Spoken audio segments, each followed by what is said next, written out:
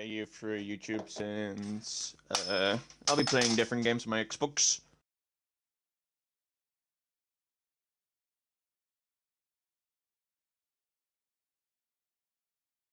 I just realized I can already hear our voices.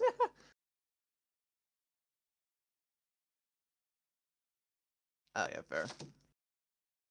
Anyways, hi everyone. Welcome back to more. I think I can actually get away with waiting this time. Ace Attorney Apollo Justice Trilogy. Last time we ended on such an insane ending that I legitimately had to stop the stream because my brain hurt trying to process all of that. Last time, Wait, Athena was found to be liable for the murder of Clay Terran, Apollo's best friend. Things just got weird.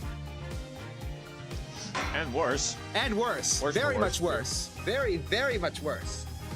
This time, we're going to investigate the turnabout for tomorrow in order to figure out what the hell's going on, how Athena fits into all of this, and so many more mysteries that I don't even know them all. Because the only thing I know about this case is the final breakdown. Aw, that means you know who the killer is. Yeah, that means I know who the killer is. But even if I didn't, I already have my suspicions because of something that happened. I will get into my suspicions later on. All right, fair. And I would really appreciate it, Doom, if you didn't try to lead me this time. Bro, I wasn't even fucking trying to fucking lead you, bro. All right. Now we will start Turnabout for tomorrow. Investigation day 1. By the way, I'm sorry if I go quiet. I'm still eating my lunch. So, how's everybody doing today? I hope you're all doing well. Yeah, who's here in chat at the moment? Let's see. I only see 2 people, one on Twitch, one on YouTube, and I think the one on YouTube is you. Now then. Yep. No one can escape their past. Oh yeah, by the way, very much blood warning. I forgot to say that earlier. Oh yeah, true. This is the main reason, according to Moss, why this game has a higher age rating than all the other Ace Attorneys. Right here. The sins we committed and the sadness we've caused.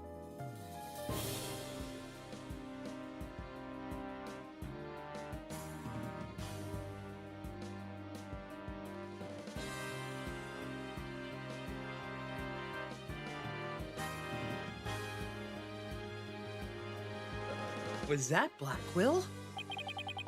No matter how far we run, our past remains, as ever present as the moon in the sky. Apollo.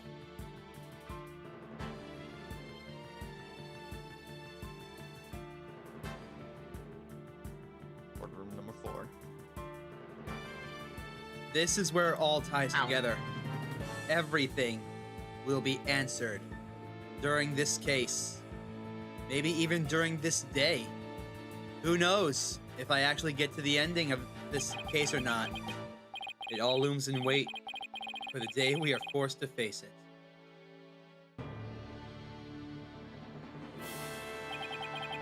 But only in doing so can we truly make peace and move on in hope towards tomorrow. Let's get started.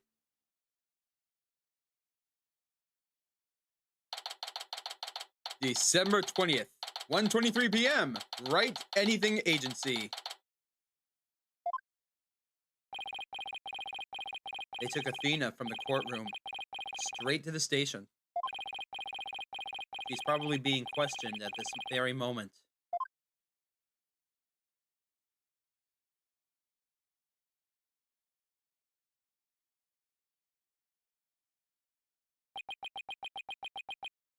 You never know what you have until it's gone.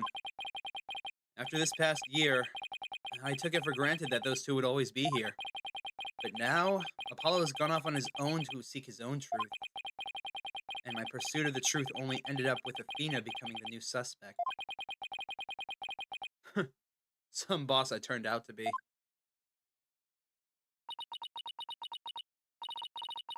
It's even even quieter in here than usual. Yeah. It seems so empty, too. I just don't get it, Dad. All of your reasoning during the trial seemed perfectly solid. Yeah, and I still believe it was. At least based on what we know. But now, Athena is the one who's being accused.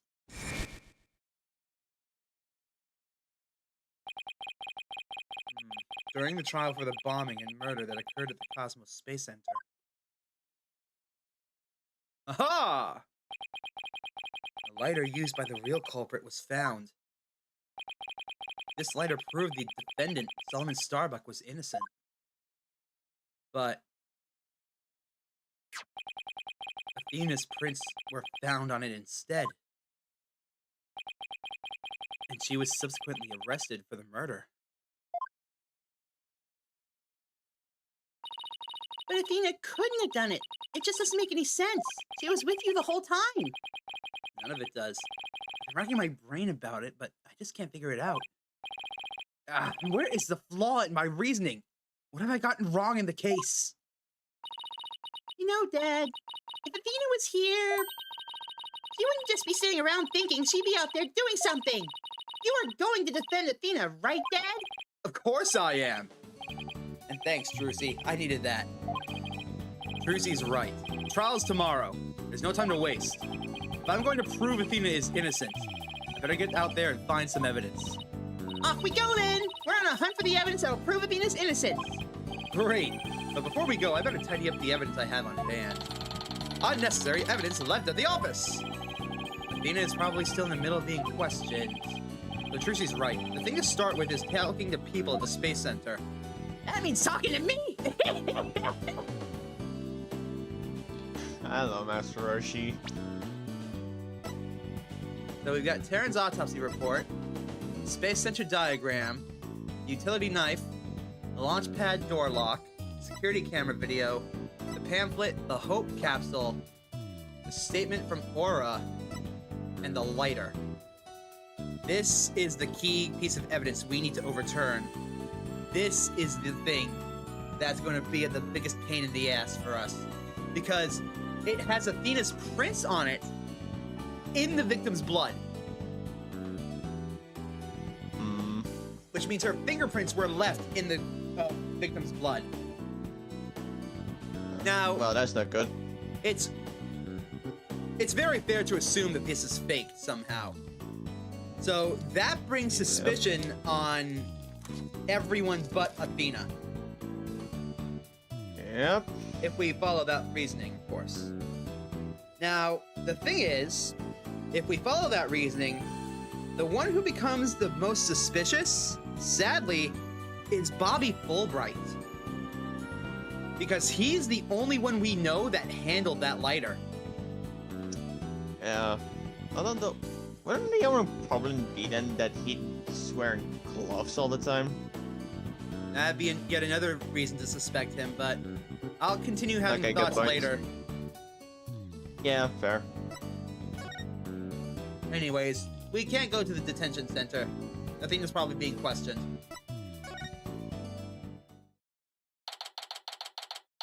December 20th, Cosmos Space Center. Entryway! Look who's back! Director Cosmos, do you have a minute? Galactic scooter, full speed ahead! You're gonna have to catch me! Director, he scooted away. His expression changed the instant he saw you, Dad. Yeah, well, I dragged his name through the mud pretty good last time at the trial today. Well, you got no choice. Let's go after him.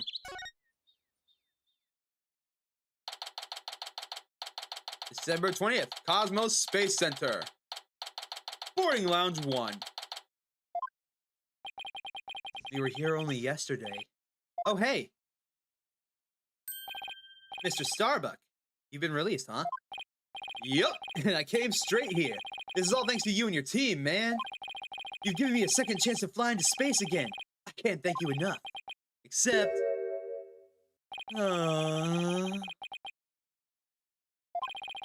What's wrong? I thought he'd be happy to be acquitted. As I was coming out of the detention center, man, I saw Miss Sykes. He saw Athena.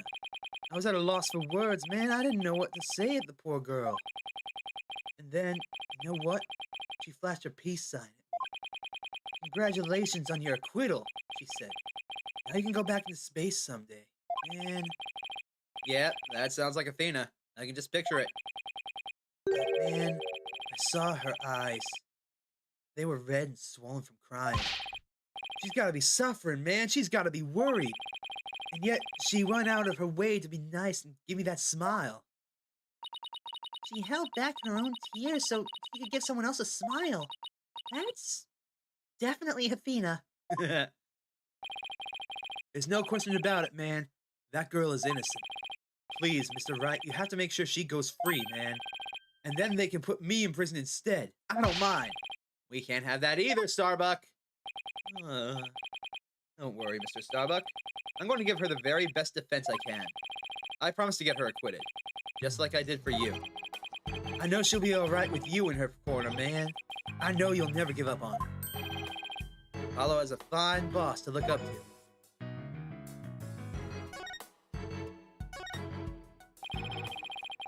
Man, I still can't believe Launchpad 1 was switched to the Space Museum.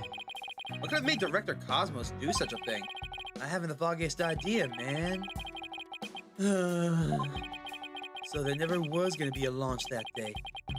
Not from the very beginning, man. I wonder if Clay knew. I imagine he must have. Surely he would have noticed when you went to board the rocket. It's pathetic to think I was the only one who got taken in, man. I guess that's about how it goes, man, when you're worth less than space dust. Is he gonna be alright, Dad? His expression looks dark and a black hole. Fun fact, space dust might actually be worth some money depending on how much you collect. Are you serious? Space rocks are worth a lot of money, remember? Moon rocks in particular, collected from the actual moon landing. Hold on, let me look up how much they cost. How much are moon rocks worth? Due to their aesthetic appeal and rarity, stony iron meteorite values can range anywhere from $50 to $500 per gram. Christ. Now let me look up the moon rocks. Those are just meteorites. Moon rocks collected during the course of lunar exploration are currently considered priceless. Oh, that's a shame. They are currently considered priceless, Doom, which means there is no way for you to buy them. That is how rare and expensive they would be. You cannot buy them. I currently price this as not being a Let me finish. In 2002, a safe was stolen from the Lunar Sample Building that contained a minute sample of lunar and Martian material. An international manhunt was called upon to locate and apprehend the offenders, with cooperation from multiple countries, including the United States, Canada, and the USSR, and Russia. You were about to say USSR. I was about to say USSR, but I misread. But that means that Russia and the US both agree that those things should be kept in the United States. That's how rare they are. That's how important they are. God damn. Now, let's see. Fragments of the 381 kilograms of rocks brought back by its astronauts would find their way to the market. NASA did once value them. And how much? At over $300,000 a gram. How much did you just say? $300,000 per gram. So 1 gram of moon rocks could buy you a house. And remember, certainly in this economy, that would be useful. In total, there are 381 kilograms of rocks brought back from the moon.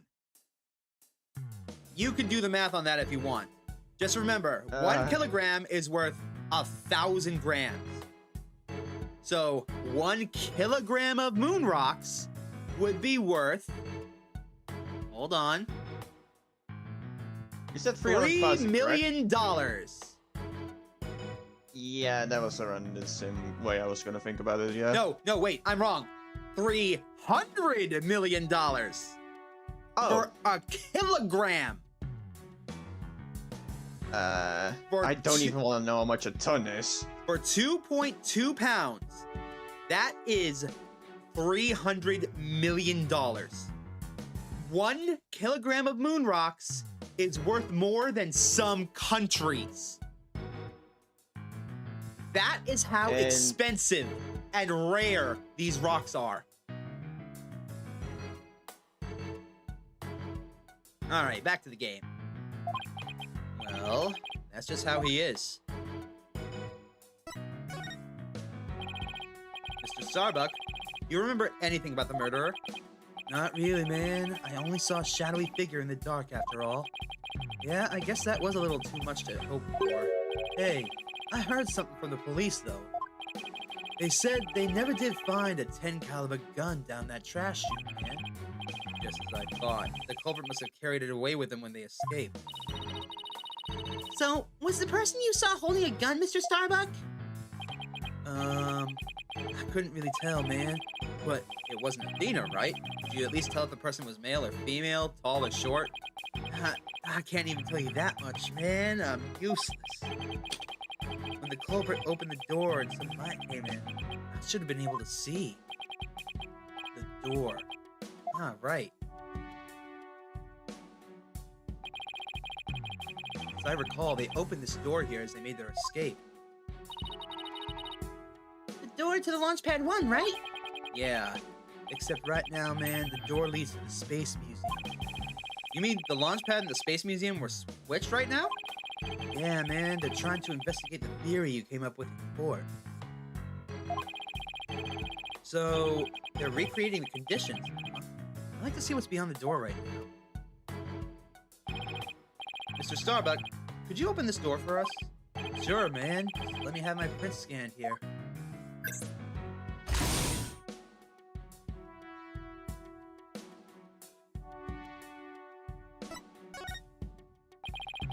Do the launch pads get switched back and forth a lot? Well, back when the Space Museum was Launch Pad 2, they used to switch the pads around at times, man. But these days, Launch Pad 2 is only used as a tourist attraction, right? Right, man, because, quite frankly, the Space Center needs the money. I hear you. I'm sure it's tough. Dad, let's go check out what's beyond that door. Sure, let's go. Hey, why don't I come along, man? I can show you around.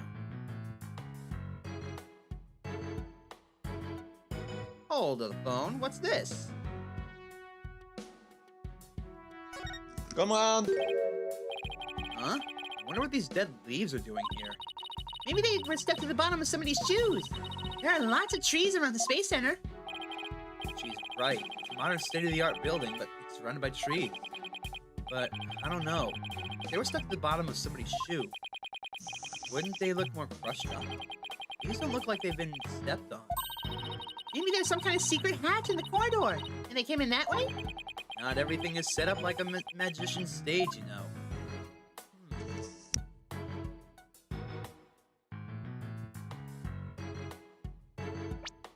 Oh, wrong button. So this is another one of those devices for opening doors, huh? Yep, but this one doesn't require fingerprint verification, man. You just hit the button and open sesame. So, when you and Clay went through here, you didn't need to show your prints either? That's right, Trucy, just like how the culprit didn't need to scan their prints. And they escaped back out of the Space Museum corridor in the boarding lounge, too.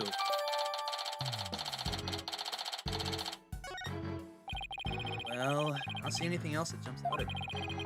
Now imagine this corridor was built exactly like Launchpad 1.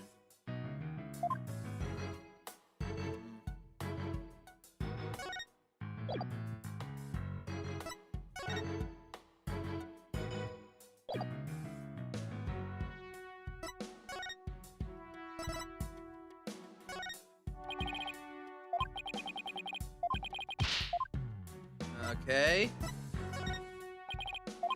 Blah, blah, blah.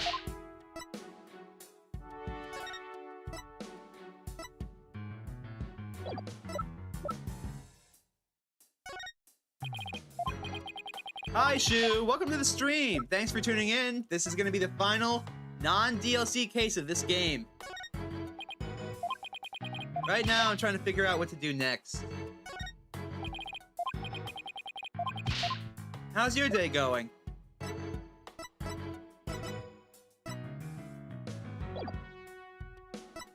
Alright, let's move back to the entrance, I suppose.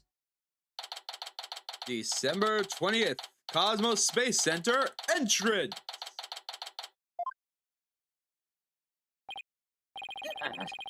Curse this wretch who sold my good game! Reverse course and full speed away!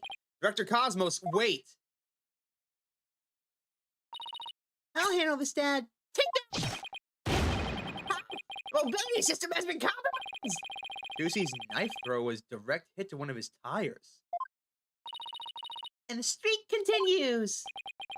Maybe I should have kept a closer watch on what tricks she's been practicing. Oh, I'm glad that you're having a good day. Today's been alright for me. Got a couple of new games to try out, maybe something to stream later on. And right now, I'm playing through this. And my good friend Doom is here. So, things are good. Also, blep. Go blep. Also, apparently Trucy can throw knives. My dear old battleship! We fought many a skirmish together! It's been an honor! Dad, he's gonna blow that thing up! Nah, I bet all that button will do is make it go haywire again. Very well. I surrender. As a prisoner of war, I expect to be treated honorably. Director Cosmos, when you were talking in court about switching the launch pads, you used your right to remain silent about the reason as to why. I'd like Director Cosmos to tell us why he switched the two launch pads to begin with. Please, I can't. I exercise my right to remain silent. But I will say my hands were tied. I was only doing what I could to keep my men from getting caught in the blast. The center of this cosmos is shrouded in mystery, but I don't have any secrets left. My battleship has been destroyed and I've been taken prisoner.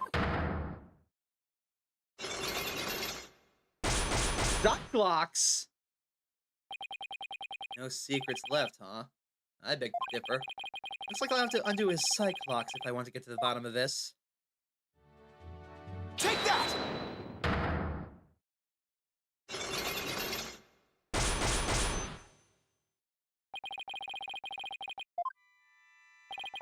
I want you to tell me everything you're hiding about the switching of the two launch pads. I refuse! You can't make me! I can hold out longer than anyone! I hope I never get like this when I'm old. Now let's see, where to start? This is how you explain your motive for switching the launch pads. You did it to save the astronauts. Thanks to you switching the launch pads, the astronauts escaped injury from the blast. Instead, they safely boarded the museum rocket far away from the actual explosion. Astronauts were ready to go out into space on an authentic adventure! How do you propose I had them board a fake rocket without them noticing? I agree you couldn't have done it without help. For one, they would have figured it out the instant they stepped into the space museum. You figured you could fool Mr. Starbuck once he'd been drugged with his medication, but without the help of this person, it would have been impossible to pull your plan off. Clay, he's the only other person. Take that! You must have gotten Mr. Terran to help you. He stole the tranquilizers from his mentor's locker and slipped them to him. And then, with Mr. Starbuck in a daze, they boarded the replica rocket in the museum. Please, someone help this poor prisoner of war! How is he able to spin around like that? His tire's blown. If you really wanted to save the astronauts' lives, shouldn't you have just called off the launch? If I could have done that, you think I would have gone through all that trouble? I guess he must have had a compelling reason for why he couldn't pull it off. How did you know to switch the pads in advance of the bombing incident? Well, that's because I was warned in advance. Once I received that warning, it was my duty to ensure my astronaut safety. But it was just a warning. It could have even been a prank. Why did you believe in it so completely? Because I went to one of them mediums that everyone talks about these days. Oh, I didn't realize channeling was back in vogue. Besides, I thought it was you yourself that got the warning via telephone. Yes, that's right. The power contacted me personally. My battleship is equipped with a special communication system, you see. AKA a regular old telephone. It's been a while. I had another launch. I see you haven't learned. I'll never forget the terror I felt when I received that call. The bomber said it's been a while. And that was enough to make you take the threat seriously?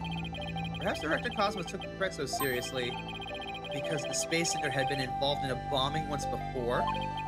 Maybe the culprit in this current case is the same person who was involved in the number 4 bombing? It was the courtroom bombing, wasn't it? That's when you were dealt a major blow. You really think that blowing up a courtroom would have shaken the center of the cosmos? Guess I got that wrong. He felt personally threatened. There must have been something more relevant to him. It must have been the Hat 1 miracle. The Hat 1 miracle. That epic story of survival. People across the nation know it now as a heroic tale of bravery. But in truth, it was an act of sabotage perpetrated by our current killer, wasn't it? Very few know about the previous plot, so when the caller said it had been a long while, you knew beyond a shadow of a doubt that the danger was real, and it wasn't a prank. Yeah. Did anyone ever tell you to go easy on the next serviceman?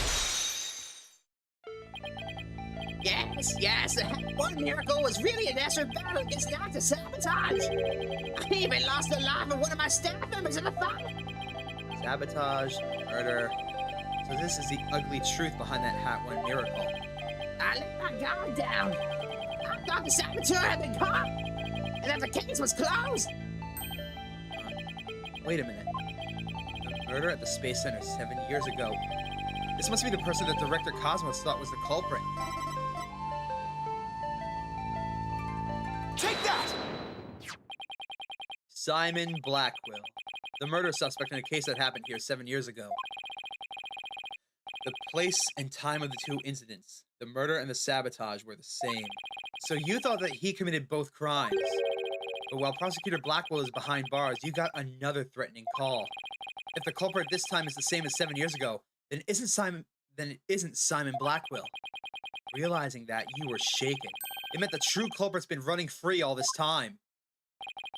How do you keep seeing straight through me?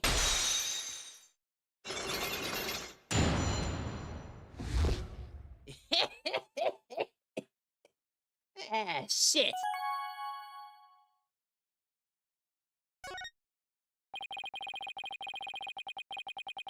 The reason why Director Cosmos won't talk about why he switched the launch pads is connected to the truth behind the Hat 1 miracle. The sabotage and murder that happened at the Space Center 7 years ago. Director Cosmos, tell us what you're hiding.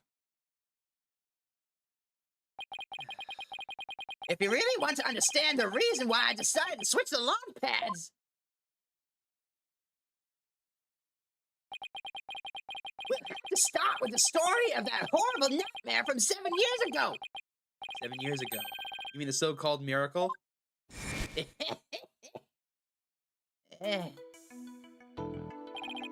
launch went smoothly, but once the ship entered outer space, then the troubles began. It was all the handiwork of a certain person and their evil schemes. So Mr. Starbuck's traumatic experience wasn't accidental. Not only that, but before the launch, a very valuable piece of moon rock was stolen. But that wasn't the worst of it. One of my staff members was murdered. Ow, blood red. Ow, my eyes. Wow, I had no idea such awful events were behind that exciting story of space heroism. All that, Despite the Space Center having very strict security in those days. All personnel effects were examined thoroughly, coming or going. You couldn't even smuggle a wicked old leaf through these checkpoints. So, do you have any clue who was responsible for the sabotage? At the very least, I know it wasn't Simon. I don't know enough to identify the true culprit, but it's clear what that person is. To put it simply, he's a spy. Spy? You mean somebody who infiltrates a foreign country? Carries out dangerous missions and always gets the girl? Someone's watching way too many spy movies. Well, I guess we're talking about blowing up a rocket and stealing research material. It's not all that surprising that a spy could be behind it all.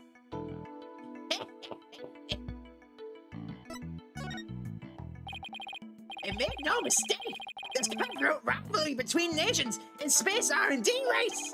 Some try to outdo others by any means possible, even in deliberate obstruction. 7 years ago, we got a call before the launch warning us of sabotage. Same MO as this time. Yes, and though here I thought the perpetrator had been caught, though it looks like I was wrong. Prosecutor Blackwell seemed more like a ninja than a spy, don't you think? Aren't ninjas and spies basically the same thing? Yes, they are. But there's a good reason we have failed to find the real spy. A massive cover-up by the government. Government official. Government officials were too embarrassed to admit that a spy had snuck through and allowed such things to happen by their hands. Don't tell me that they made up the police rush to the investigation. They did that indeed. And then to cover up the sabotage, they cleaned up the story. And that was the Hat One miracle, wasn't it? But then 7 years later, the same MO, warning and sabotage. That must have been the director's reason for switching the launch pads. 7 years ago, Spy gave you advance warning that their plans, just like this time. Also, the music is gone. I don't like that the music is gone. That was what made you decide to switch the launch pads, wasn't it? That's right. The caller knew the facts of the case 7 years ago, despite the cover-up. They knew about the sabotage, the moon rock, the murder, and they said, you don't want things to go like they did 7 years ago, do you? I immediately thought of calling off the launch, but the government wouldn't let me. We don't give in to the likes of terrorists. We must proceed for our country's honor. It was quite a moving speech, actually. Moving? Really? Maybe if you're easily inspired by political talking points. But I knew the truth. We had been warned, which means the danger was very real. And I knew there was no way to stop the spy. No matter what I did, they would find a way. That's why I switched the launch pads and staged the moving rescue scene.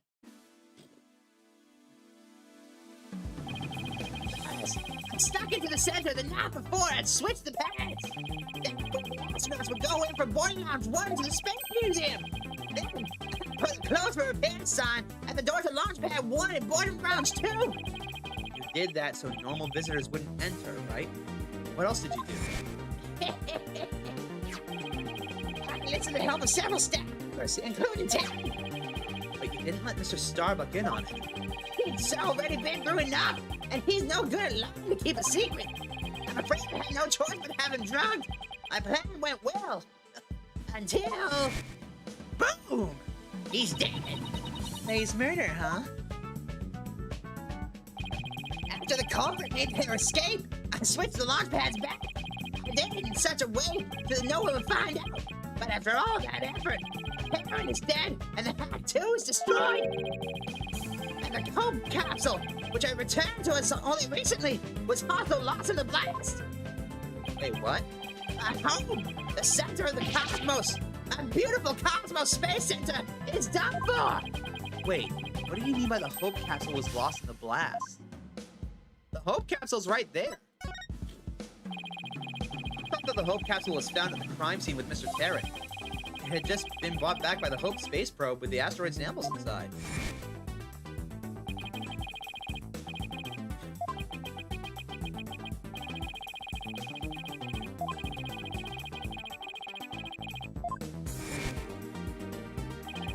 The capsule was being held in a safe in launch pad 1. But I gave it to Tanner before the incident, so it wouldn't be destroyed in the explosion. The idea was that with it safely in Tanner's possession, he could make it look like he rescued it during the stage's miraculous escape. But our precious research materials ended up lost to that explosion anyway. But I thought Clay was supposed to keep it safe.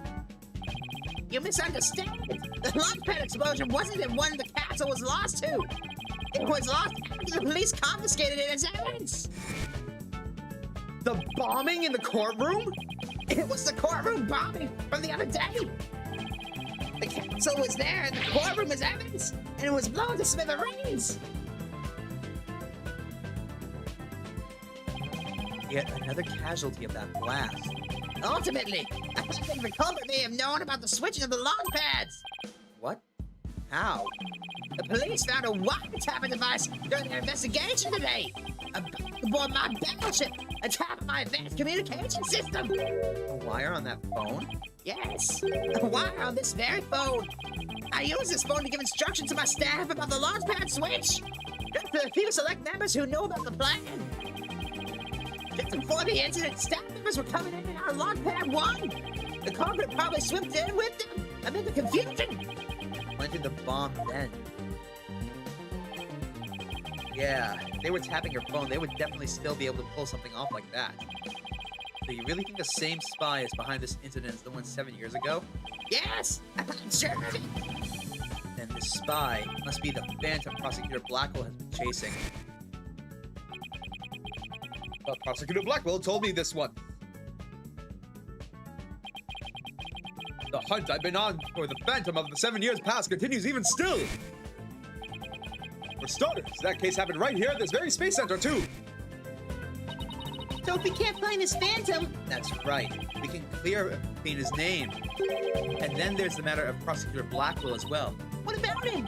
Well, if the culprit of 7 years ago is the same person as in the current incident, it would mean Prosecutor Blackwell is innocent. That's still an if, though. I wonder how dangerous that guy would be in the court without handcuffs. But if we're going on a ghost hunt, count me in. It's all over for me. Spin. Wow. I'm done for. The center of the cosmos is doomed. You think he's gonna be all I right, love Dad? that voice. Well, at least he'll be in good company. Must be planets out there that he can spin with. Which reminds me, I'd like to delve a little deeper into the Hat One. If you want to learn more, start with the Space Museum. There's a Hat One exhibit there. Oh, don't mind me. I'll just keep spinning here and see how the cosmos unfolds. It's like he achieved spiritual enlightenment or something. I'm sure he'll stop when he gets dizzy. Let's go to the Space Museum.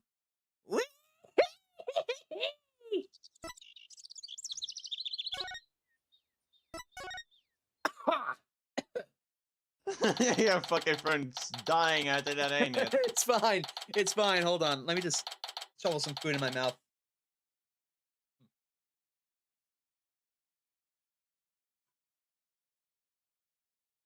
I require wake-up juice. Come here. Wake-up juice. Delicious. No, is that a fucking cold one?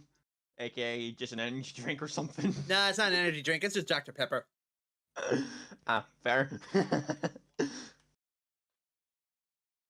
Speaking of soda, I learned a fun little fact recently. Oh, yeah, go ahead. So, for an experiment I want you to try, get a can of Coke and a can of Pepsi. Yes. Put the can of Pepsi in the fridge and leave the Coke on the counter. After about an hour, pour them both out and drink them. You won't be able to tell the difference. Wait, what? Yep. Because Coca-Cola was invented before refrigeration. It was designed to be drunk warm. Pepsi, in contrast, was designed after refrigeration, which means it was designed to be drunk cold. If you drink the both of them, you won't be able to tell the difference. Wait, so you're telling me they'll be tasting the same then? Pretty much. The only way you'll be able to tell is by the difference in the temperature. What, so you'll only be able to know Yes, because the fucking Dr. Pepper's, which one was it again? Pepsi is cold, Coke is hot. Uh, All right, wait, now do they then. still make Coke, still in those same, bottles as well, or whatever the fuck the name is? You mean cans? Yeah, the can. Thank you. Fucking hell, I don't. Oh, I Yeah, of couldn't course they think of do. it. Soda cans will never die. And how old is Coke again? Coke was invented in like the 1800s, something like that. Like very late 1800s, very, very early 1900s, something like that. It was wild. It was a wild time. Yeah, I'm able to hear that, yeah. Fucking hell. All right, now then. Shit's almost as ancient as you are. Excuse me a minute, everyone. I need to go have a talk with Doom. Where's that boy. button? Here's that button. All right, we're good. Don't do that again.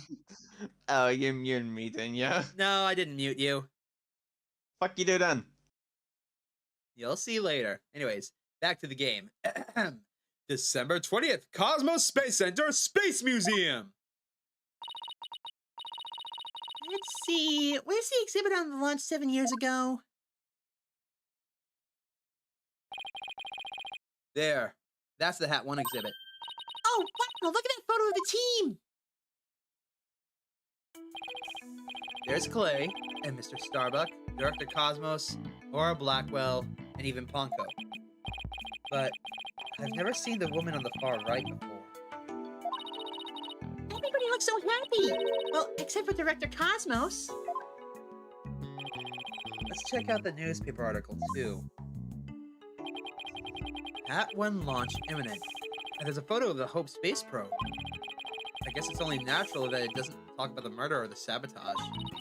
They really were keeping it a secret, just like the director said. Dad, look at that jacket!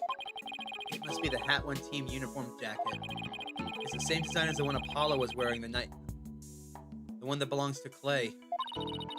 Actual jacket worn by a Hat 1 team member, it says. Not a replica, huh? I wonder if it was Mr. Starbuck.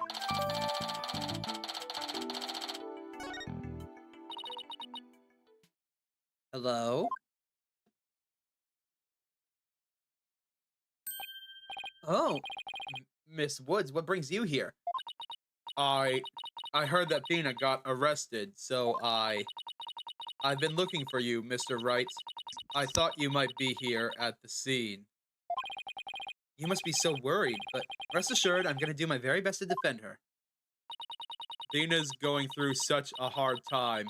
I hope she doesn't lose heart. Even just coming back to this place must have been really difficult for her. Huh? You mean the Cosmos Space Center? What? You didn't know? She used to live here when she was a little girl. She did? No, I had no idea. No wonder she knew so much. Miss Woods, could you tell me more in detail? Tina's mom worked here. Uh-oh. If I remember right, she was a doctor of psychology or something like that. Well, that looks like she knows something Why much. was a psychology specialist working at a space research facility? I don't really know. Fun fact, Phoenix, space is fucking terrifying. Oh, yeah? The only thing that we know less about than space is our oceans. Come on. Oh, fair. Alright, I gotta go for dinner. BRB! Alright. Alright. But yeah. So having a therapist on standby would actually be a big fucking help. But I do know that she lived and worked here, so Athena lived here too. It was far from Athena's first time here. I wonder why she didn't mention it. She probably didn't want to talk about it. This place is connected to a very sad memory for her. Sad memory? Can you tell me about it? There was a terrible incident here. It was 7 years ago. The same time as the Hat 1 launch. Dina's mom, in the robotics lab, she was murdered. Wait, what? After it happened, Athena stopped coming to school.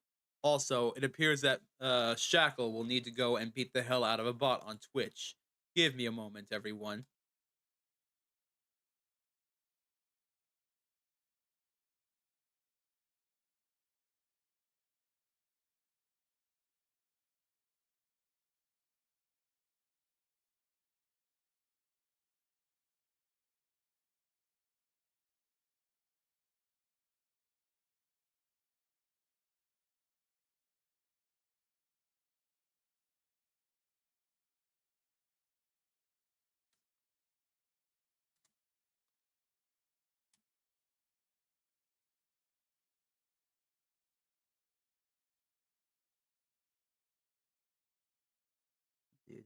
Do.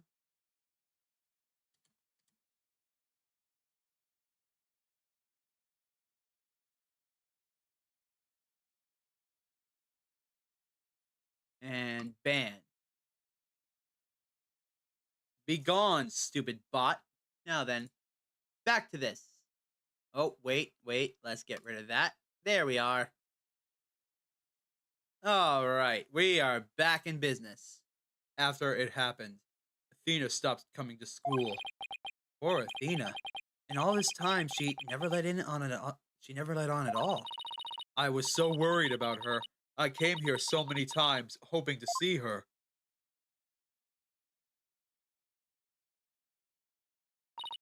But I never saw her again.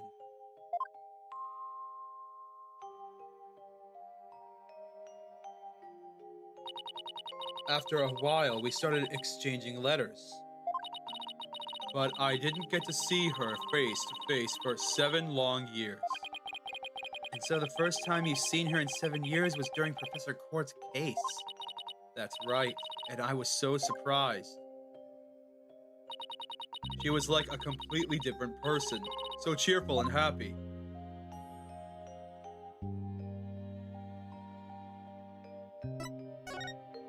What was the young Athena like? She was very sensitive and kind. She didn't talk very much. She liked to draw and paint at home. That's completely different from the Athena we know now. I can't even picture it. She never left the Space Center much because she was very sensitive to other people's emotions. Right, her power! Oh God, imagine that going off in a crowd. Oh God, no. When she went to crowded places, she'd get dizzy from all the emotions flying around. It must be hard to hear people's hearts as well as their voices. She always wore these big, heavy-looking headphones. Aw, they look like rabbit ears. She said her mother made them for her as part of her research. Huh. I wonder what kind of research it was. I'll have to look into that. Because of her special ability, Dina couldn't handle being in school very often. And I was always out sick because of my weak constitution. Maybe that's why we became such good friends. We used to play together here at the Space Center a lot. It brings back memories.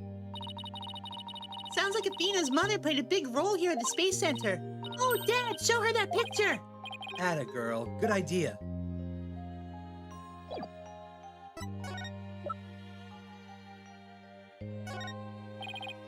Miss Woods, could you take a look at this for me? Oh, look, there's Thena's mom. The woman on the far right, the one in the kimono. That's Dr. Metis Sykes. Athena's mother's murder. Did it by any chance have a connection to the Hat 1 launch? What? Why, yes, it did. As I recall, it happened on the day before the launch. Just as I thought. But that wasn't the worst of it. One of our staff members was murdered. So this is the murder Director Cosmos was talking about. Does that mean that the crime Prosecutor Blackquill was convicted of is the murder of Athena's mother? There's a chance her death is somehow connected to the current case. There is? Thank you for all your help, Miss Woods. And please, try not to worry. I won't let anything happen to Athena. Thank you, Mr. Wright. I know you'll take good care of her. So we need to investigate the robotics lab and also talk to Athena. And also, you need to go to the adoption center again, Dad. Yes, I know. Ugh, third time in my life. We've got our plates full, Dad. I hope you can fit it all in before the day is through. Detention center first, then. We have to see Athena before visiting hours are over. And I need to keep eating. Hold on. Oh.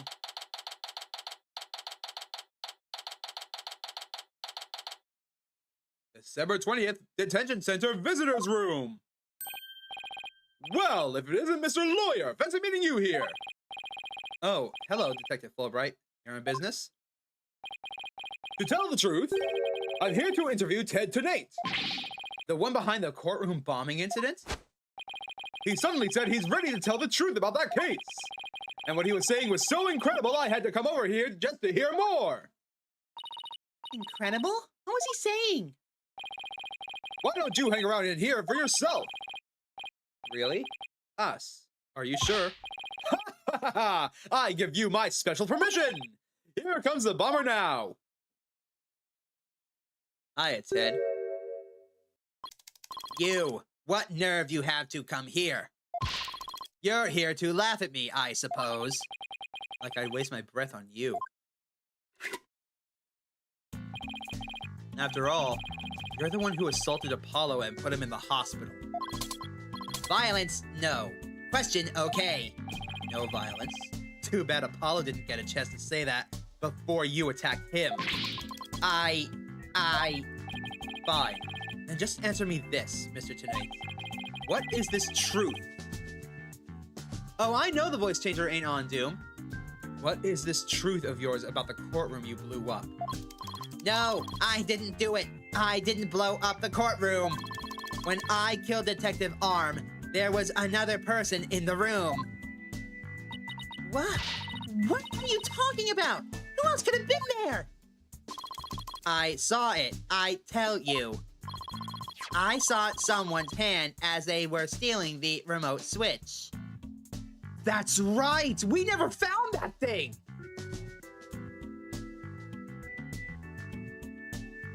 We never found that thing!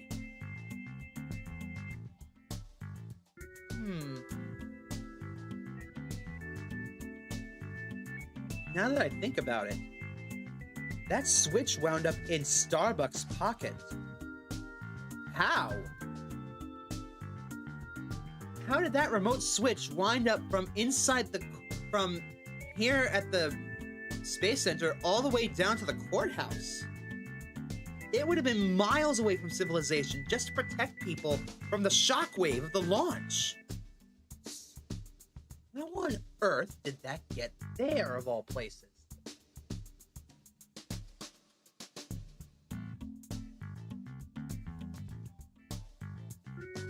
Plus, we don't know where it is anymore. It was taken from Starbuck, into custody, and now it's just gone.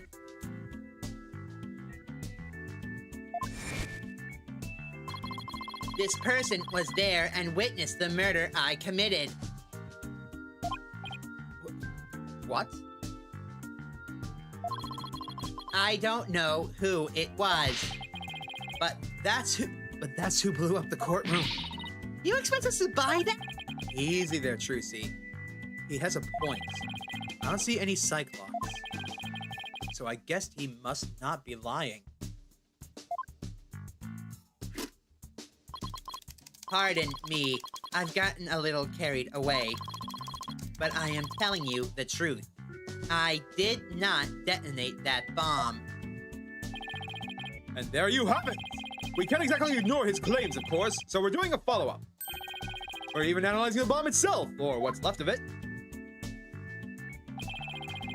We haven't found any new facts yet, though. Wow, they've laid out everything, piece by piece, of what remains. Oh, look at all those beautiful little pieces. I wish I could have them. Uh-oh, looks like his geek switch has been activated. Mood. We've got the bomb again? Well, I hope you're ready for Prosecutor Blackwell's special brand of questioning. Anything but that. I'm afraid I had to be off now, too. I was just about to question Miss Sykes. But you're gonna see Athena now? That's right. Oh, did you folks come here to see her? Sorry for the trouble, but could you come back later? Well, off I go. What bad timing.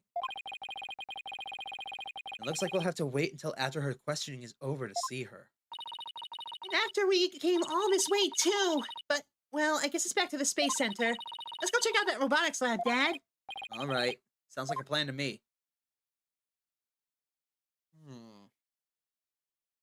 There's a lot of mysteries we need to solve. But she's right. The best place to start is the robotics lab.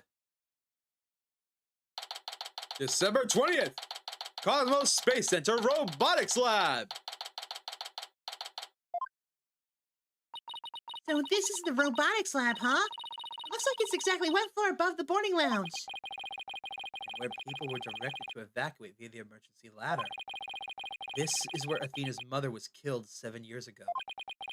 Speaking of someone who works with robots... Dad, look over there! Apollo? So, they plan to use this bag to carry the capsule, is that right? Yeah, more or less. Say, why don't we stop talking about the case and have a nice cup of tea instead? Apollo and Cora Blackquill? I wonder what they're talking about. Well, time to spoil our fun. Just when I was enjoying our alone time. Trucy and Mr. Wright. If it's Apollo you want, you can't have him. He said he's investigating on his own. And I respect his wishes. We just came to investigate the lab. Well, this is my lab, so you'll need my permission if you want to do any snooping.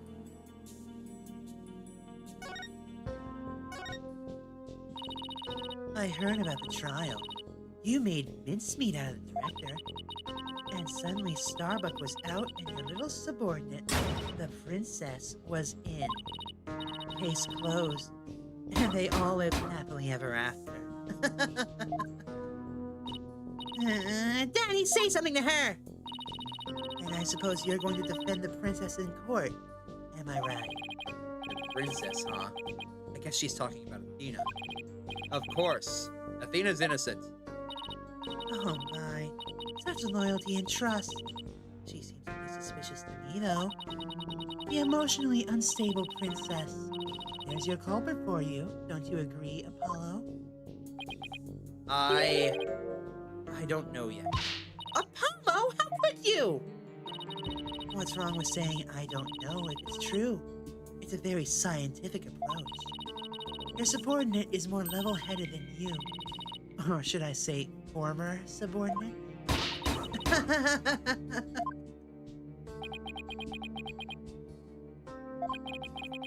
can't believe it. Does Apollo really suspect Athena?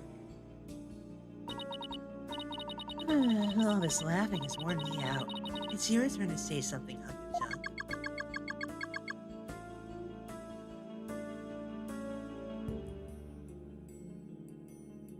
I bite. My tongue. Mr. Terran, you look pale. Shall I help you to the sick bay?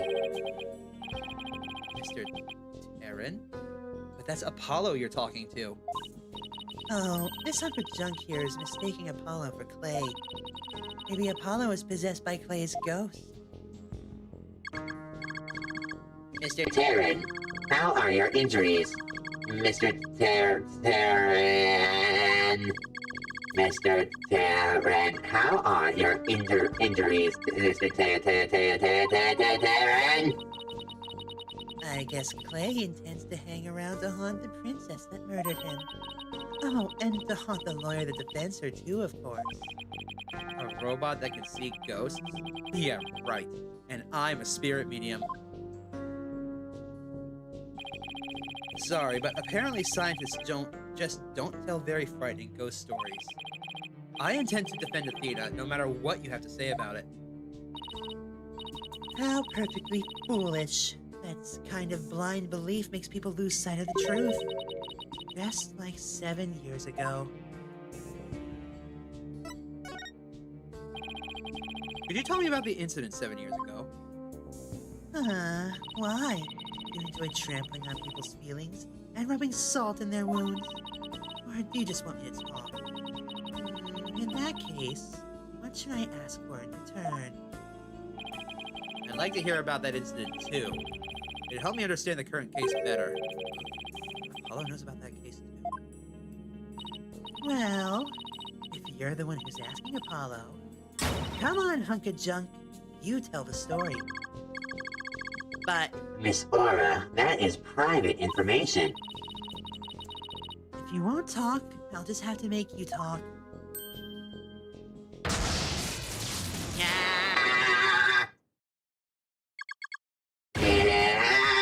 Yes. Who cares about personal privacy? Not me.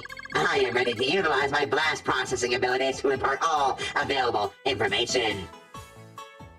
That's a nice callback to the console wars right there. Blast processing. Wow, what a magic trick. He's like a completely different robot now. That Bodies of all of the robots that come through this lab are designed by Miss Aura. I was born 7 years ago. Miss Aura was much, much younger then. Yikes. You better watch what you say if you don't want to get recycled, Clownco. And then Our hearts were created by the great genius Dr. Menace Sykes. hearts? Robots with hearts. Can you even make such a thing? Emotions. Emotions are not irrational things. Our logic and our hearts can be integrated. The two navigation companions created by Miss Aura and Dr. Menace transcend humans. Gag.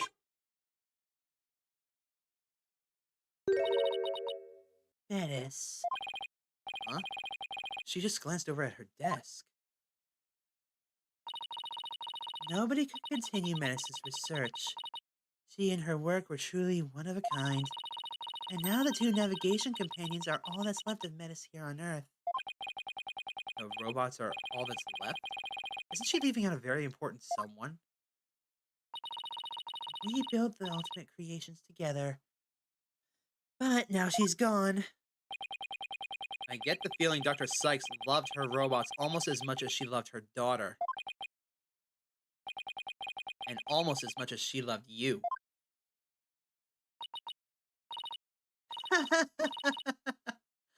What are you talking about? Don't make me laugh. Also, hi, Moss. How you doing? But you lost someone too, didn't you, Apollo?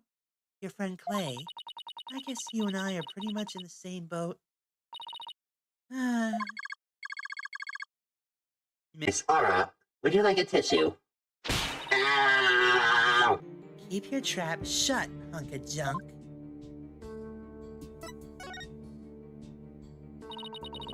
Honko is an important keepsake of your time with Dr. Sykes. You should treat him better. What does it matter? He doesn't feel pain, and I can always repair his body. Bullshit, he doesn't feel pain. We know you put pain receptors inside those robots. Besides, their hearts aren't actually in their bodies. What do you mean by that? The program Menace wrote runs on a separate mainframe. Their bodies are controlled remotely from there. Their hearts and memories are there too. These bodies are really just peripherals. So, I can do anything I want to them. I'm not so sure that gives you the right to physically abuse this poor things. But why are you people looking for such an old case now, anyways? Well, we believe that the culprit of that incident might be the same person as in this case. So Dad's gonna find out who killed Dr. Sykes, too. I'm sure you're aware of who Madison's killer is. Yes, prosecutor Blackquill. Or so it seems. That's a quaint way of putting it. Are you implying that you don't think he did it? I can't say anything for sure right now. But that's exactly why I'd like to hear your side of it. Just to help me be sure.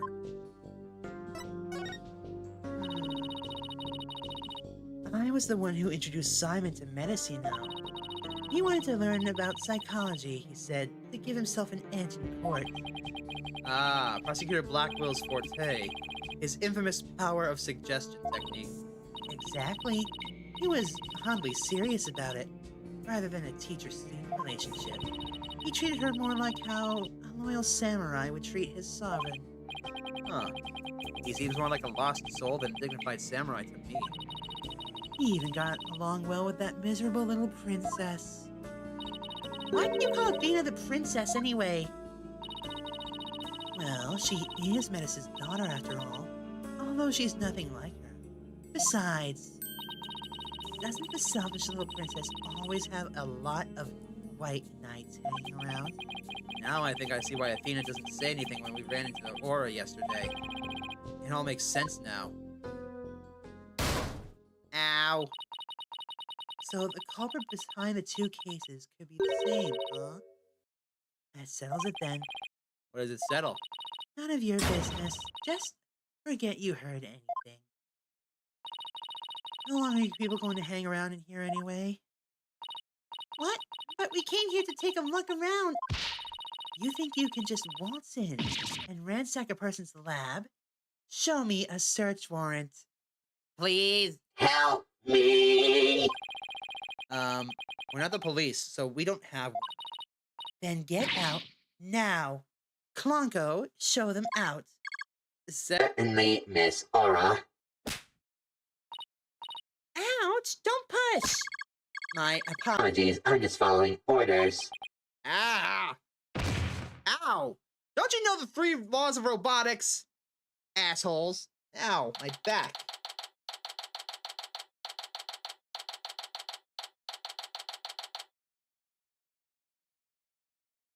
December 20th, Cosmos Space Center, entrance! What a way to get shown out. The nerve of that woman! What's with that horrible attitude? I guess that's just how she is.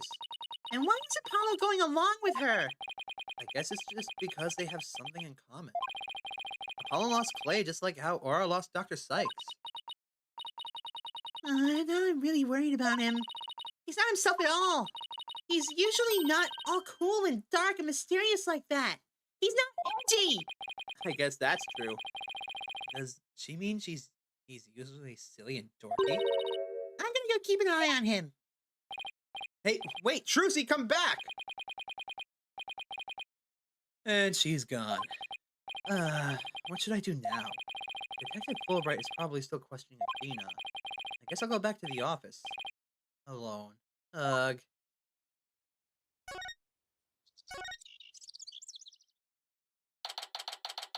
December 20th, Write Anything Agency!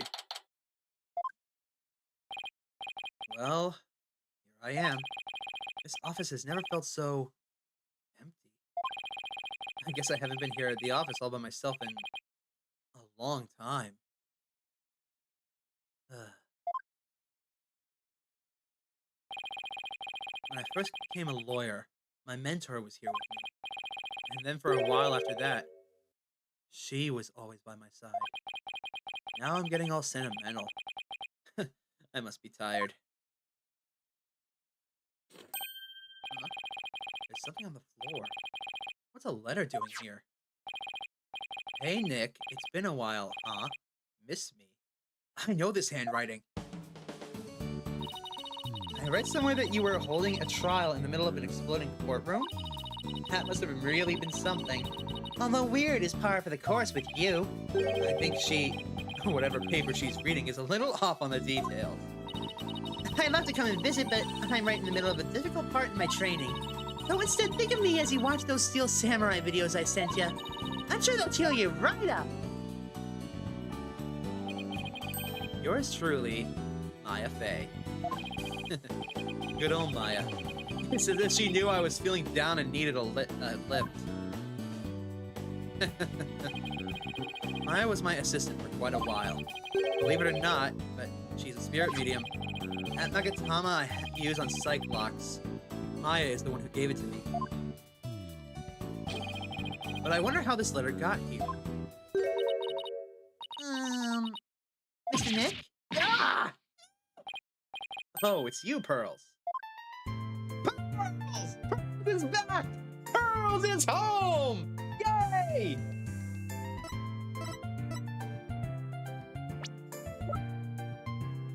For context, wait, is Pearls not here? Pearls isn't here! What madness is this? Hello there, tiny one! Respectful bow. How have you been, Mr. Nick? This is Pearl Faye, though I call her Pearls. She is Maya's cousin, who is also a spirit medium. A very talented one at that. I've known her since she was 8 years old, but Apollo and Athena only met her a few months ago. You didn't come all this way just to bring me a letter, did you? I apologize for barging in. The door was unlocked. But I can't believe there was a big explosion here. Your office doesn't look any different. He's even further off in the details than Maya. Wish I could take you out to eat or something, Pearls, but there's a lot going on. Oh, I knew that. I didn't come here to social visit, you know, Mr. Nick. Alright, now is Pearls in the court record? There she is. Spirit medium in training. Her psychic powers are beyond question. That's right. She is the single most powerful medium in this universe, as far as we know.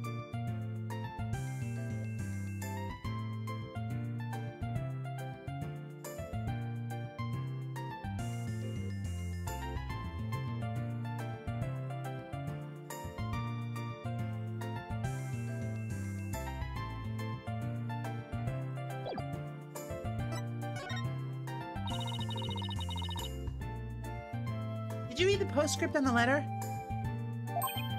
Huh? There's more? Oh yeah, here it is. P.S. I bet you've been too busy to clean or take care of the office. So Pearlie said she would come and help you. Isn't she sweet? You better thank her. Oh, so that's what you're doing here? That's awfully nice of you, Pearls. Maya and Pearls. Thanks to these two, I'm starting to feel a little better. Thanks, Pearls. Now that I'm here, I'm gonna whip this place into shape. You just concentrate on your work and don't mind me at all. I'll need to talk to Prosecutor Blackquill if I want to learn more about this case. With the trial still going on, they must be holding him down at the detention center.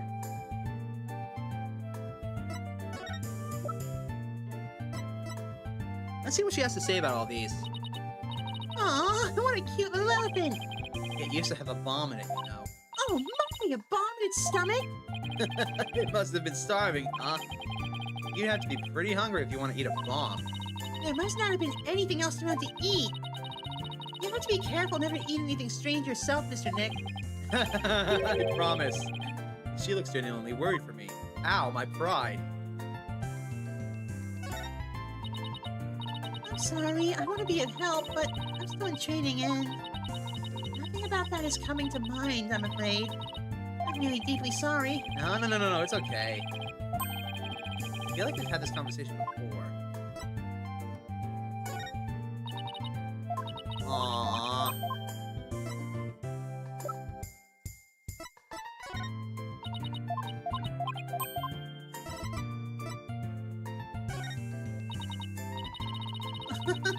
When I see you wearing your attorney's badge like that, it brings back such memories. I remember you helping me conduct my investigations from time to time. Don't impersonate me. Sorry. I'm glad that I can help again. Thanks. You always provide such great assistance. Do my best to live up to Miss Maya's standard. I don't know what I'd do if Pearls wasn't here right now. Alright, let's move.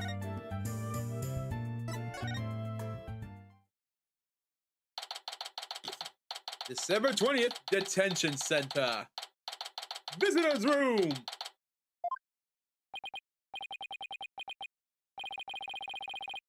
Well, look who's here. I wonder what they're talking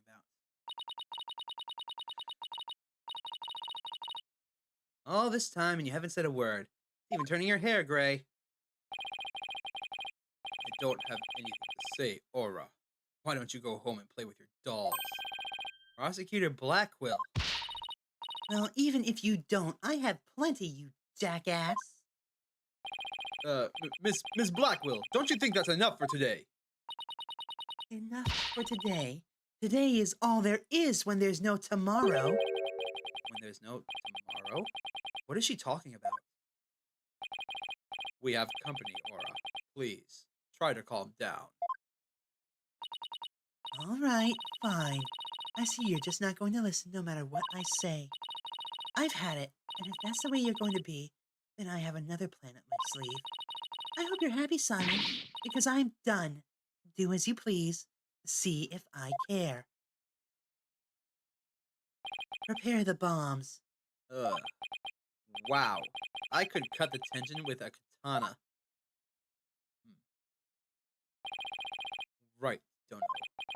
It looks like Fulbright saved her case in court this morning. What? Oh, yeah, he did. You bounced back to business quick? Prosecutor Blackquill, forgive me, but it was just the thing to do.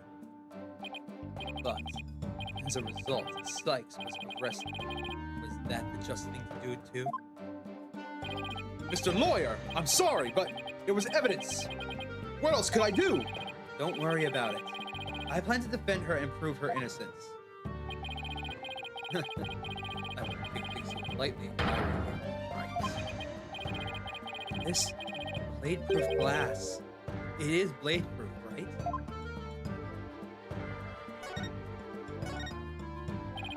Prosecutor Blackquill, we're looking into the case from 7 years ago. You're looking for somebody you call the Phantom of 7 Years Past, aren't you? Villain, where did you hear about that? This glass is absolutely, positively blade-proof, right? No, it wasn't me! I didn't say a single Oops. Ouch. At least it wasn't my fault this time. Could you please tell me who this Phantom is? And also, you didn't really kill Dr. Sykes, did you? God! This guest is leaving. Prosecutor Blackquill, please listen to me. The culprit in the current case might be the same as the one in the case 7 years ago. If you would cooperate, we could probably solve both of them. I suppose I could talk.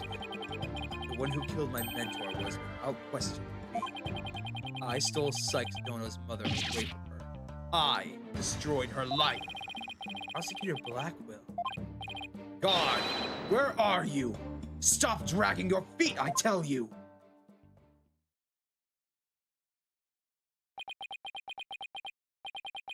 There he goes. No! We've upset Prosecutor Blackquill! Now what are we going to do, Mr. Lawyer? There isn't much we can do.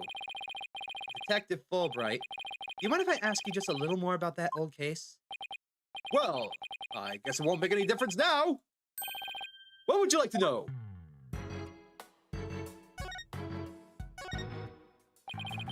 Do you know anything about the trial that got him convicted? A little. The police called the incident the UR1 incident. Prosecutor Blackquill was charged with murdering his psychology mentor.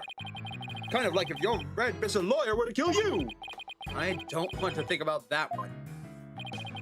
There were 2 decisive pieces of evidence, so a verdict was reached very quickly. 2 pieces of evidence, huh? What were they? Let's see. First was some security camera footage.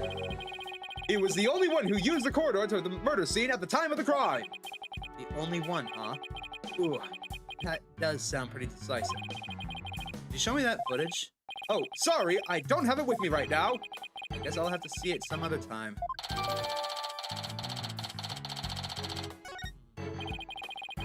And what was the second piece of evidence? Aha! This one's even more incriminating! A photo of the moment of the crime! See? There he is at the crime scene holding a bloody katana! It was the victim's kept on display in the room. She had a thing for Japanese culture! Wow. That would be hard to explain away.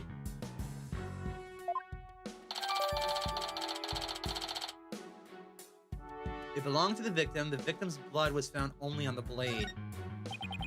But who took this picture, detective?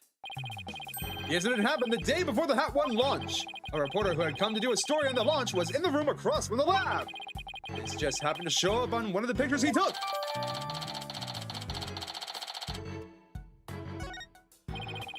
Prosecutor Blackwell's attitude earlier was so odd. He's absolutely hiding something. Prosecutor Blackwell said he was hunting a phantom from 7 years ago, didn't he? Yes, and I imagine it's getting more and more urgent as his execution date approaches. His what? What did you just say? Execution date? What? Did I say something? Never mind me, you didn't hear a thing! So, he was given the death sentence. Yes, he told me not to tell you people, actually. But I guess there's no sense in hiding it anymore. His execution date is tomorrow! What? Tomorrow? No, not again!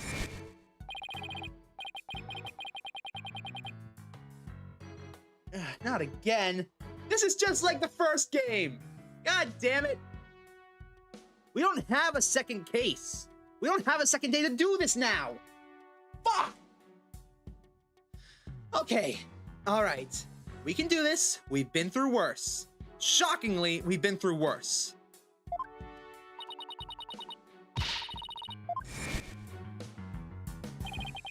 But what if the culprit of the current case is the same as the one from 7 years ago? Then it would be the worst possible scenario. Prosecutor Blackquill would be executed tomorrow under a false charge. But that would be unthinkable. We have to do something right now. Ugh. I want to do something. I want to, but you're a lawyer. You know how hard it is to overturn a decision. I know, but why? Why isn't Prosecutor Blackquill putting up any kind of a fight? You saw how he was, right? He's been like that ever since his conviction. Totally uncooperative. Not even his own sister could persuade him. Uncooperative? When he's about to be executed for a crime he didn't commit? This isn't right. I can't let this happen. I have to stop it somehow. Oh, pardon me. Looks like I have a phone call. Fulbright here. What? What's happening? You've got to be kidding me! That's quite a reaction. I bet he's making some big show of it right now. Mr. Lawyer! The robots! The robots are... Detective Fulbright, get a hold of yourself. Some kind of robot malfunction? Not a malfunction! They're staging a revolt! The machines are rebelling against humans! What? They've holding themselves up in the Space Center and have taken the hostages! They did what? Not again! And why are you telling us this? No. Trucy. Oh shit, Trucy! We've got to get over there! This is going to be one heck of a battle! Trucy and Apollo are both inside the Space Center! December 20th, Cosmos Space Center entrance!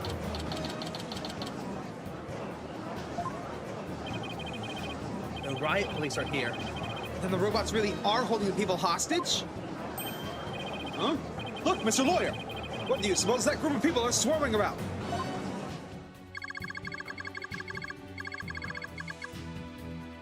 But I was only trying to help this nice person. She said she was lost. you robots have declared war on humans! You've even taken hostages already! Stay away from it! You never know what it'll do! But he's not a bad robot. Can't you see he's just trying to help me? I recognize that voice. Detective Fulbright, are you okay here on your own? Leave it to me! All right, people, what's going on here? Pearls, over here! Oh, Mr. Nick! There you are! I heard the terrible news and I got so worried! Thanks, Pearls. I can hardly believe what's happening myself. I'm so Glad you found each other. When people are happy, I'm happy. Blanco seems the same as before. When people Are sad, I'm happy. When people are angry. When people are... Oh, did I say something odd? Error. Uh-oh. There is something wrong with him. It looks like he fell asleep. He must have been tired.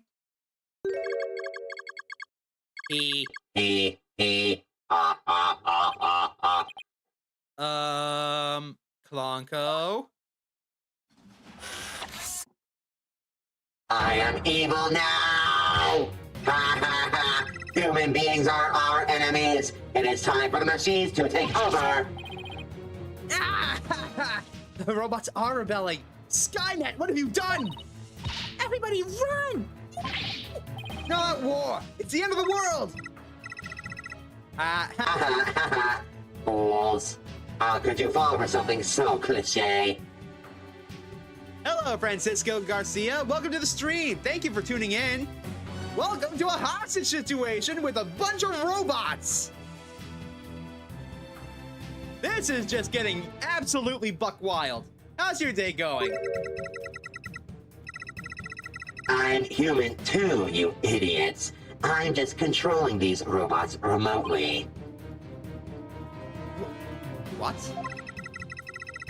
But it It is true that I've taken hostages, so you better not make me mad. Hey, you, hostage number 1, come here. I'll let you talk to them. There's something being displayed on Clonco's face screen. Well, I'm glad your day is going awesome, Francisco.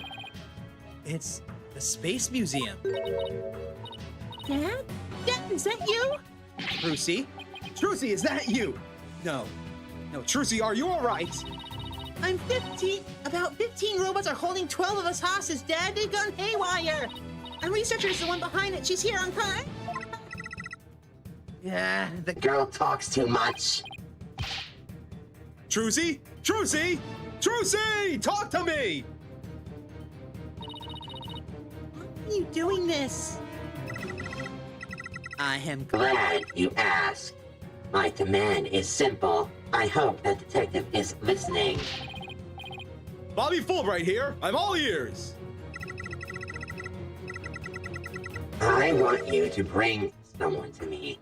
Clay Taryn's murderer, Athena Sykes. Athena? Now hold on, just one moment. I can't just give in to a demand like that. So, Oh, you don't care what happens to these hostages, huh? I'll just pick one out then. No, wait, Mr. Lawyer. I know I have absolutely no right to make such a ridiculous request, but you need me to buy some time, right? Got it. I'll see what I can do. But promise me that you will never hand over Athena, and you won't give up on the hostages either. Of course I won't. Now, I better go contact headquarters. Mr. Nick, how do you plan to buy time? I have no idea yet. But this hostage taker, could it be? If you Don't don't, bring me that little princess. I'll have hunk of junk kill all the hostages. Princess? Hunk of junk? Really? There's only one person this could be. in which case there must be something I can use as a bargaining chip. Or,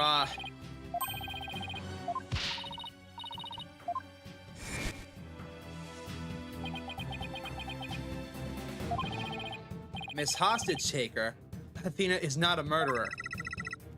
What? Are you talking about? She's been arrested and they've got her in detention. I'm telling you the truth. Look, the person you want is the real killer, right?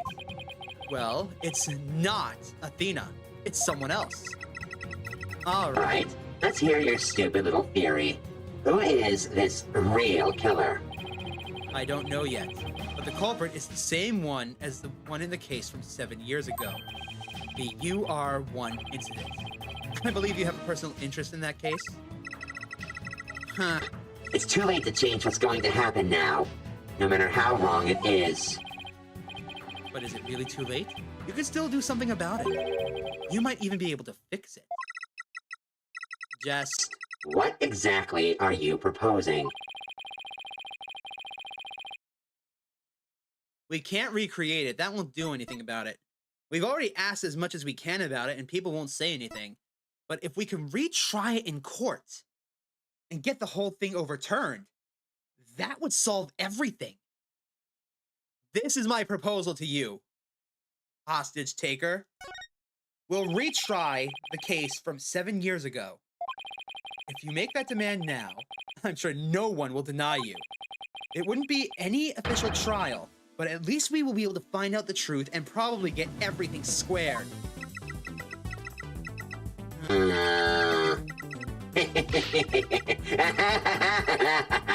That's good. Real good. Hey, detective, I'll give you 1 hour. Get a courtroom ready. 1 hour? But that's impossible! Please, give me at least until tomorrow! If you don't Mind losing hostages, you can take all the time you want. Oh, but wait. If we're going to have a retrial, we'll need a prosecutor. Don't worry, I will take care of that. She will? And I guess I can be fair and let you come in and check out the crime scene. But Hunk of Junk here will be watching you. So don't try anything funny. You've got that? Now follow, Hunk of Junk. Riot police, make way, we're coming through! Mr. Nick, wait! I'll help you with the investigation! thanks, Pearls. I appreciate that. Okay, we're both going in.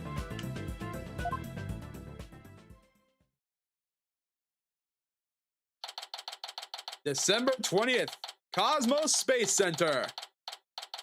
Robotics Lab. Aura dropped us off without a warning, with a warning not to touch anything until she got back. I wonder what's taking so long, but we can't really start the investigation yet, can we? Even if we could, this mess makes it hard to tell what the room was like 7 years ago. Mr. Mr. Right? Hi, I'm going to bed. Good night. Hi, stream. I'm going to bed. Hi, Nukes. Welcome to the stream. Hi. I'm going to bed. Yep, and good I just night. want to say hi. Yep. It's 10 a.m. It's actually almost 11. I've been awake since like 2 p.m. yesterday. I'm sleepy. Well then, I won't keep you for very long. I wish you good night. What the fuck? No, stop. I can't. No. That's I'm gonna start crying. it's the voice changer I'm using on stream. I can also do this. Greetings! The What the world fuck is a is Alistair? stage, and the What stage the- for entertainment. What the fuck is Alistair from Hazbin Hotel doing here? All right. So I don't know what your chat is saying because I'm too tired to do anything. the chat's basically quiet right now, from what I can read. Hi. But right now, Hi. in game, we're dealing with a hostage situation. At a You should kill the hostage. No, we can't, because one of the hostages is our daughter. Oh. All right, back to being the robot. Mr. Right? Okay. Oh god, I'm going to bed. I'm going to bed before I lose my mind. All right, you have a good one. I'm sick. It's never good. I wish you speedy recovery. I've been sick for like 3 days. Then it's almost over. No. Yes. I may have eaten like dirt and shit as a kid, but like if I get sick, it hits me like a semi truck. Same. Okay, you know the meme of like the fucking coughing baby versus hydrogen bomb? No. I will have to look at the image after the stream.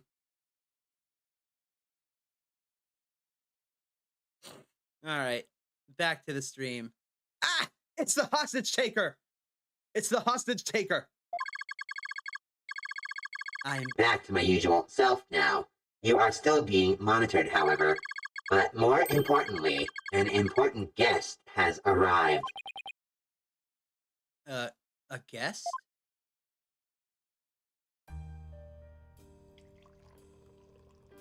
No fucking way! No way!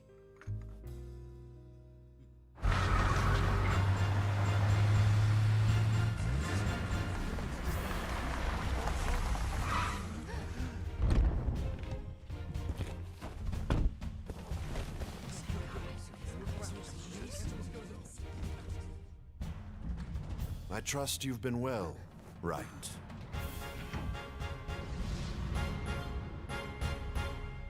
Sir Edgeworth motherfucker is here! Edgeworth? What the hell are you doing here? This is Miles motherfucking Edgeworth. We've been friends since we were kids. We faced off in court a number of times back when he was a prosecutor. But now... Hello, Prosecutor Edgeworth. Oh, but you're not a prosecutor anymore, are you? He's chief prosecutor now. Pretty soon it'll be a year, right? So he's the head honcho of the prosecutions? A title is nothing more than a title. Don't we have more pressing issues to discuss? Hold on, I want to do something. It must be...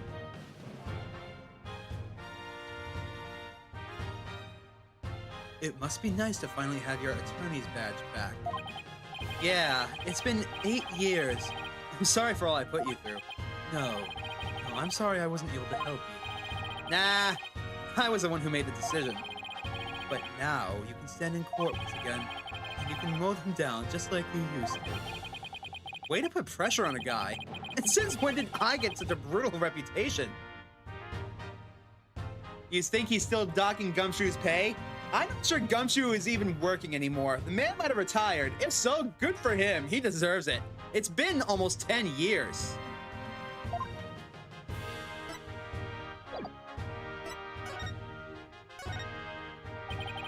So, what are you doing here, Sir Edgeworth motherfucker? The captor chose me as the prosecutor for the UR1 case. Wow, she's good. She went all the way up to the top. I gathered all of the information I could in the short time I had. I will give you a rundown. You're always so well prepared, Prosecutor Edgeworth. Thanks. I appreciate this. I could really use the help. I'll start with a brief overview. The victim was the psychologist, Dr. Meta Sykes. Yeah, Athena's mother. 7 years ago, on the 7th of October, her body was found here in this very room. I have 2 crime photos, the police notes on them for you to see.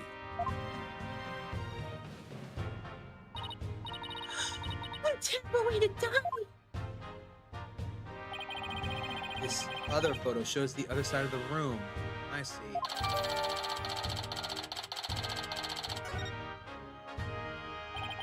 I also have the autopsy report for you. Thank you for not whipping it out in court. Yeah. Cause of death was a stab wound to the chest. The weapon pierced the heart and death was instantaneous. The murder weapon was the victim's own katana found at the scene. Yes, Detective Fulbright mentioned she was into Japanese culture. The body was found by a Space Center staff member and 2 police officers. The police were called in because of a sabotage threat on the Hat 1 launch. Yeah, Director Cosmos mentioned this too. I sure did.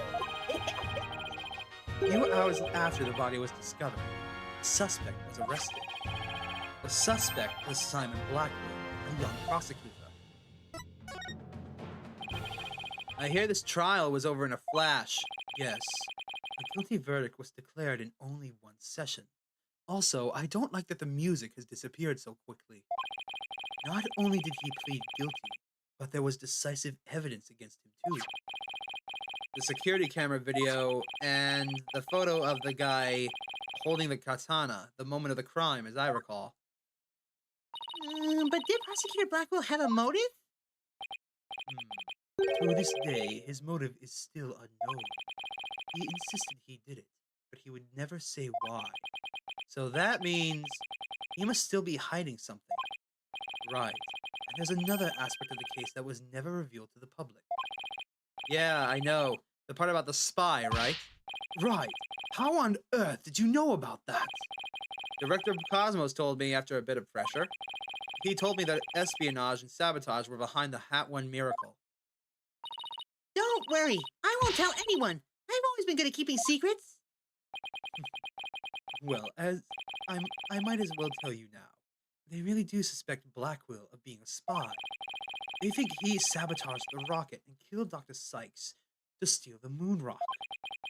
But if you can prove that the Hat 2 bombing is the work of the same spy, we can say the execution.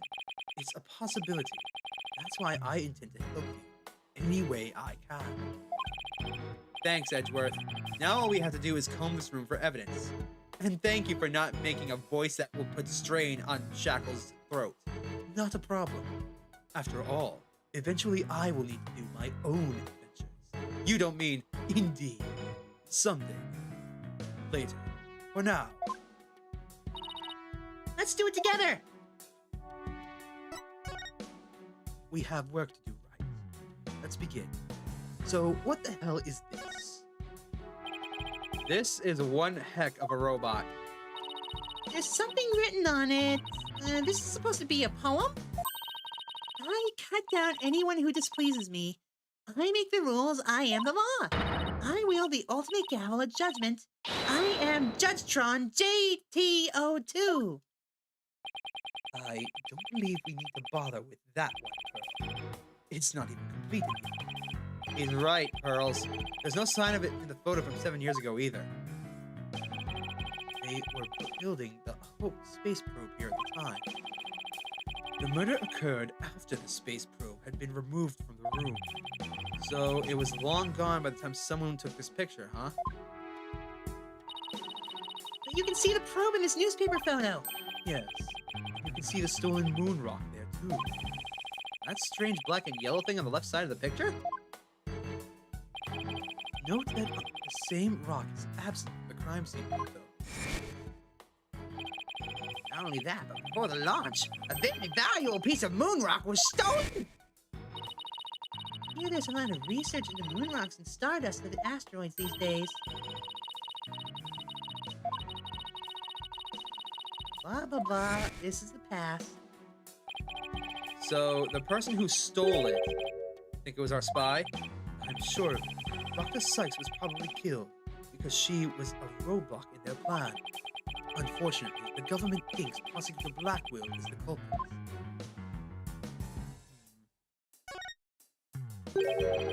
What's this? Looks like a giant power plug. It's attached to what looks like an electric vehicle charging station. That's a charging station for us robots. We come here periodically and charge ourselves up. Wow, machines that maintain themselves. That's pretty cool. If our batteries run out and we lose consciousness, we never know what Miss Aura will do to us while we're down, you see. Ugh, nothing motivates quite like her, huh?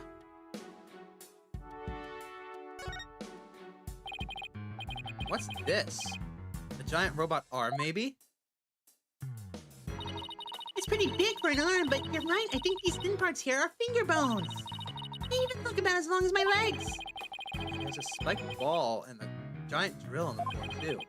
Is Aura trying to build some kind of weapon of mass destruction? Maybe she wants to use it to demolish a big building or something? I can picture her gleefully tearing down the street doing just that. I better not think about it anymore. I bet she was going to use this thing to break down the courthouse. That's my wager. Short guess, Oh, short guess. I forgot to unmute you. My apologies. Nice one. It's about as cluttered as my office, but I think it's a workbench. Mr. Nick, I think this must be a kitchen. Look at this photo. See the cute little food processor?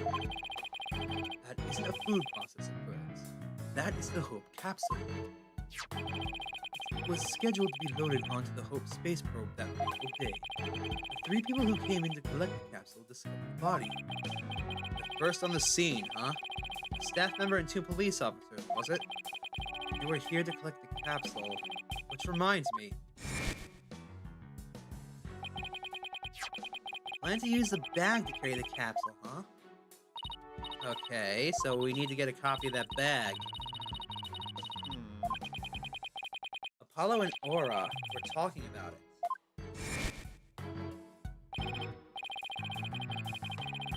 Edgeworth, did those 3 people have a bag with them for transporting the capsule? Oh, you mean this? It's a custom-made shock-resistant bag, but how did you know? Oh, I just overheard Apollo making an inquiry about it, that's all. So he's looking for the case from 7 years ago on his own.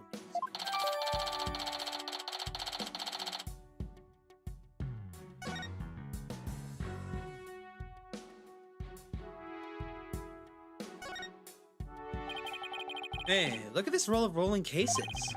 I bet the wheels make it easier for people to move heavy research materials around. I bet they'd be fun to ride around in. We could even probably both fit into the biggest one. I know, we could have Prosecutor Edgeworth push us. I don't trust him not to push us down a flight of stairs. Right. How dare you? I would never. I would sooner push you down an elevator shaft. Oi! I. That's the one with who's scared of elevators. Well, earthquakes, Don't maybe make more me put- exact, but Don't get make me. me put you into that case as well. Whee! All right, over here. So this must be the emergency ladder everybody crawled down. An emergency ladder. This must be the one they used during the evacuation.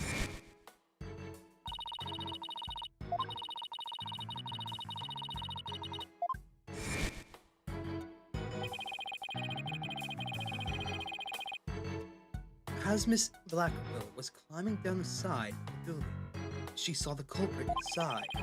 I wonder which would have been scarier, that or looking down. How about both?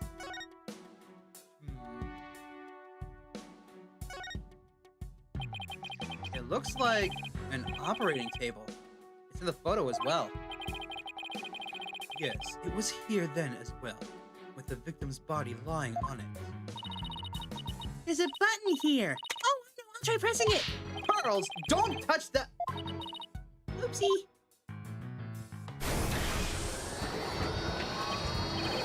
Hey, it's moving.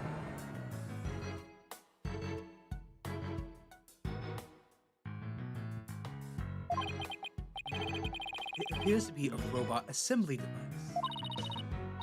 Disassemble anything in a flash. Push the dismantle button. That sounds pretty neat. Can I push it, Mr. Nick? Please, don't push any more buttons, Pearls. Aww. I don't know how many times she pressed that against Clunko. I don't know. We're not even allowed to see the dismantlement in progress. Yeah, but like, you get the point I'm trying to say, right? Not really. Considering she considers him young, using that to disassemble him to see what's wrong with him. Aura's desk is a mess. But that doesn't surprise me. Oh, I just want to dive in and straighten it up. No. Wait. Before you do.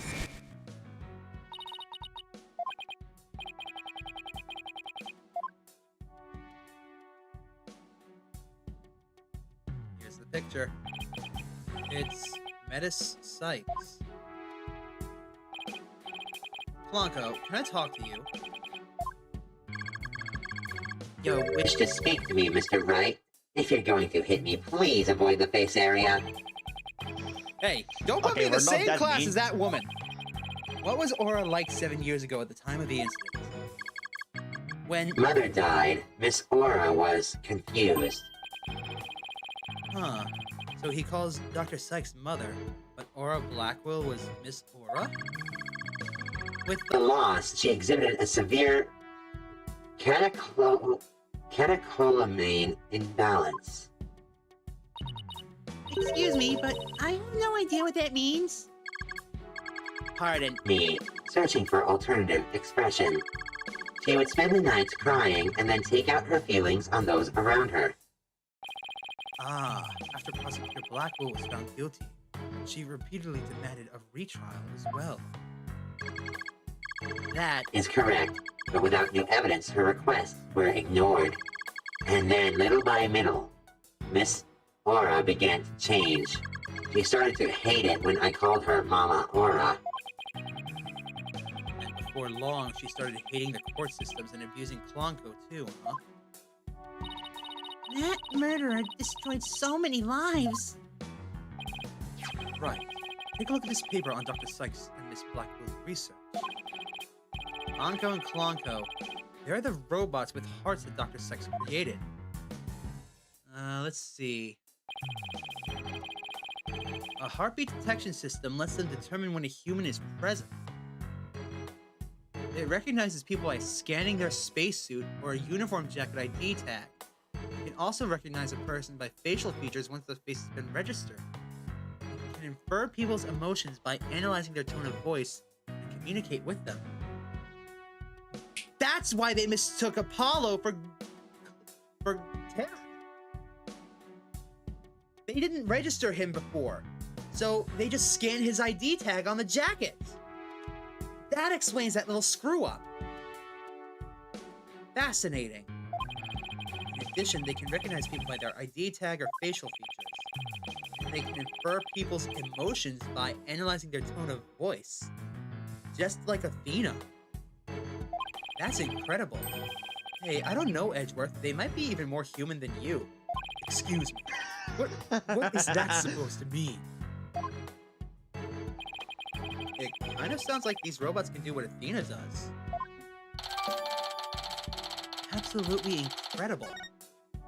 I wouldn't trust myself to be, therapied by one, but it would certainly help. Well, I guess that's about it for this I room. agree on that one. So, what do you think? Any idea? There are still a lot of gaps in the evidence, but I'll put it off for tomorrow. After all, you asked me to prove Blackwill's innocence, right, Edgeworth? What? He did? Yup. He called it a special request. He reached out to me while I was still disbarred. So, that was what sparked you to get your attorney's badge back? Yep, the Blackquill case. Right. I have a special request. I want you to clear one of my subordinates of suspicion. Hey, I'm not even a lawyer anymore, remember? I haven't been one for a long time. That 8-year misunderstanding has been cleared up, and you must be eager to return. I'm sure you're familiar with the other case that ushered in the dark age of the law. Very soon, a convict will stand as a prosecutor in court. I want you to keep an eye on him. Aw, just when I'm getting to actually like the job I have now. Right. Be serious. I'm sorry I dragged you into this. Because of the espionage aspect, I wasn't free to give you all of the details. Hey, no need to apologize. It's like I said on the phone the other day. I know the type of criminals you're after now aren't small fries anymore. It looks like your target finally decided to make a move. Yeah. It's all for this very reason I returned. Time to bring it to an end.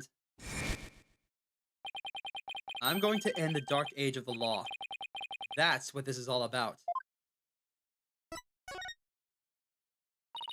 The Dark Age of the Law? It sure comes up a lot these days on TV and in the papers. And I hear there are more false charges and fabrications of evidence than ever. When I became chief prosecutor, the court system had already lost the people's trust. It all began 8 years ago. A lawyer was caught fabricating evidence, and a year after that, a prosecutor was found guilty of murder. Wait, do you mean... That's right. He's talking about my case and Prosecutor Blackwill's. We already solved one problem. It was a downward spiral after that. An absolute nightmare. After those two cases, the mass media launched an all-out attack on the courts. Public opinion was tainted, and before long, the legal world itself was sucked into it. It's such a shame. Once suspicion forms, it's very hard to shake. Lawyers and prosecutors were supposed to trust each other, pursue the truth together. That's what we tried to do in the first trilogy, but... It's so sad when people begin to cast doubt. They start lying to themselves and each other. Yeah, you can do absolutely anything to win. We're in an age now where winning is valued far more than the truth. I'm sure it's caused our new chief prosecutor to lose many a night's rest. Is it just me, or did his brow get even more furrowed than the last time I saw him? The hostage takers' disdain for the courts is a perfect example of the times. It sure is. Do you have any idea who the hostage taker might be? Well, somebody who mistrusts the court system and can manipulate robots? It can really only be Aura Blackquill. Who else but her would want to retrial that case from 7 years ago so badly? Simon Blackwell's older sister, and the owner of this room. I agree with your conclusion. Perhaps she intended to force Miss Sykes to confess. Actually, I think she had a much more horrific plan in mind for Athena. The important thing is for you to solve the UR1 case and prove Blackwell's innocence. And then maybe she'll release the hostages. I'm counting on you to set that prosecutor and those hostages free. And I'll be counting on you in court to help me too. Of course, I'll do everything I can to help uncover the truth. You and I are old friends. Not like you and Blackwell. I will actually help you. As this isn't an official trial, I'm more at liberty to be a little more unorthodox. Mr. Right. Are you finished with your investigation? Yeah, but I'd like you to tell the hostage taker something for me. I have to go to the detention center. I can't start the trial until I've talked to Athena. She's already given her consent. I will accompany you to the detention center. So, I'm still being watched, huh? I'll see you in court, Edgewood. Right. I thought we agreed never to impersonate each other. Unless you want me to start impersonating you. No, don't confuse the audience. Then watch yourself. Even if it will be an undocumented trial, it will be good to face you in court. I miss this.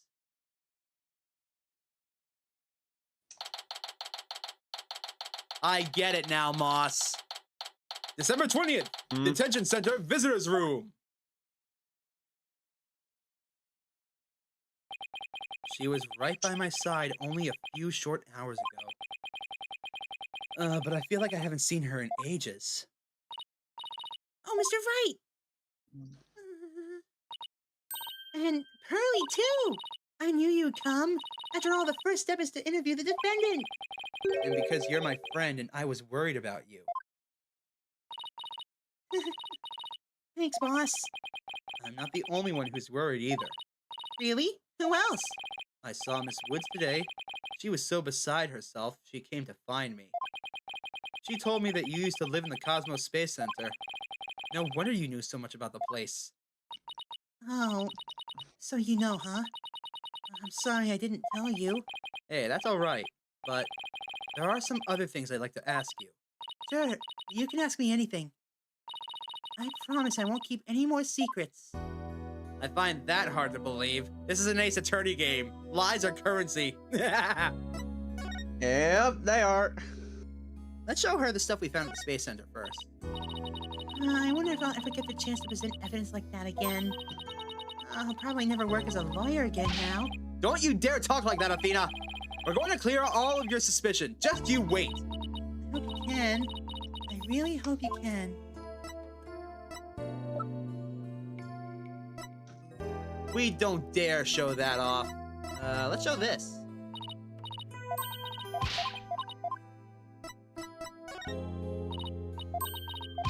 I was hoping that she would say something about that, considering her fingerprints are on the thing. Yep, fair. I don't want to show that. That's her fucking mother! Alright, let's talk, Athena. Tell me about the day Clay was murdered. I was actually at the Space Center that day. In the Space Museum. Right where the culprit fled to. That's not good. Never could fully deal with what happened 7 years ago.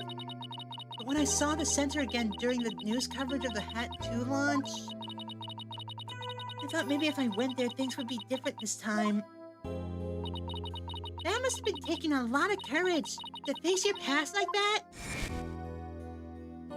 I can't find a good voice for pearls. I'm sorry. So I went to the Space Museum the evening before the explosion. This was before the launch pads had been switched. There was a sign that said closed for repairs, and they weren't letting anybody in. Yeah, the director couldn't very well switch the pads around if the people were in there. But I snuck in anyway. Did you want to see that Hat 1 group photo? The one with your mother in it? I did. But what I really wanted to see was her jacket. That jacket on display. That's Dr. Sykes? But I should have known it wouldn't be easy to get over such a traumatic experience. The second I saw that jacket, it all came rushing back to me.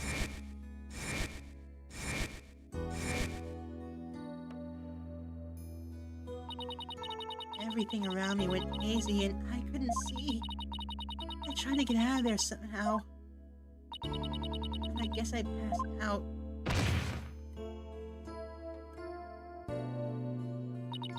When I came to, I was in the passage behind the rocket. I was in the shadows where people couldn't really see me.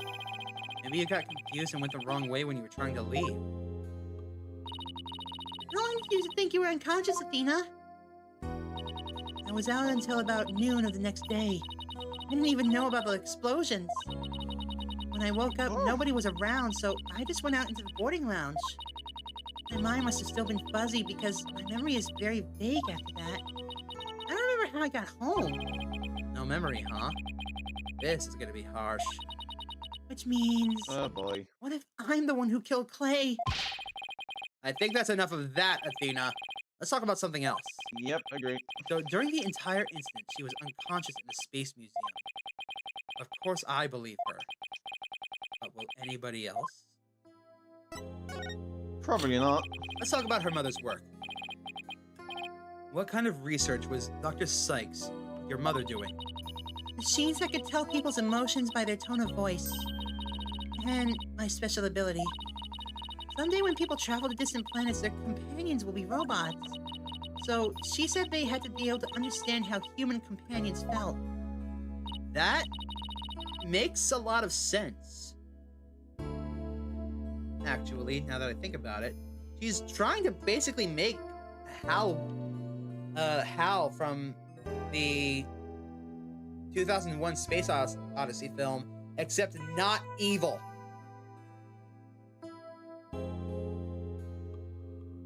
In space, you're alone. Besides you and the people inside the rocket with you, which might only be one, maybe two other guys. Just those three people isn't enough. So having something else, anything else to talk to, I can see why she did that. It was just a convenient subject for her research. Wait a minute, what? All she ever did was work, and she never paid any attention to me. Oh, sorry about that. Pushing up all that old stuff. No need to apologize. I guess her home life was complicated. Oh, by the way, Miss Wood said something about you always wearing headphones.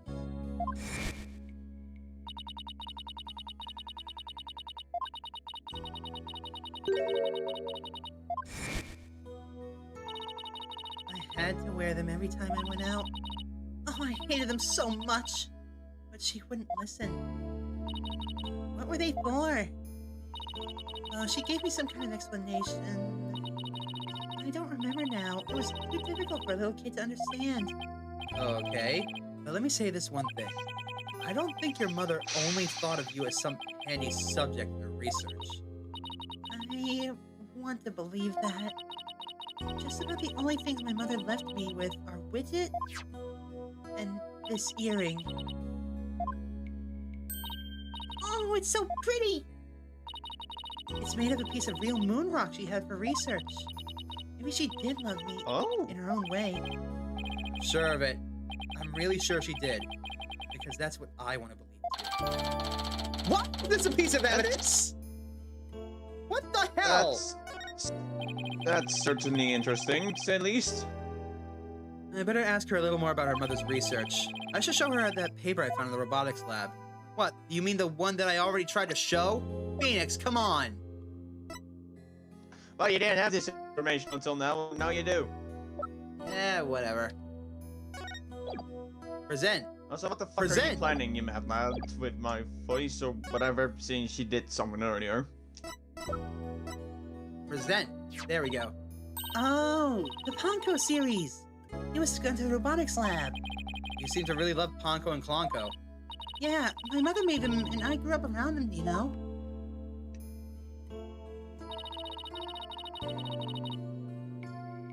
Oh, there's one of these cute little robots in this photo, too. You see Ponko's bandages? I put those on her. I just wound them around and around. Pretty bad job, right? But I really put my all into it.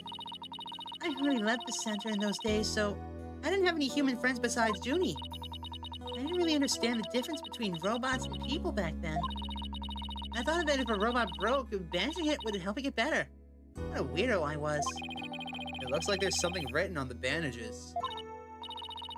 Yeah, I wrote stuff like, "Get well soon, Ponko." But in the end, my mom just put her on the operating table and fixed her in a flash. Oh, that must be the thing I made moving the robotics lab. I was so impressed by what my mom did. I even asked her if she would put me on the table and fix me if I ever got hurt. It looked just like magic to me, what she could do. A little girl who grew up around robots. She seems to have good memories of it. Alright. Let's get to the heavy stuff. Okay. On a different subject, did you hear about that person holding up the Space Center? Yeah, a little. And this person has even taken hostages? I guess I better spare her the news about that Trilogy. Well, after some negotiation, we agreed to do a retrial of the case from 7 years ago. What? You're kidding me! So that means Prosecutor Blackquill might... Yep. I know he's innocent. I just have to prove it. So, wait. Did you know him back then? Yeah. He used to come visit my mom a lot. He studied psychology under her and would sometimes ask for advice on his legal cases. He was very kind and considerate and straight as an arrow. Unlike now, where he's more twisted than a basket of snakes. That's why I took the witness stand during the trial 7 years ago. Ooh, cutscene time. Please, you have to listen to me. He didn't kill her. His heart is screaming that he didn't kill her. I was a fool. How could anybody else know what I was talking about? She heard the voice of his heart.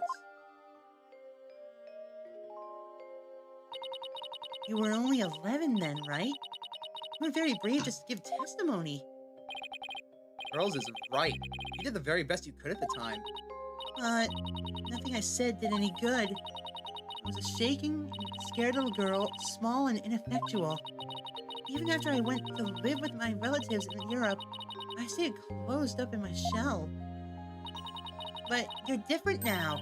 You're always so bright and cheerful. Thank you. That's because one day, I came to realize that I had to fight. I couldn't give up. I exercised hard, studied hard. I wanted to become the strongest lawyer I could be. To save Blackquill. Duh. I wanted to save Simon, but I had no idea how. Then I met Mr. Wright, and thanks to him, I realized that if I became a lawyer, I could prove that Simon was innocent. I also realized that psychology could help me do this. I mean, psychology was my mother's specialty.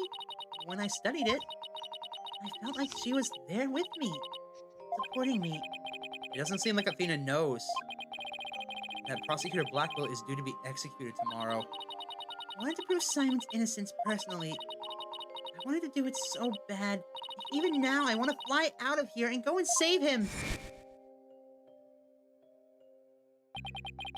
Come to think of it, you said something like that during the Themis Legal Academy trial.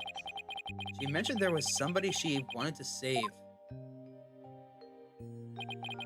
She must have been talking about Prosecutor Blackquill. I heard some prison guards say that you had an interview with Simon. How was he? What did he say? No, I can't tell her. But how can I lie to Athena? He was doing well. Yeah. He was happy about the possibility of being proven innocent. He was? I wonder if he smiled like he used to back then. I can't prove Prosecutor Blackwell's innocence in this trial. I don't think Athena will ever forgive me. I just have to free him. Failure's not an option here. Yep, no time to gamble with Fulbright! shit. It's serious time. Up, Fulbright. Ah, I thought you might be here. Mr. Lawyer, we're in trouble. We are? What is it? Ugh, I couldn't find a single open courtroom. They're all in session. Oh no, but this is an emergency! It's very difficult to interrupt a trial once it's underway.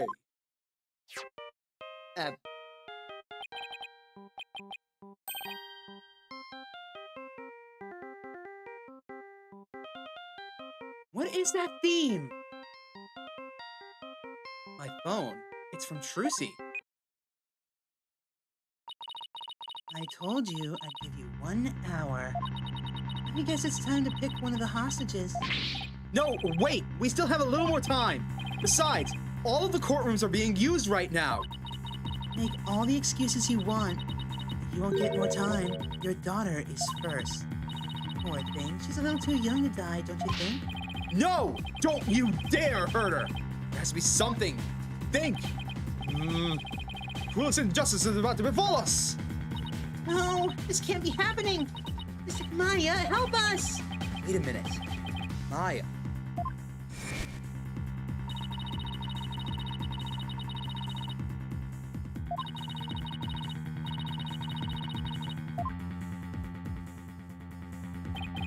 A courtroom. Blown up. That's it. There is a courtroom we can use after all. Okay, time's up. Too bad. Any last words you'd like to say to her? Hold it! Aura, please don't add to the crimes you've already committed. So you know who I am, do you? It wasn't like I was trying to keep it a secret anyway. We're ready to start the trial. We can hold it in the ruins of courtroom number 4. The one blown up by the bomber. Oh, what a wonderful idea! I never would have thought of that! An astonishing trial in an astonishing location! I guess it's only befitting. I'll go get the place ready right away!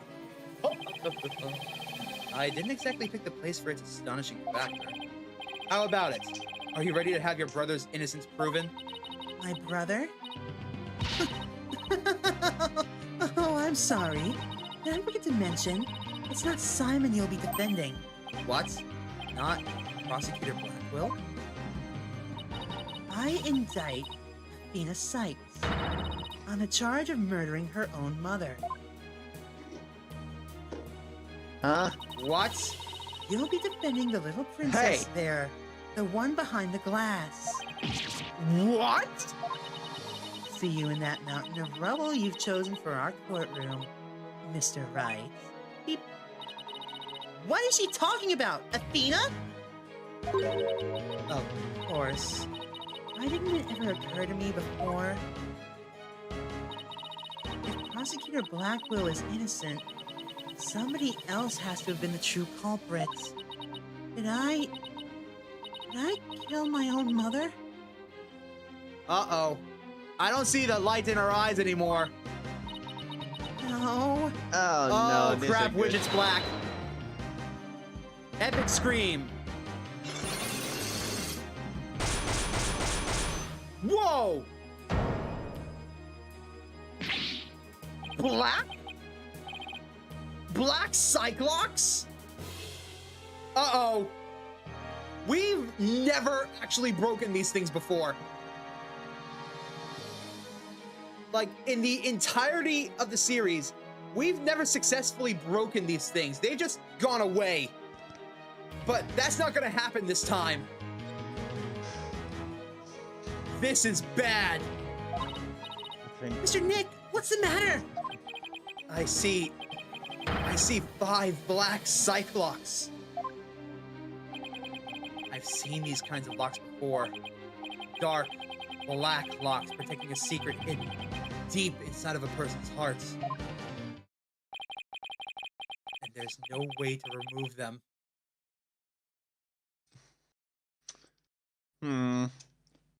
She and only fucking Kristoff have these. No, there was one other. Who then? Who the hell was that guy's name? Crap, what was his name? Crap, he's the main villain who hired Shelly to kill her in the second game. Who was it? What, you mean fucking No, not Engard. Who am I on about? No, it was Matt Ungard. That's right. Thank you. Wait, was Engard? It was Ungard. Anyways, let's save. Well, this is certainly already something. It's only been 2.5 hours? No, not even. It's only been 2 hours, Yep. 15 minutes? Fuck yeah, let's keep going. Yep. December 20th, 3:11 p.m., District Courtroom. Defendant's Lobby number 5. I did a little research. I looked into those special psych locks you mentioned, Mr. Nick. You did? That's great. I really appreciate that. A red psych lock protects a secret a person is consciously trying to hide. If the person falls under questioning, the lock breaks and the truth comes out. Yep, that's exactly how I got the truth out of Detective Fulbright and Director Cosmos. But a black psych lock protects a secret from the deepest place in a person's heart. A secret that the person isn't even consciously aware of. So even they don't know it's there. Athena isn't trying to keep anything from you on purpose. For some reason, part of her heart and her memories are sealed off, even from herself. So the black psych locks are trauma. Well, in her case, at least. No. They're trauma. Oh, you so sure that fucking Kristoff also had trauma then? Pretty sure. He's trying to hide something from himself.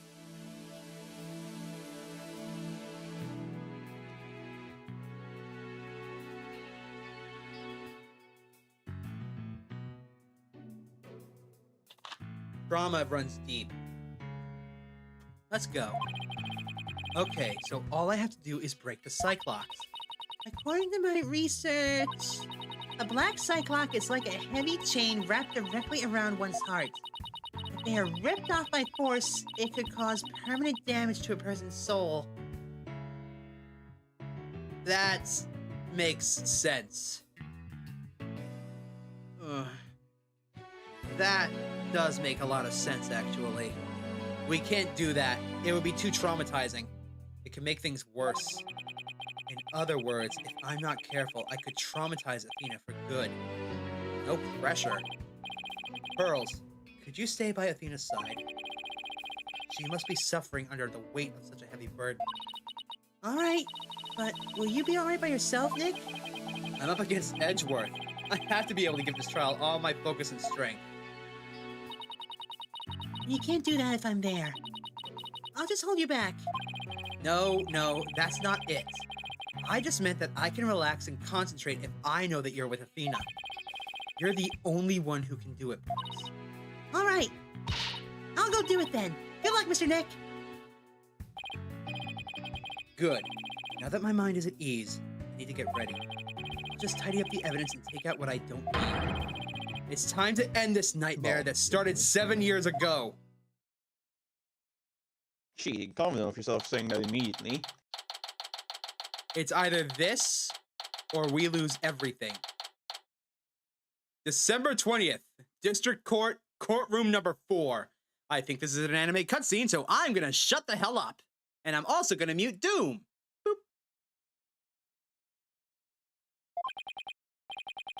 Defense, prosecution, and judge. There are even people in the gallery. The roof has been completely blown off and the walls have collapsed. But today, this ruin is my battleground. Court is now in session. All rise. Court, or some facsimile thereof, is now in session for the trial of Athena Sykes. Not A facsimile, old man. This is a proper official trial. Take this more seriously, or you'll start hearing the bones of the hostages snap. Please try not to upset Miss Blackquill. I'm begging you. Court is now in session for the very serious and very proper trial of Athena Sykes.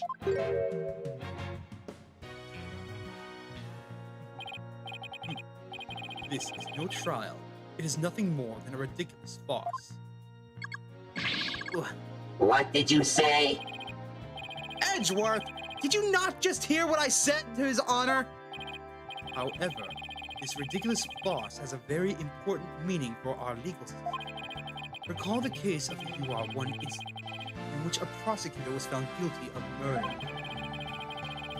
That case ushered in the odious, dark age of the law. I see what you're after. If we can find the real truth behind that case today, Precisely. The darkness will be dispelled, and glory shall be restored to the court system. Prosecutor Edgeworth, you sound as if you know something of this truth. I do indeed. A new suspect has emerged in the UR1 case. For 7 years, Simon Blackquill has refused to speak in order to cover for someone else. Brace yourself, Phoenix. Here it comes. I'm sorry, Ryan, but the situation is what it is, and I must do what I must. The prosecution moves to indict Athena Sykes on the count of murder in the first degree.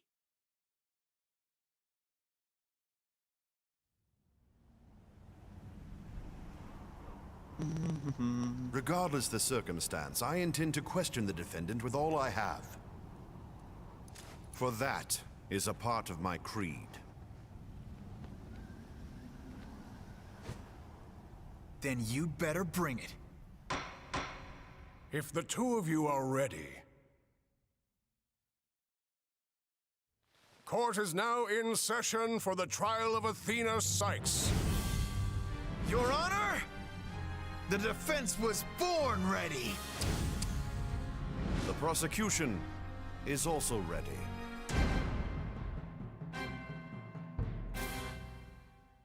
Let's fucking go. This immense tension between us.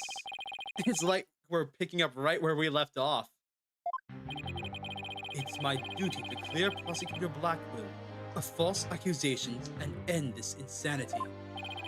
But I have no intention of losing Miss Sykes either. She is a very promising young lawyer. I know without a doubt that Athena is innocent. But I don't think Prosecutor Blackquill did it either. This case should only have one trial, you say, Moss? Then that means we're already more than halfway done, right? Wait, I don't know. We'll just go with how it goes. All right? I'm gonna go on for another 3 hours at least.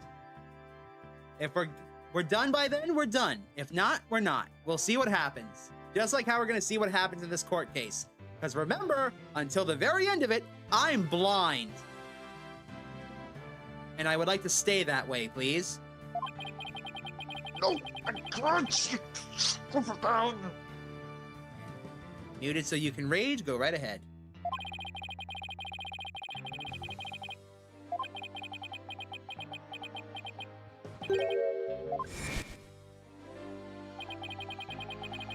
The true culprit is a spy.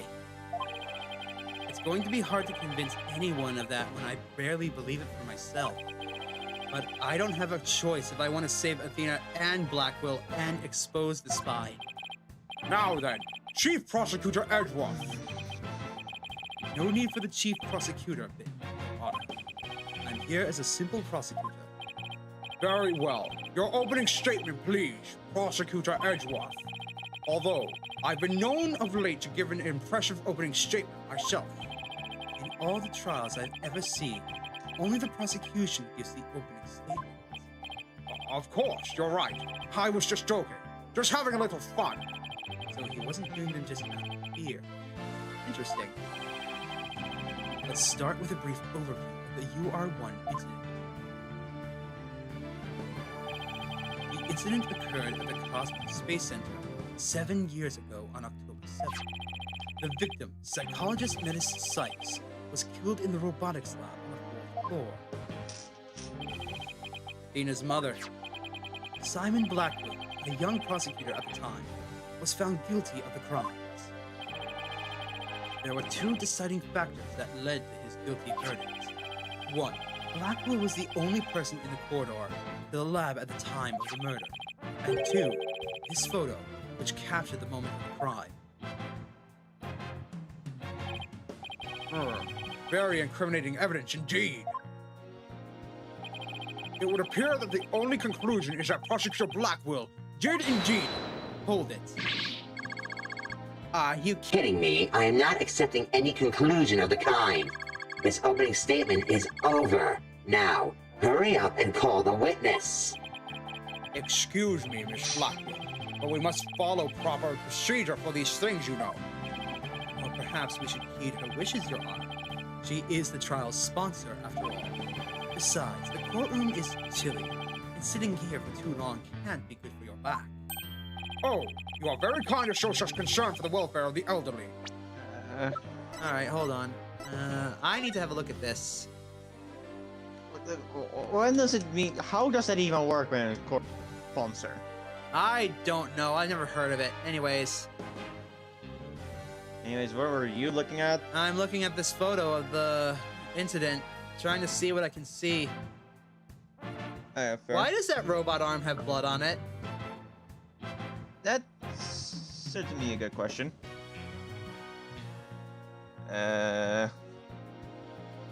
I'm just looking around at it because I haven't really taken the time to do that yet.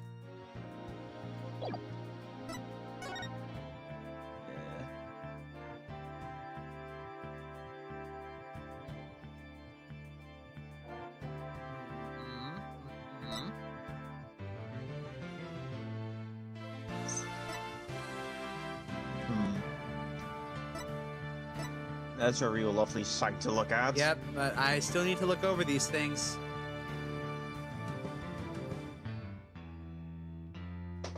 Where's the other cart? Wait, where's the other cart? Huh? Wait, what? Look here. There's 3 here. But right here, there's only 2. But isn't that... Yeah, but isn't this the one of the present at the moment? No. This is the one of the past. This is the one in the 7 years past, and so is this one. This is the one of Blackquill being inside the room, holding the katana, which occurred during the murder. But these are photos of the crime scene that were taken after the murder. Where the hell is that cart? Yeah, that doesn't add up. Well, time we figured that out, I guess, too. Moonrock was stolen. The Hope Castle can be seen on the workbench. There's a rolling cases for moving equipment, a robot charging station, and a toolkit on the floor. Hanging scroll on the Japanese theater mask on the wall. Yeah, where the hell is that case? Why was it taken? And what is this thing on the floor anyways?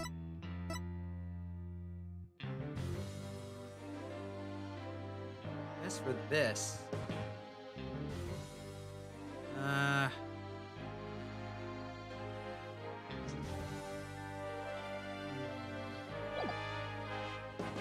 There's a lot of things we need to get through. So let's stop beating around the bush and get started. As skilled as ever at playing the court puppeteer, I see. The prosecution calls its first witness. A witness who decided to bring forth new testimony after 7 long years. New testimony? And just who is this witness anyways?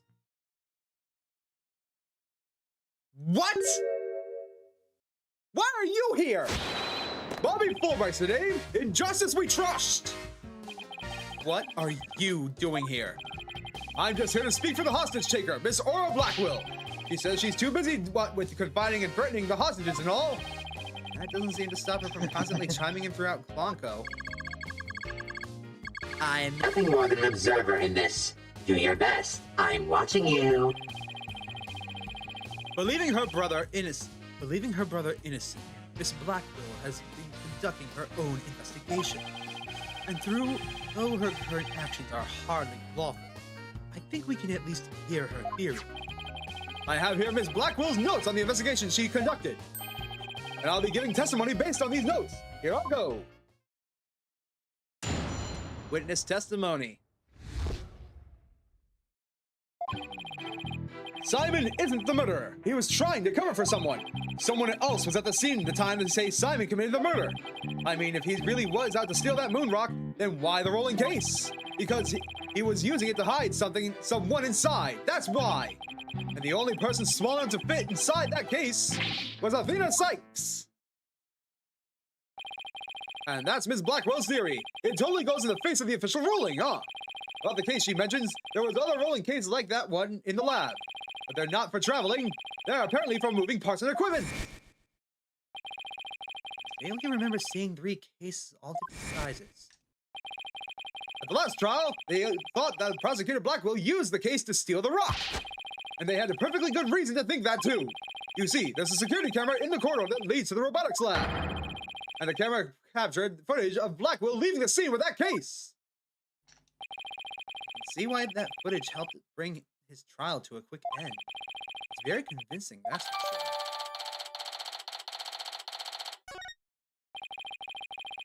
That case, by the way, was later discovered outside the Space Center. Let me try that again. That case, by the way, was later discovered outside on the Space Center grounds. Speaking of after the incident, where was the defendant Athena Sykes found? She was found on the 5th floor of the Space Center in the Sykes family residence. Prosecutor Blackwell was most likely brought her there after the incident. In addition, it is unknown where Miss Sykes was at the estimated time of death. Miss Sykes was too confused by the shock of her mother's death to give proper testimony, and there was no witness or evidence to tell us where she might have been. So what you're saying is Miss Sykes didn't have an alibi. That is what the evidence is saying, yes. I understand the reasoning behind this theory, but I'm far from convinced. The victim is accused mother. Are you actually claiming an 11-year-old girl? Of course, the girl had a very strong motive. Dr. Sykes was a psychologist who wrote many papers about speech and emotions. You're aware of Athena Sykes' special ability, aren't you, Your Honor? Are you referring to that therapy thing? Yes, she's done it quite a few times in court. The ability to read emotions from speech, and the subject of her mother's research. Well, as long as it benefits society, I don't see any particular problem researching it. I don't like where this is headed. Not one bit. Dr. Sykes was so intent on her research, she forced her daughter to undergo experiments. Prosecutor Edgeworth, are you seriously suggesting? I've done my best to be delicate, but even you can't deny it to be true, Mr. Wright. No longer able to withstand the anguish of these experiments, Miss Sykes felt her only choice was to kill her own mother. Edgy. Edgeworth, really? Order! Order in this court! What a tragic story. I hardly want to believe it myself. But we must proceed. Mr. Wright, if you could. Detective Fulbright, please refer to the notes.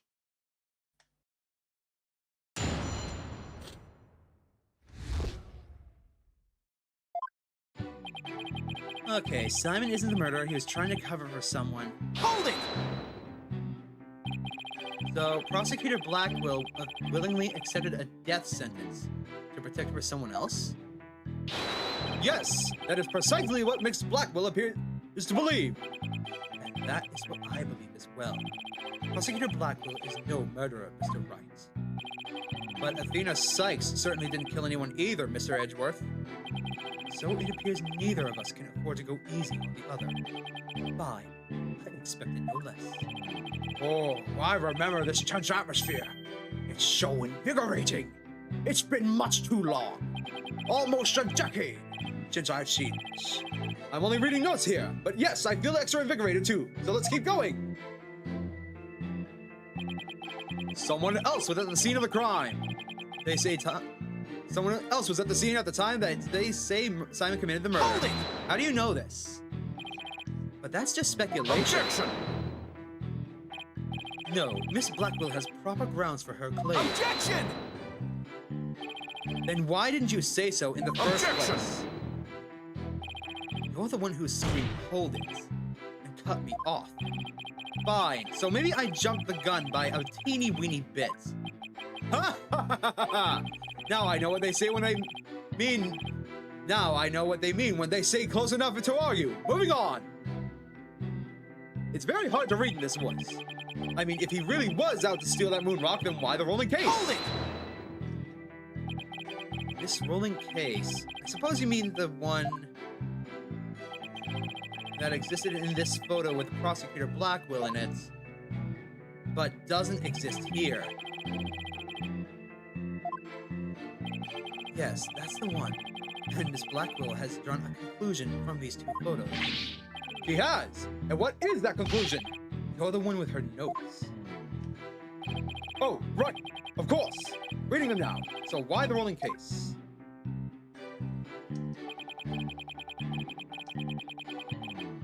Hold it! And how do you propose he hid a person inside one of those cases? You've forgotten that we saw just such a thing only the other day. And your own daughter's magic show. She fit a grown person into a small box. Oh, yeah. You don't ruin the memory of a good day. A magic show! I wish you would have thought to invite me. Actually, I would have liked to go too. My apologies. I'll invite you both next time. Promise. So, wait a minute. What were we talking about again? Prosecutor Blackquill is using the case to hide someone.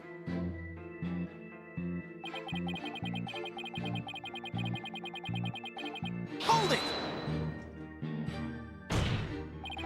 But that's nothing more than conjecture, and it's hardly the only possibility.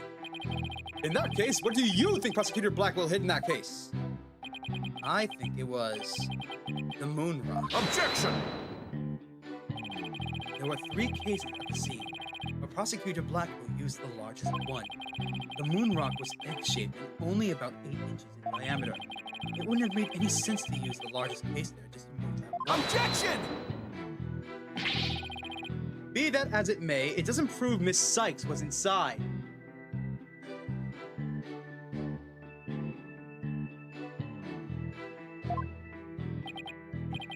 And let me ask you this. Can you come up with a better theory of what was in the case? Well, Mr. Wright, can you? Yikes,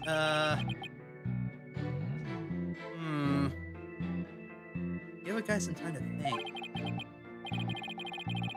Let's see. Should I try to bluff my way through what could have been the case? Well,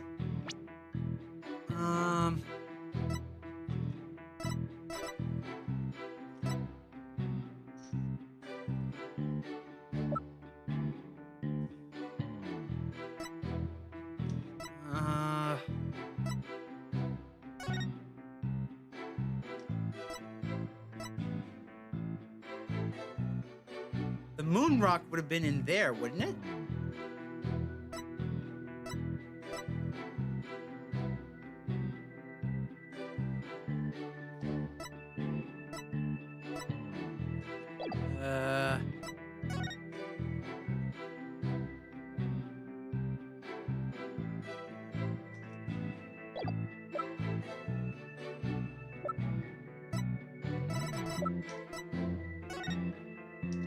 He could have hidden the katana inside.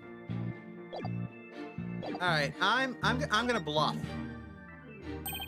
I know exactly what Prosecutor Blackquill carried from the scene. Just find something else that was missing, right? No sweat. I'd be very interested in hearing your theory, if it's true, that is. This is a crime scene photo taken after Prosecutor Blackquill left, correct? All we have to do is compare this with this photo of Prosecutor Blackquill to see what's missing. If he took something with him, then it should be in one of these photos. Lady Luck, please, don't fail me now. All right then, Mr. Wright. Let's hear your theory. What did Prosecutor Blackquill take from the scene of the murder?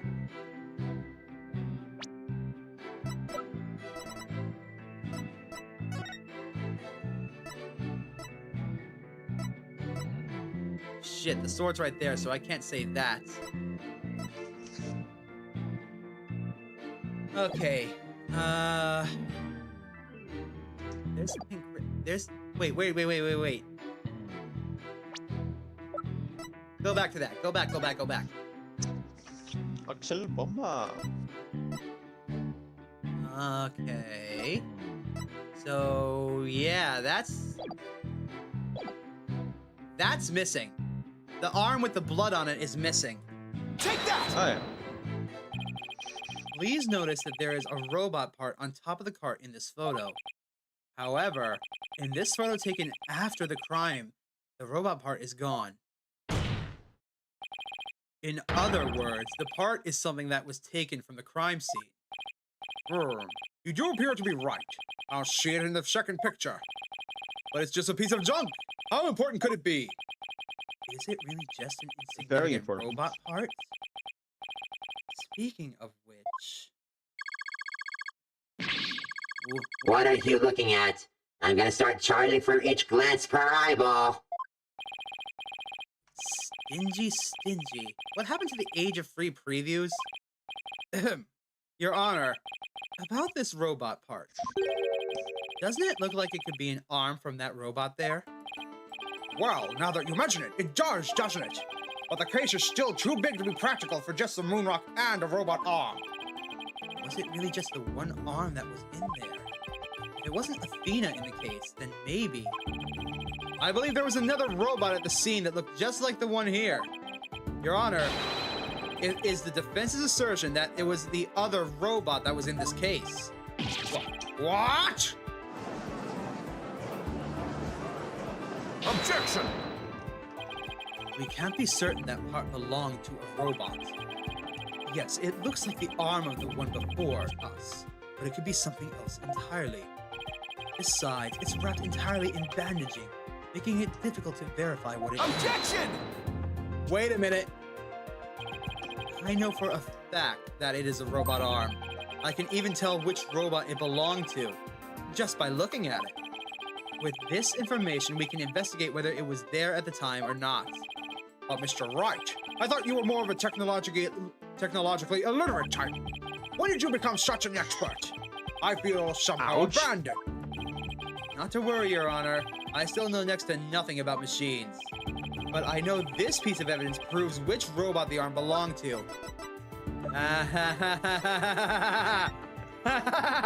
The robot! The bandages! Athena! Yes! Present! Oh, wait, no. Present this! Take that! The robot in this picture is named Ponko. But take a look at Ponko's arm. It was Miss Sykes who bandaged it up like that. You must have thought that machines heal in the same way that people do. What an adorable, naive mistake. It reminds me of my own grandchild. The robot arm at the crime scene had the same bandaging wrapped around it. In other words, this robot arm could belong to none other than Ponko. Ponko. Order in the court! Order, I say! Prosecutor Edgeworth, what do you have to say to this? I can see that the robot is about the same size as a child, but it cannot grab its knees and curl itself up into a ball. Even if it was the largest of the cases, the robot couldn't have possibly fit in there. The case does come up to about mid-thigh on Prosecutor Blackwell. I see your point. The robot is much taller than that. They've got me there. So then, did Prosecutor Blackwell make Ponko fit into the case by dismantling her? Of course Ponko would fit. All Prosecutor Blackwell would have to do is dismantle her. Once taken apart, the robot could have easily fit inside that rolling case. It appears to be a robot assembly device. Disassemble anything in a flash, just the push of a button. It sounds rather violent, but Mr. Wright does have a point here. Objection! Except that there was a body on the table where robotics are dismantled and assembled. There would have been no room to take the robot apart. Objection! But what if it wasn't done on the table? What if the katana was used instead? You mean The sword! Yes, Your Honor. Miss Blackquill, I'd like your opinion as a woman of science. Isn't it true that the katana could have been used to take the robot apart? I suppose so. Their joints aren't made of very tough material. A blade could slice through them. Thank you for your expert opinion, Miss Blackquill. Thanks to you, we now know for a fact that the existence of the severed arm in this photo proves that Ponko was taken apart, because there's blood on the bandages. In addition, since the rest of the Ponko was not found at the scene, we can conclude that the true meaning of this photo is very different from the original interpretation. You can't mean. That's exactly what I mean. This photo does not capture the moment of the murder. It is instead a picture of the moment after the robot was sliced apart. The blood you see where the arm was cut off, it was transferred there by the bloody katana. Most likely, the rest of Ponko is scattered around Prosecutor Blackwill's feet. I'm not hearing this. Therefore, what was transported inside that case was not the defendant, but a robot. Miss Sykes never was at the scene at the time of the murder. Ah, my head, my body, where am I? Ah, ow, my eyes are spinning.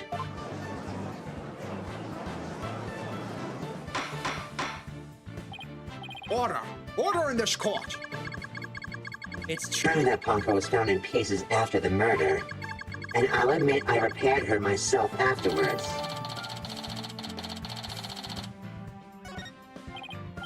Yes! I'm finally making some progress. Hopefully I've gotten at least one step closer to proving both Athena and the prosecutor innocent. Objection!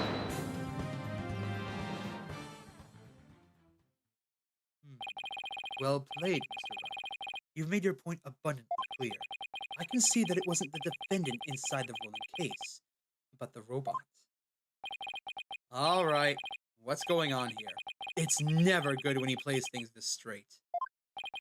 Does the prosecution withdraw its claim that the defendant was carried from the scene? No, Your Honor, my claim hasn't changed. Objection! But Ponko and Miss Sykes couldn't have both been inside that case. Objection! The notion that the case was used to carry Miss Sykes was Miss Blackwill's theory. I have been of a different opinion from the outset. Now I finally have the opportunity to voice my theory.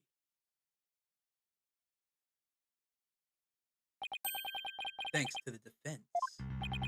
Edgeworth, he's been one step ahead of me this whole time. In that case, how do you propose the defendant left the crime scene? Simple. This footage only shows Prosecutor Blackquill from behind. What's more, he's holding his arm in front of his body. If he were holding something or someone, that's hardly evidence. I have proof. The surcoat Prosecutor Blackquill was wearing. The victim's blood was found on the front of it. The stain had a highly distinct shape. A blood stain with a distinctive shape. Please continue, prosecutor. 7 years ago, the defendant was known to constantly wear a certain item, of which there is only one in the world. A special pair of headphones made just for her. Uh-oh.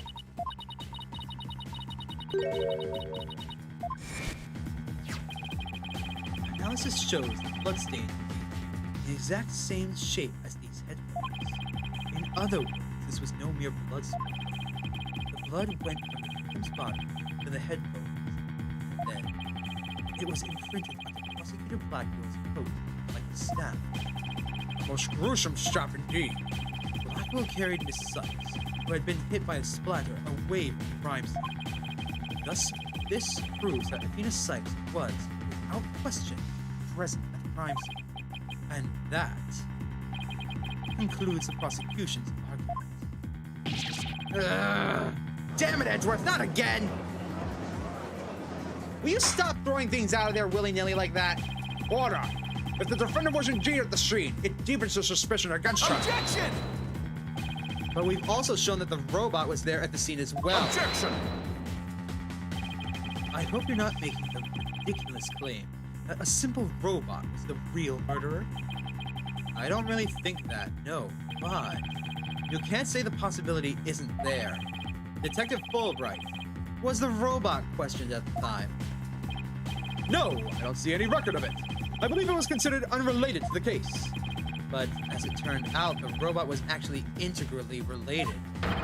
Your Honor, the defense would like to call the robot Ponko to the stand.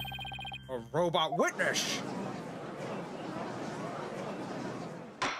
Oh, that's the first in this court. Order! Order in the court! Prosecutor Edgeworth, what do you think about this? Mr. Wright has called all manner of witnesses to the stand over the years. This is nothing compared to his parrot shenanigans. Oh, be quiet, Edgeworth. You and I both know that parrot saved your life. Indeed, but it was still bullshit. So why not the robot? Nothing surprises me anymore with him. He could very well call Athena Sykes to the stand. Or better yet, her mother. That would throw us all for a loop, but I wouldn't bat an eye. Very well. I will allow the witness. Bailiff, please summon this robot named Ponko. Oh dear. Hi, everyone. Witness, please state your name and occupation. My name is not Witness. My name is Ponko. Yes, I realize that. Shut up, you small junk. Give Ponko some credit. They've been through more than you at this point, having to deal with Aura every day for the past 8 years. Now shush. But when you are at the witness stand, you are the witness. No. Well, I'm not. I'm Ponko. Say it with me. Ponko. What an utterly inflexible little robot. You're the last person who should be calling anybody inflexible. Ah! You remind me of my grandchild who just learned his own name. Oh, how precious. All right, Ponko. I'm going to ask you some questions. Questions? You have questions. Hooray! What are your questions? I want to know if you were there at the scene of the murder of Menace Sykes. It was 7 years ago, on the 7th of October, around 2 p.m. in the robotics lab. Certainly. Wait, just one moment. Searching data. Search complete. Yes, I was there in the robotics lab. All right, we've got our actual witness. It would seem that this robot's testimony is necessary to this case after all. This is great. I just knew Ponko must have seen something important. A murder committed right before this poor little girl's eyes. It's inexcusable. The judge seems ready to adopt Ponko as another grandchild. So, little Ponko, you think you can give us your testimony today? Oh dear.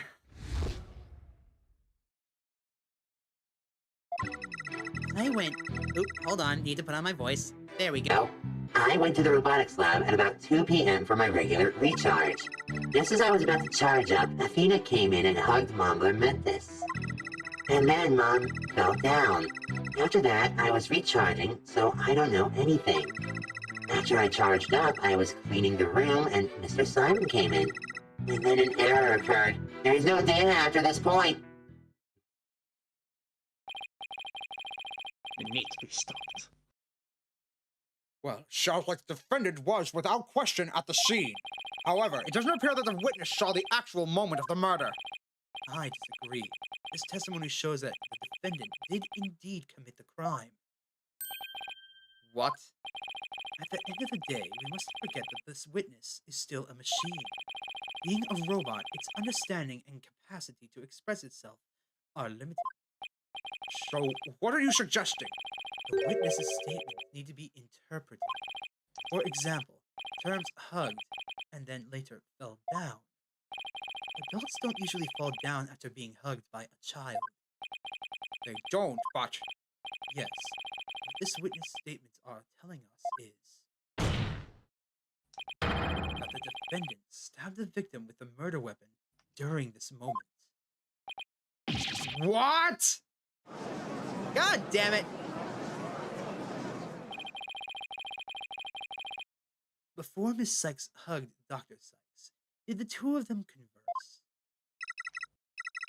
Yes. They did. They spoke of each other to each other very loudly, but I don't know what they said.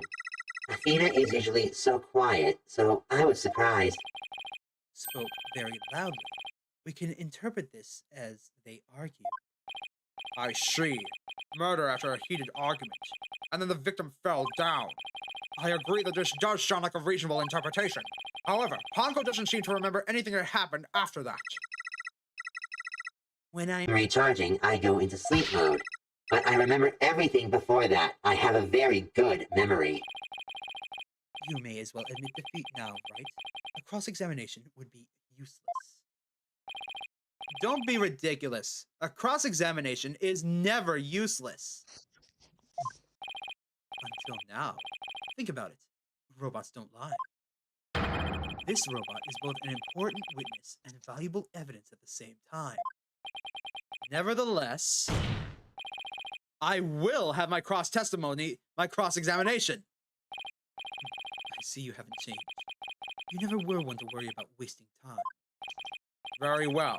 Even if it may be a waste of time, you may proceed, Mr. Wright. I'll show you both just how fruitful any cross-examination can be.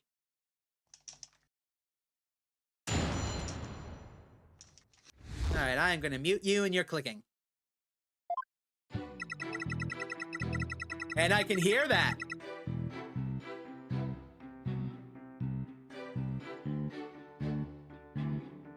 I went to the robotics lab at about 2 p.m. for my regular recharge. Your Your regular recharge? What is that exactly? I have to refill my battery's power or else I stop working. I go to the lab to do that. So that recharge occurred at around 2 p.m., around the time of the murder. That's Right, I go every day at 2 p.m.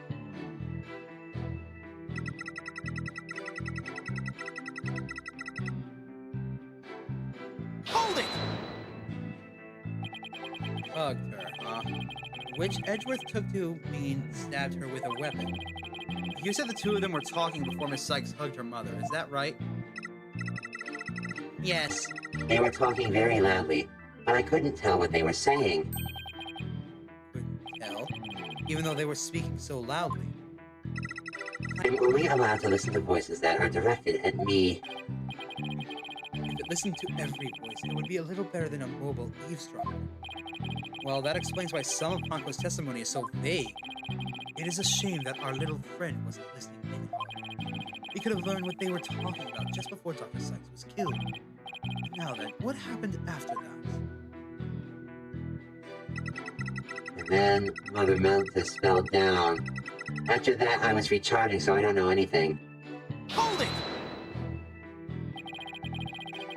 I don't want to delve too deeply here, but could you tell us how the victim appeared and acted at this moment? Metis was very surprised when she was hugged. I heard her heart pound. Her heart? Mr. Wright, have you forgotten about this document we found in the robotics lab? These robots have heartbeat detection systems. Now that he mentions it, I do remember reading something like that there. Ah, yes, here it is. They detect the presence of people by the sound of their heartbeats. But wait a minute, that means if Dr. Sykes really did die at this moment, Ponko, how was Dr. Sykes after she fell down? Could you still hear the sound of her heartbeat? let's See, the moment she fell down, her heart was pounding. After that, I don't know. I started recharging just then. Of all the unlucky timing, if you had heard anything after that, it could have possibly proved that the heart wasn't actually the moment of the murder. I'm very Sorry, I'm afraid I don't know. I'm very sorry. The robot is designed to go into sleep mode automatically, so it can't be helped. But it does appear it detected an increased heart rate at the moment of the stabbing. Wait a minute. That rings a bell. Hold on. Here it is. Cause of death was a stab wound to the chest. The weapon pierced her heart and death was instantaneous. Aha!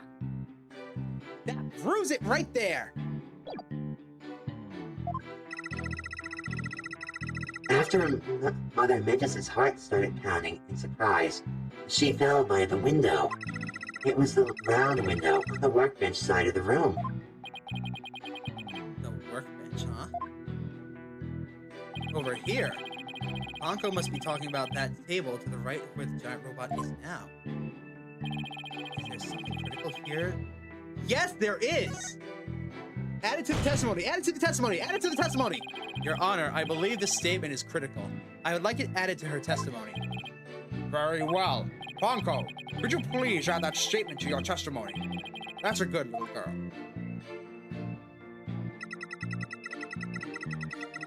So I'm gonna keep pressing and move on so I can show everything. Hold it! Let's see.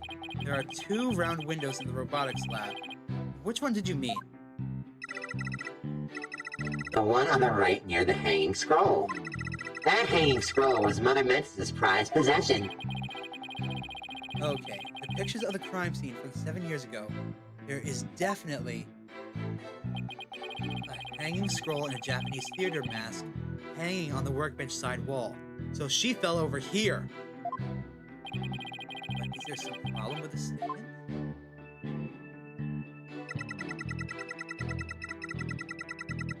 Hold it! Huh? Prosecutor Blackquill. I wonder what he was there for. His Objective? I don't know. Guess I can't very well ask Ponko to speculate. So what happened after Prosecutor Blackquill arrived?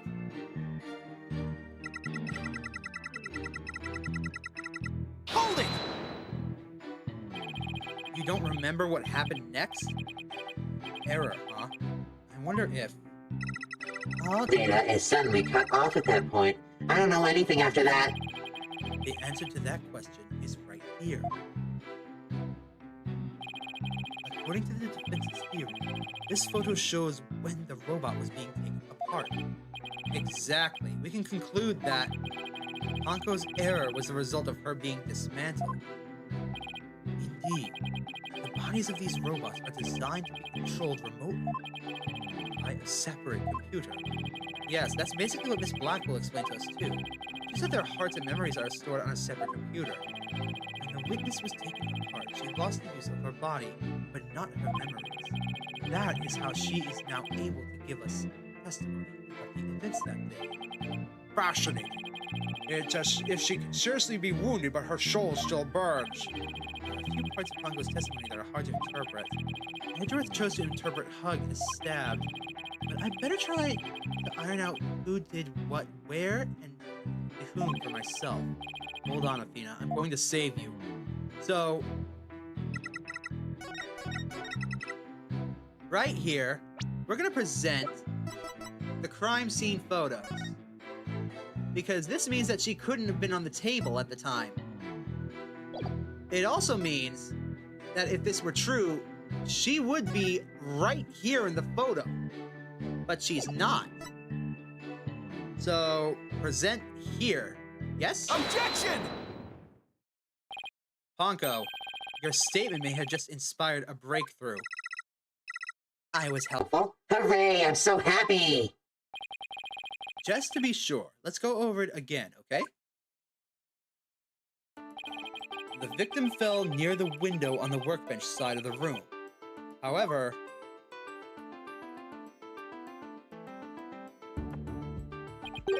her body was discovered on the operating table.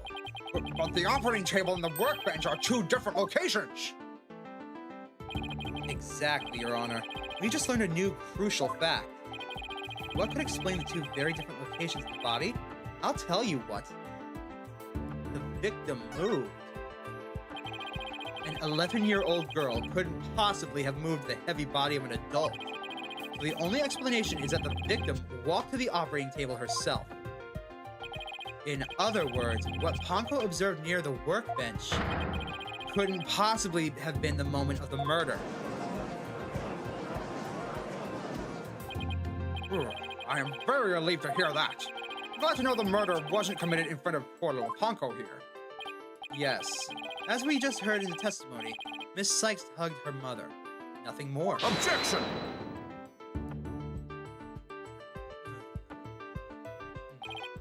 Right. It's been 8 years, but you're still just as green as ever. Green. But I can't recall ever seeing Mr. Wright in anything but a blue suit. Hey, blue's my favorite color. What can I say? If the defendant could move the body herself, she could have it moved for her.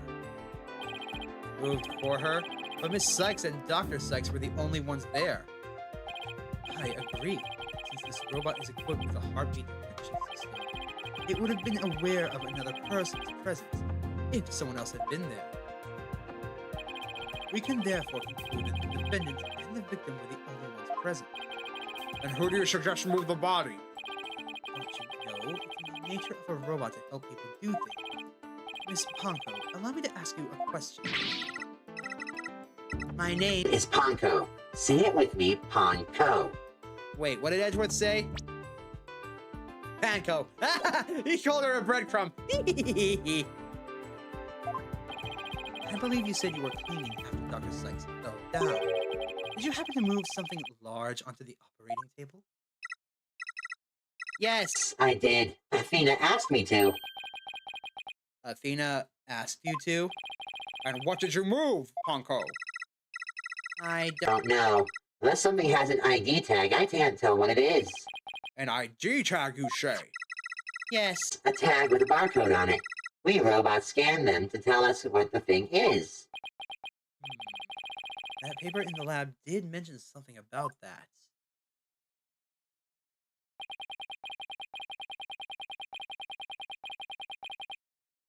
Recognizes people by scanning their spacesuit or a uniform jacket ID tag, it said. So it would appear that Miss Ponko here can't identify what it moved. My name is Ponko. But we humans have the power to imagine what it was, do we not? We do. Well, I do at the very least. Miss Ponko, on the defendant's command, move the body to the operating table. Damn it, Edgeworth, stop that!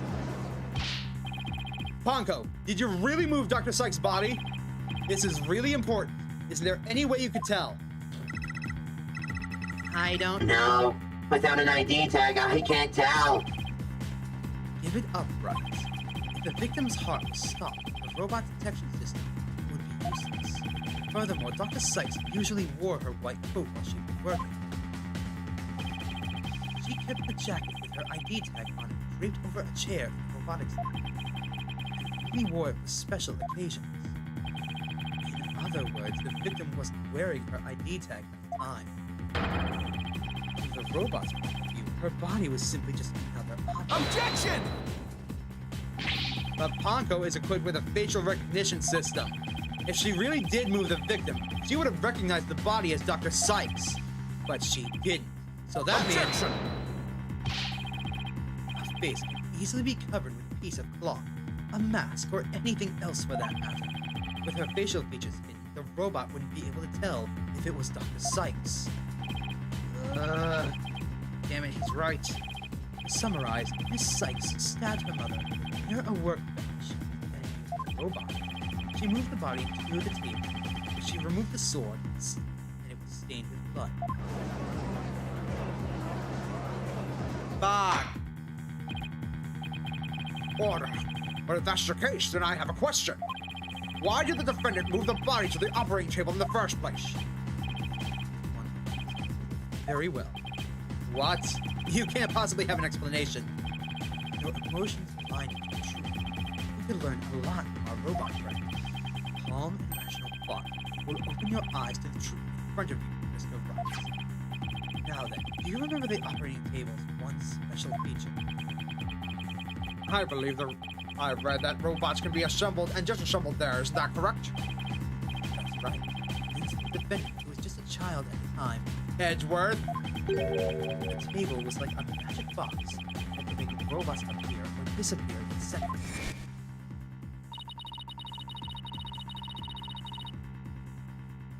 Are you suggesting that she moves her mother onto the table to try and save her? Uh-oh.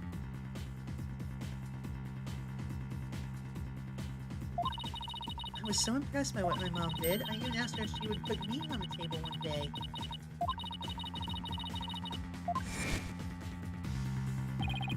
You can't possibly be suggesting. This young, sheltered girl had a difficult time distinguishing robots from people.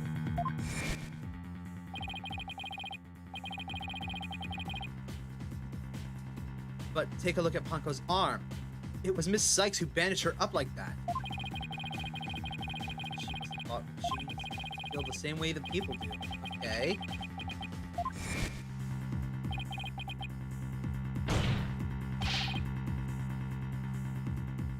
No way. I refuse to believe this.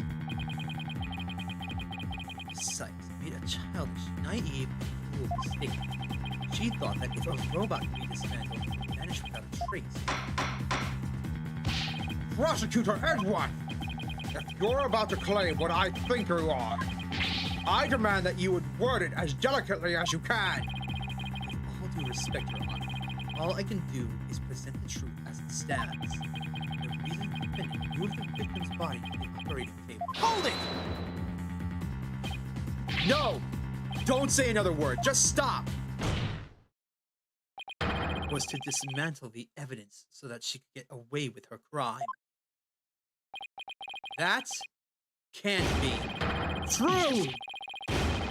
Oh shit, Phoenix is having a breakdown.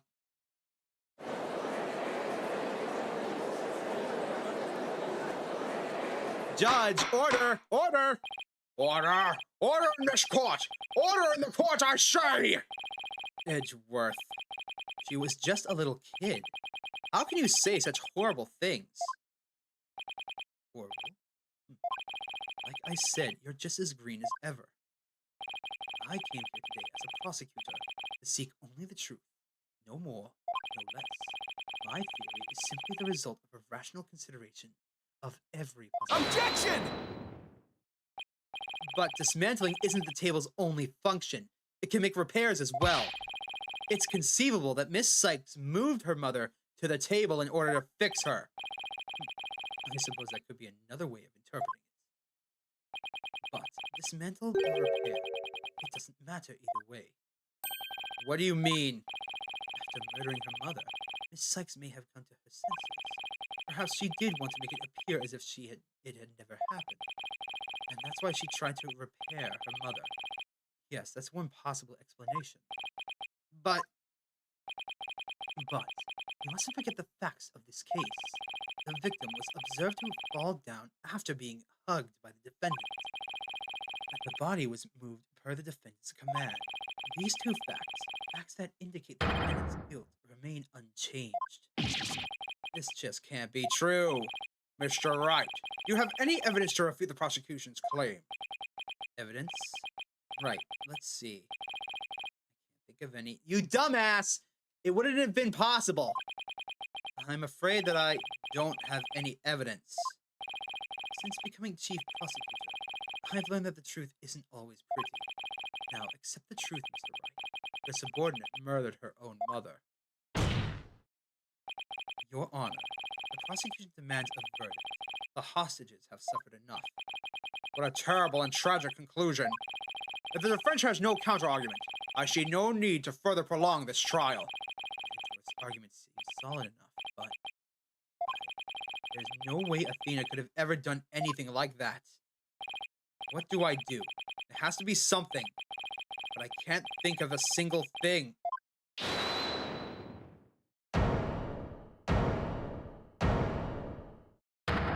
Objection. Prosecutor Blackquill, what are you doing out of your cell? This is quite the farce we're conducting here. I could die from laughter. Prosecutor Blackquill, what are you talking about? What I'm talking about is that your argument is based on an entirely false premise. Go on, we're listening. Could this be the miracle I need? What is Prosecutor Blackquill trying to pull here? 7 years. 7 long years. This case has been on my mind. Not for an instant did I think of this. I am the one who killed my mentor, and I don't think you can alter that fact now. Your baldness. I will take you to stand and I won't take no for an answer. Of course, Prosecutor Blackquill. Please, go ahead.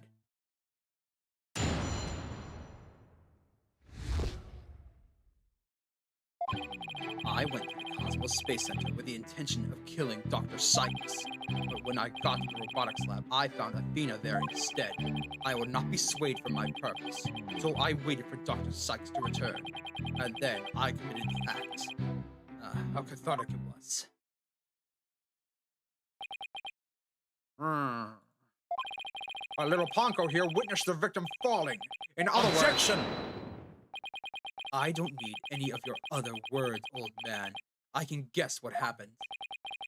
Which would be, she fell means she fell. Merely that. A mother and a child fooling around. Perhaps she tripped. Not that it matters. When I entered the lab, there was no trace of Dr. Sykes on the scene. There was no dead body either, of course.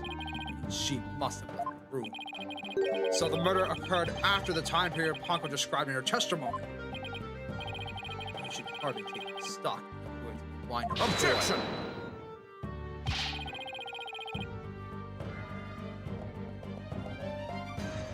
Then how do you explain the fact that the defendant had the robot move something?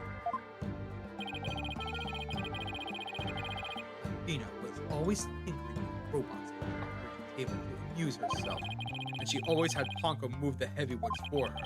That day was different. Ponko moved a heavy robot for Athena.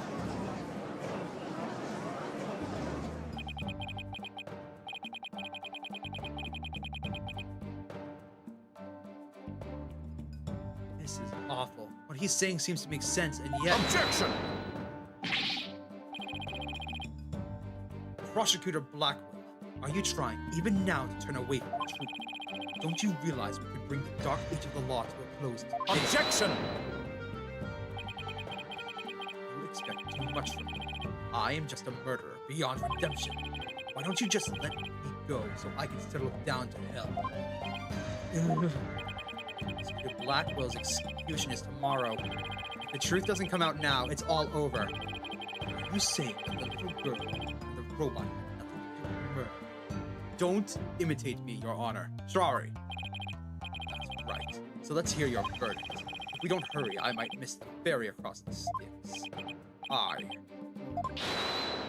Hold it! Don't you dare, Judge. Don't forget I have hostages over here.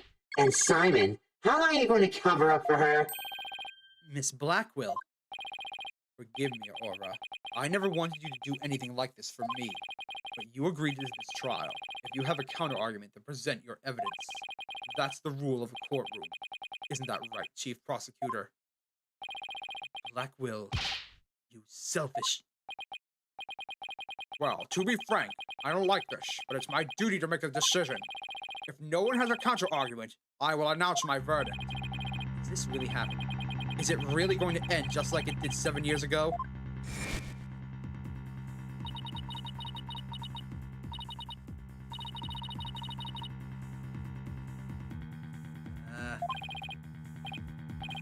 No, I can't tell her. But how can I lie to Athena?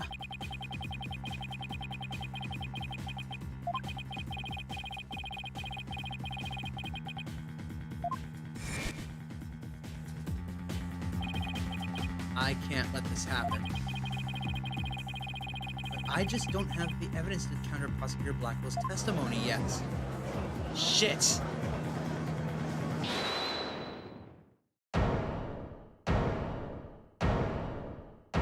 Wait, then who's... Athena!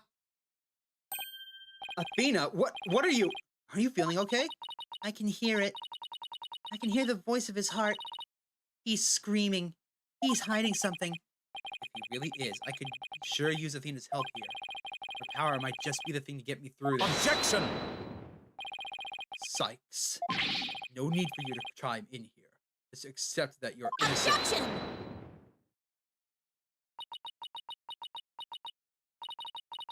These past 7 years, you've been just as hard on me, you know. What are you talking about? Do you remember that horrible trial?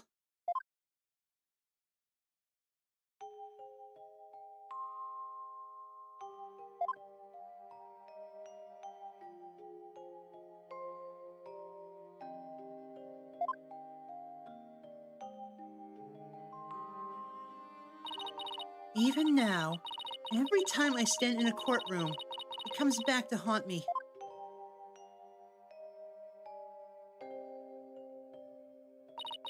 Not being heard, no matter how hard you try. Feeling so helpless.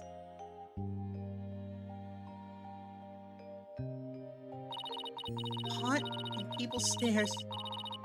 So scared that it feels like your chest is in a vice. I'm terrified of the courts. I want to run out of that door right now. And yet you found a way to keep your fears at bay and became a lawyer.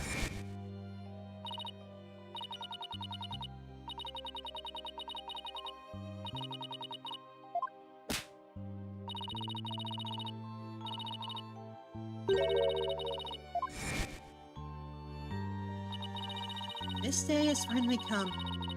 The day that I've been looking forward to with all of my heart. This is why I became a lawyer. And this is why I studied psychology. It was all to save you from this false conviction. But Miss Sykes, do you realize what it would mean? You are the accused, after all. If you prove Prosecutor Blackquill innocent, then... The only thing that matters is the truth. It's my duty to find out what that truth is.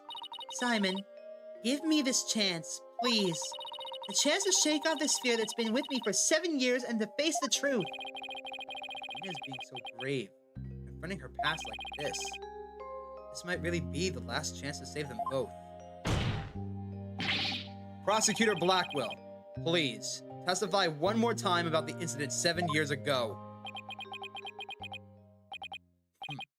Fine, but your efforts will surely be in vain, for I am not a man who can be cut down easily. Here we go, Simon. Let me hear the voice of your heart. All right, Widget.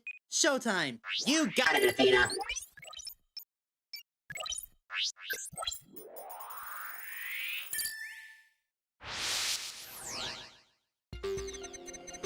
I went to the Cosmos Space Center with the intention of killing Dr. Sykes. But when I got to the robotics lab, I found Athena there instead. Be swayed from my purpose, so I waited for Dr. Sykes to return. And then I committed the act. I thought of it. His emotions are very guarded, and his defenses are very up. He sealed his will, as if he'll never let his secrets be known. Oh, I don't know about that. We got a couple of strong wills on our side, too. Prosecutor Blackquill isn't the killer, and we're going to prove it. But what was he trying to do that day? If we approach it from that angle, I bet we could find an emotion that just doesn't add up. Yeah, why was he happy when he found Athena? Got it! This feeling of happiness. Even though the person you were looking for wasn't there, you felt happy. Why is that? Simple. When I was looking for Athena and I hadn't found her yet, I grew worried. So when I saw her in the robotics lab, I was happily relieved. Merely that. Just now, you said that you went to the Space Center to kill Dr. Sykes. But the first thing you did was look for her daughter instead? I had no intention of harming Athena, so I waited to confirm that she was safe first. It was just a part of my plan. Nothing contradictory about that. The second I find an inconsistency, he cuts it down. Simon knows the principles of analytical psychology. There's less noise now, but I don't see any instabilities we can latch onto. I was afraid of that. We just have to keep chipping away at him then, bit by bit. Did you update his testimony, Athena? You got it, boss.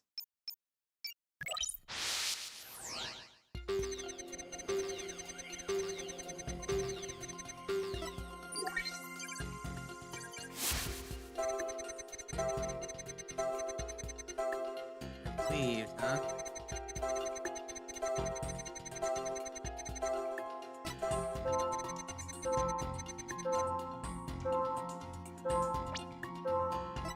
Got it!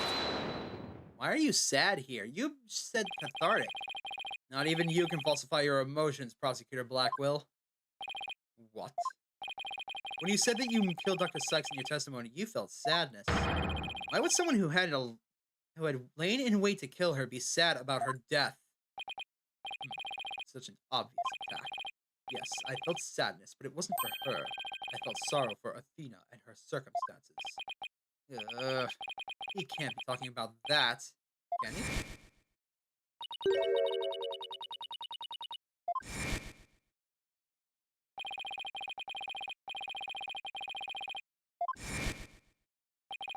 My objective was to save Athena from an obsessive scientist who treated her own daughter like a research subject. What? I went to the psychology lab first. That's where I would usually find Athena playing. But that day was different. I heard someone crying in the robotics lab next door. It was Athena being subjected to yet another experiment, I thought, and I went to see. Conveniently, Athena had cried herself to sleep, so all I had to do was wait and kill. So that's why he was relieved when he saw Athena. Is that story really true? I'm not sure how much to believe. Mr. Wright? How are you doing, Athena? Still hanging in there? I'm a lot stronger than I look, boss. Now take a look at this. The noise level actually increased. It went up? It went up? I've never seen it do that before. Prosecutor Blackwell is lying somewhere in his testimony. As a matter of fact, he's piling lie on top of lie in an attempt to make his claims sound more believable. He's trying to even harder to express his true feelings. That's what's causing the noise. How in the world should I approach this? An evidence-based approach might work if I can find a contradiction. Otherwise, I should look for an inconsistency in his emotions. There are no flaws in the testimony, and his baldness is prepared to give me a verdict. Give up on this lost cause and let my law free me of my chains. Objection! I don't think so. Not while I'm here. Now, contradictory testimony or inconsistent emotions. Crap. Which should I go for first? Moss, are you here? Do you have any ideas?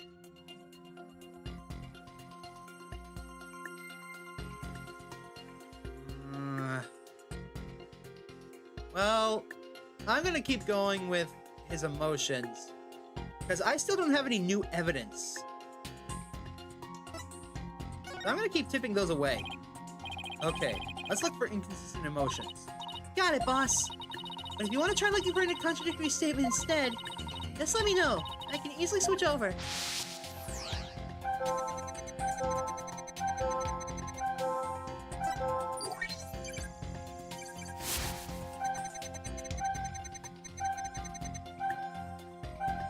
Rise.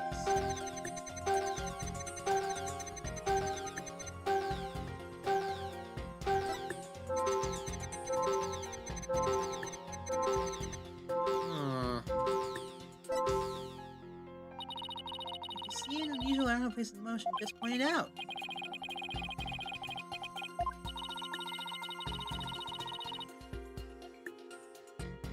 Let's just press on.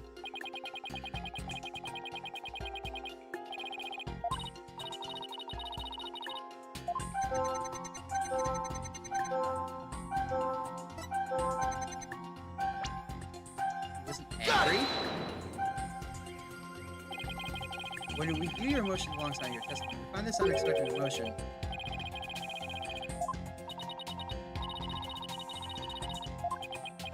Why wasn't he angry, though?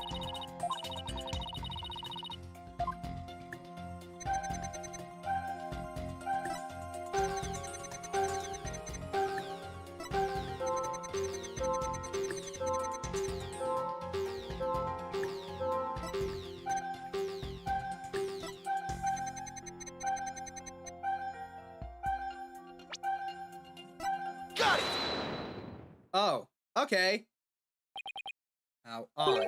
Why would you register surprise at opening the door to the lab? Alright, fine. I'll explain if I must. What surprised me was Ponko. That toy figure attacked me. Dr. Sykes knew full well of my plan to rescue Athena, but she couldn't stand guard over her daughter 24 hours a day. So Dr. Sykes had Ponko do it? That's right. She ordered Ponko to forcibly remove me on sight. So I slashed Ponko up with a katana that was there in the lab. that rickety old puppet wasn't worthy of that blade. Mr. Wright, it's happening again. There's even more noise now. He's at 100% now. What is going on here? Whenever we find an opening, he covers it up with lies. We'll never get rid of the noise at this rate. It's pretty hard to keep telling coherent lies like this. His mind and will really are sharp and strong as a katana. Alright. Well, I just saw something different in his testimony that I can absolutely tear apart. I think there might be an inconsistency in Prosecutor Blackwell's testimony. All right, let's give it a thorough check then.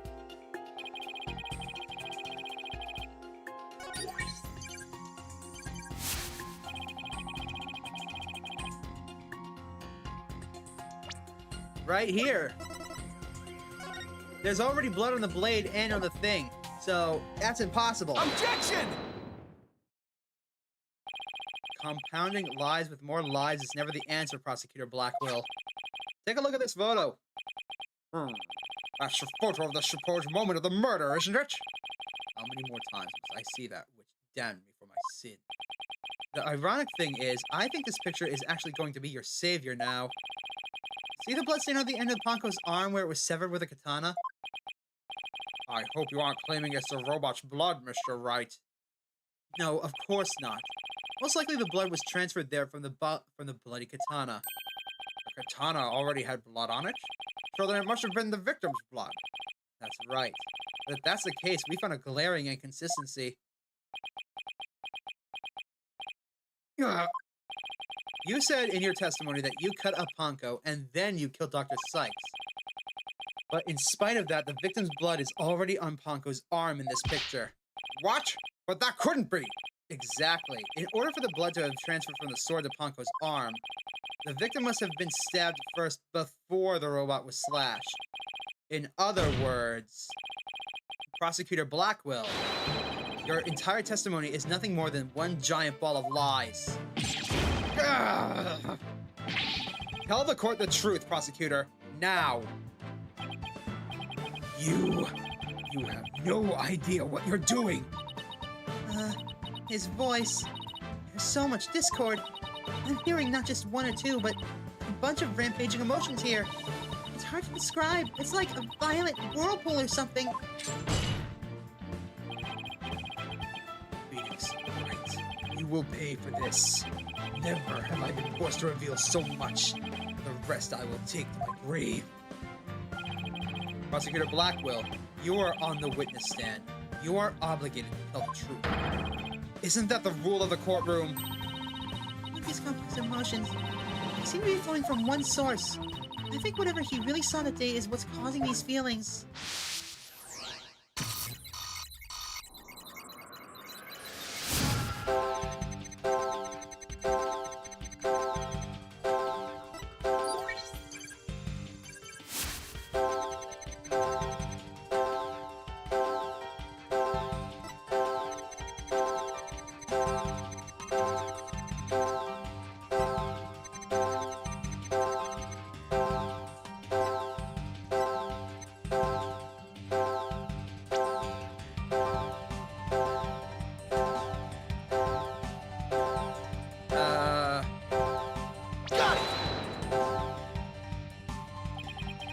Root cause of all these emotions.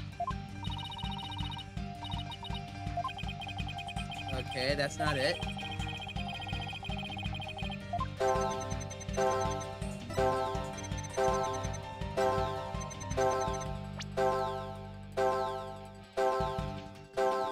Got it! Athena! What's wrong with Athena? When you opened the door and saw Athena, you became overwhelmed by your emotions. Isn't that right, Prosecutor? You should know better. And though it's pathetic, I admit that I'm terrified to speak of it. Prosecutor Blackquill, Miss Sykes is innocent. I will always believe that with all of my heart. Now, can't you find it within yourself to believe in me too? Athena is innocent, huh? Can you honestly say that you believe that to be true? Right. I gave you my word. Now tell me what you really saw when you opened that door. Curse you, Phoenix Wright. What did you see, man? Ooh, cutscene.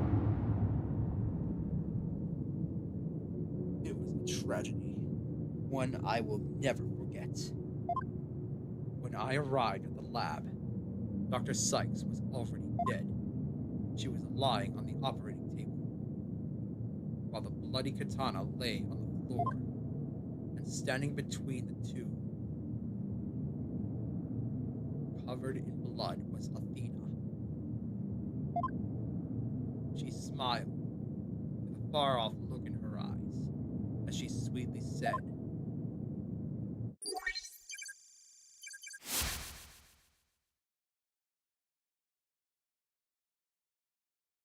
"That's fucked up!"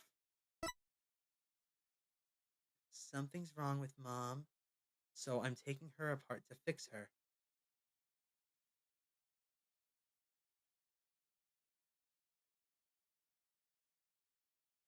What the hell? That's what I saw, and now you have it. The truth that you so desperately wanted. Oh, Athena's gonna have a breakdown. Athena's gonna have a very big breakdown.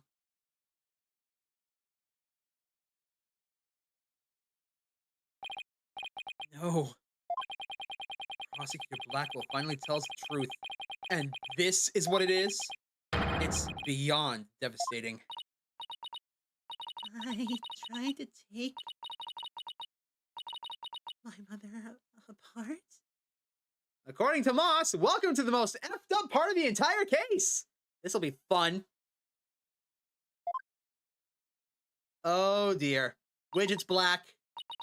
I.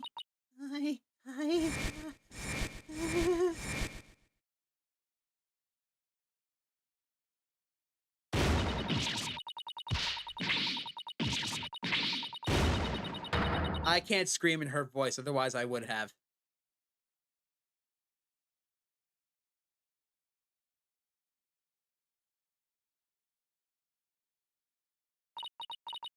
It was me.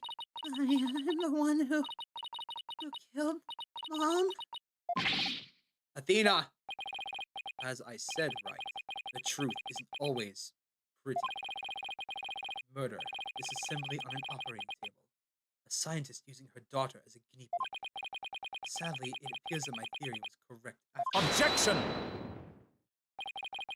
It's true that Athena didn't like her mother's research, but you dare cast aspirations on my mentor by claiming Athena was used in such a manner? Dr. Sykes could be awkward with people, but she loved her daughter with all her heart. She loved me. Your mother hated to see you suffer because you could hear the voices of people's hearts. She wanted to set you free of your pain, so she worked tirelessly on her research. Do you remember those headphones you hated so much?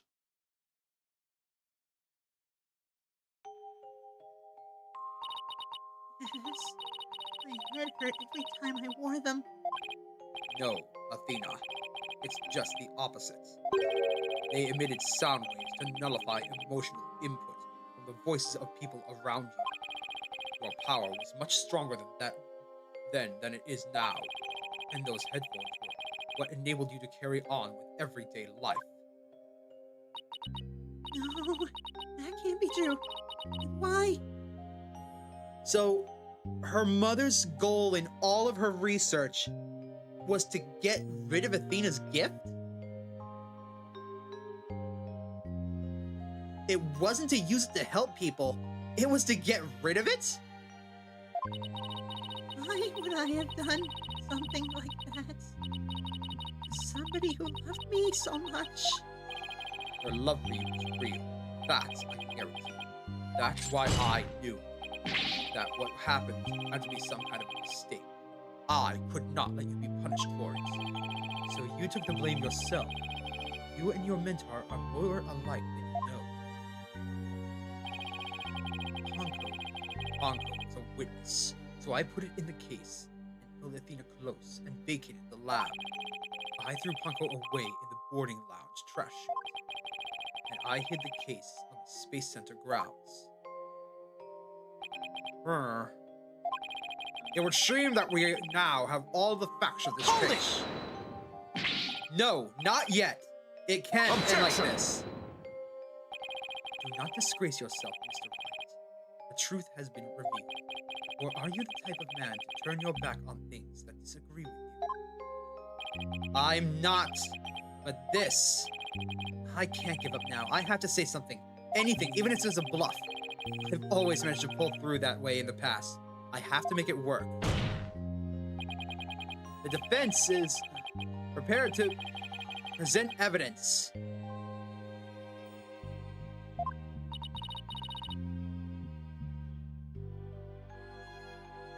Mr. Wright? Yes, Athena? It's okay. You can stop now. I don't want you or anyone else to suffer any longer for me.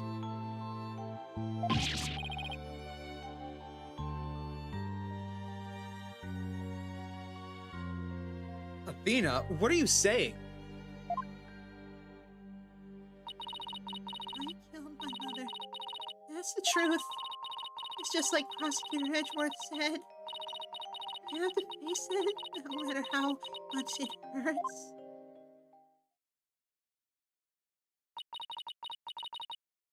I admit my guilt.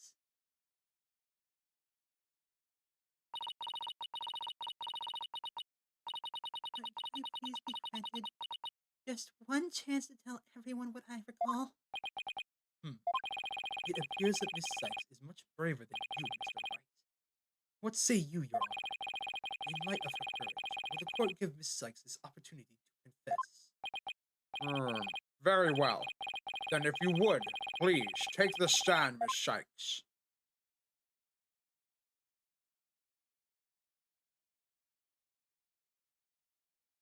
Thank you for letting me do this, Prosecutor Edgeworth. Thank you, Mr. Wright and Prosecutor Blackquill, for letting the truth be known. How we can finally move forward, and everyone's suffering can come to an end. Athena, Prosecutor Blackquill will be cleared, and the dark age of the law can come to an end. Yes, admit your guilt and bring everything to its conclusion. I killed my mother. Memory is still a little hazy, but there's no question I remember it. I remember the weight of the weapon in my hands, the feeling of it stabbing deep.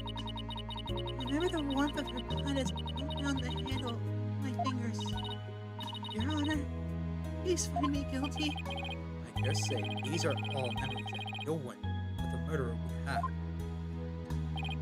She, thank you for your confession. I believe this trial has gone on long enough. But before we conclude, does anyone have a counter-argument? Objection!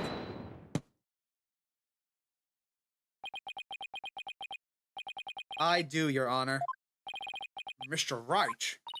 What? Mr. Wright? Why? I killed her. I remember it now. Any counter-argument now is pointless. Objection!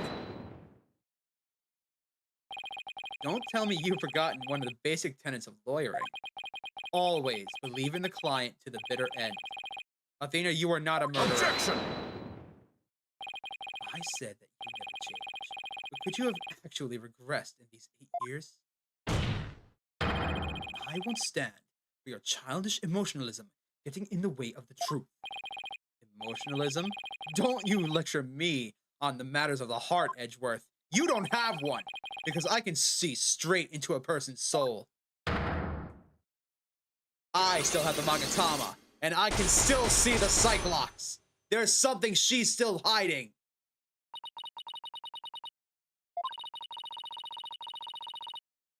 Even if she doesn't know it yet, she's still hiding something.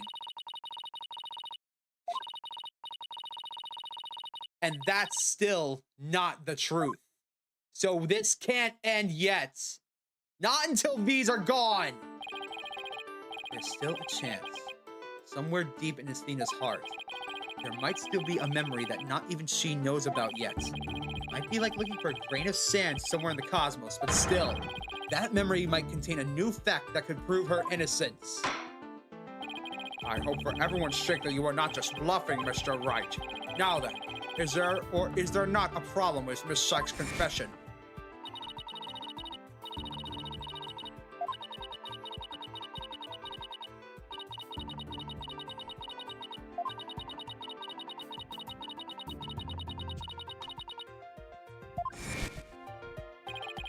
There's definitely something wrong with her memory of the event. I can just tell. There is a problem with her confession. Please prove it to the court now.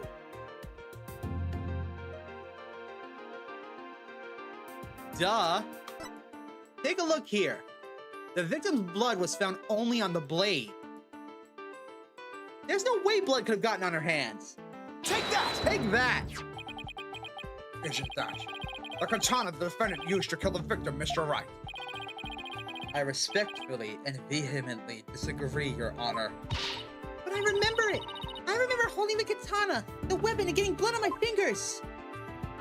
That's exactly my point. If blood really did get on your fingers while you were holding it, there should be blood on the handle. But please, focus on the handle of the sword. There's not a trace of blood on it. And therefore, this is clearly a contradiction of the facts. You're right. Oh my! Objection! The defendant simply confused a portion of her memories. She mentioned it was hazy to begin with, and we can't mull over every minor detail. Objection! But she also said there's no question I remember it. A fact we can't ignore. In that case, why don't you explain what this contradiction with her memories means? Gladly. Just give me a second to think things through. I want to say that Athena didn't stab anyone, but she said it herself that she remembers the feeling of accompanying the act. Think, Venus, think. What could the contradiction of Athena's memories mean? The blood couldn't have been wiped off the weapon. Otherwise, there would be no blood on it. That means the defendant used a different weapon?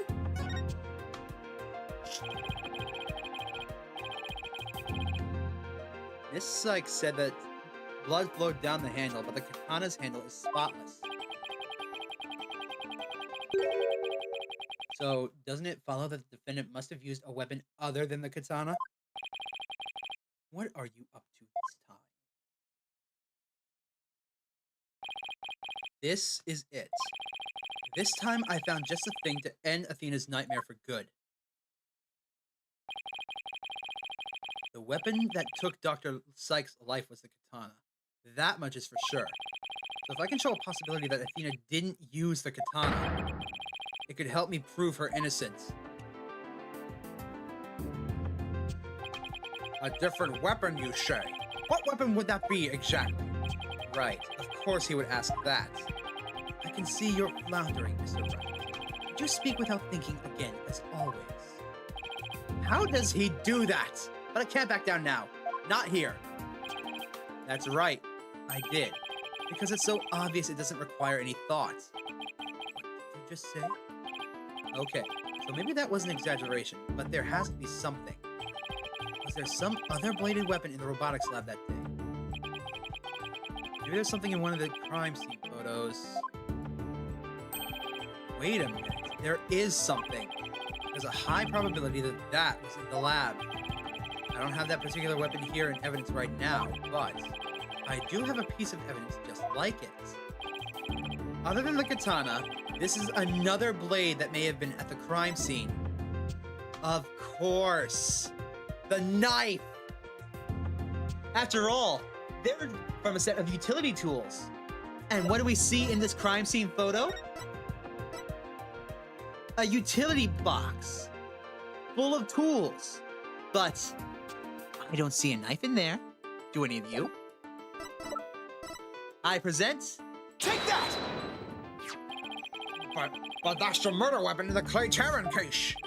Yes, this is the knife that took Mr. Terran's life. But there must have been a knife just like this at the scene 7 years ago as well. Toolkits containing utility knives like this one are issued to Space Center employees. And a robotics lab especially would naturally have one of these. Objection!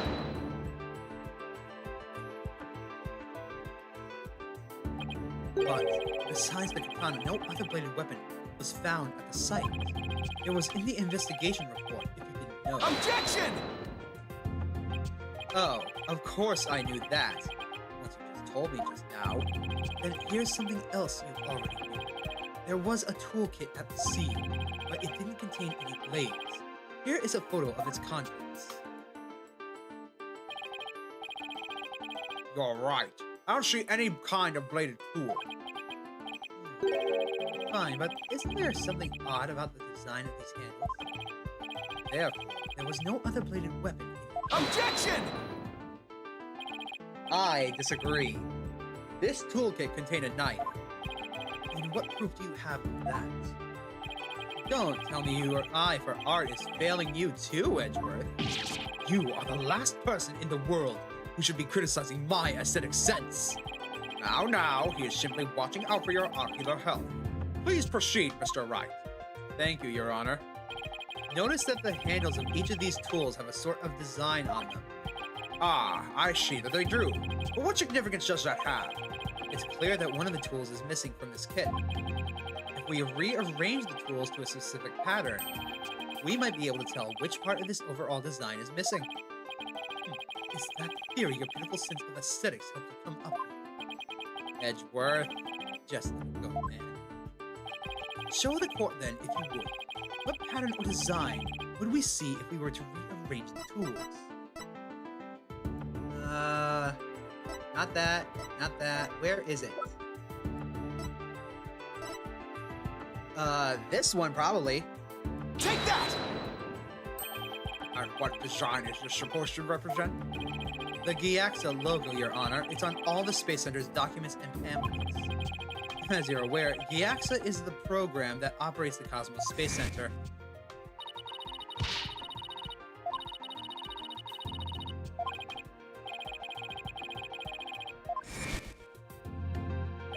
Ah, I think I see it now, but...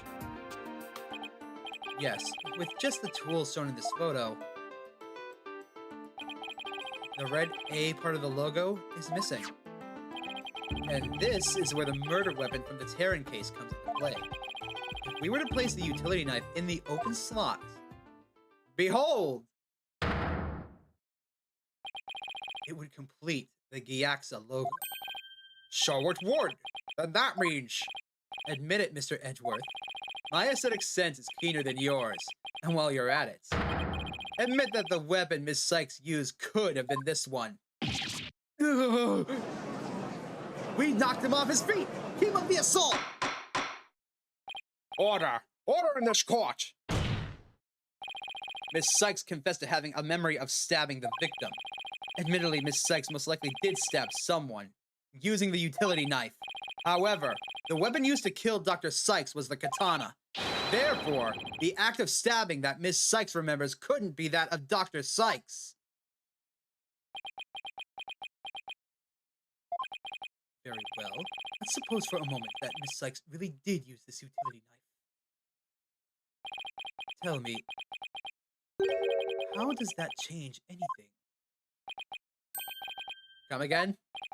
What if the katana was only being used as a decoy to conceal the real murder weapon? What if the real murder weapon that took the victim's life was this utility knife? Don't be ridiculous. Are you changing the premise of your entire argument? I'm merely offering a hypothetical situation derived from your logic. Miss Sykes could have put blood on the katana to make it look like the murder weapon, and then concealed the knife on her personage until Blackquill carried her away. That does clear up the contradiction between Miss Sykes' memories and the evidence. If, in fact, the murder weapon is a utility knife, then fate has dealt you a cruel blow. For you have just proven the knife's existence to the rest of us with your own logic. Objection! The prosecution is attempting to lead the court. Objection!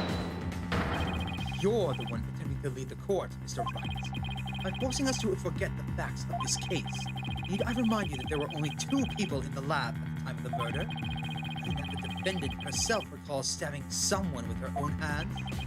No. It matters not whether the murder weapon was a katana or a utility knife. As long as we know that the victim and the defendant were the only ones there. You cannot escape the fact that it was Athena Sykes who killed her own mother. I don't believe it. Why does this keep happening? Every time I find a contradiction, it vanishes and the suspicion keeps coming back. It's almost as if... Now you're finally starting to get it. Your contradictions keep vanishing. It's charge. It's true. Suspicion keeps coming back to the defendant because that's where it belongs. Phoenix Wright, when will you open your eyes and accept the truth?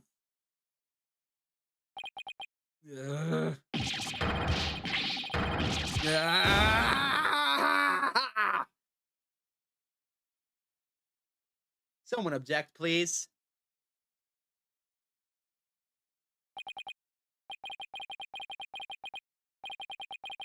I don't want to believe it. It can't be true.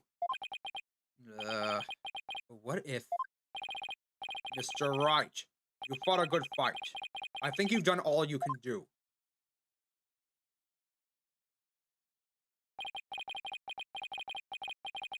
Is giving up really the only option?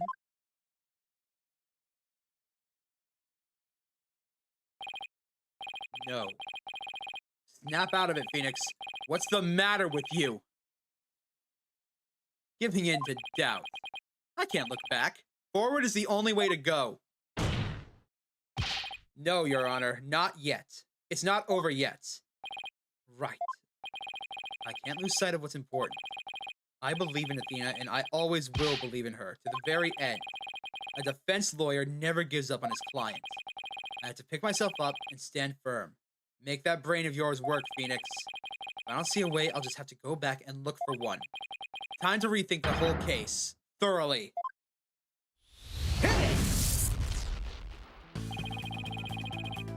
I can see the fact that Athena must have stabbed someone with a utility knife. This must have what Ponko witnesses Athena's hug. Prosecutor Blackquill didn't see the knife at the scene. That means that someone must have removed it from the lab before he arrived. Who could have taken the utility knife from the lab? Someone else, probably. I trusted Athena, and I had to conclude there was a third person at the scene. And according to Ponko's testimony, Athena and her mother were the only two there. And how did this third person manage to escape Ponko's detection? I know! This person must have fooled Ponko's facial recognition by covering up the victim's face. No, that's not right. What good would covering the victim's face have done? Besides, that wouldn't have helped the culprit hide their identity. And they must have covered up their own face.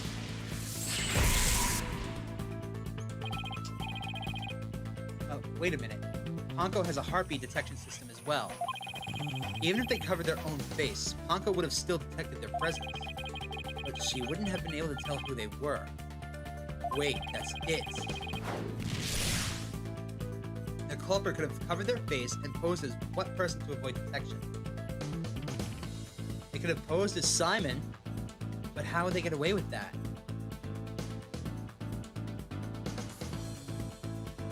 It can't be Ponko. Let's try Simon. What if the culprit covered their face and posed as Prosecutor Blackquill? But Ponko already said she recognized the real Blackquill. I guess 2 Prosecutor Blackwills just is the answer. And back to the drawing board. It can't be Ponko. That's impossible. Metis. They posed as Metis? Her jackets! If the culprit posed as the victim, that would explain why Ponko thought only she and Athena were there. All they had to do was take advantage of Ponko's basic recognition features. The culprit must have used the jackets!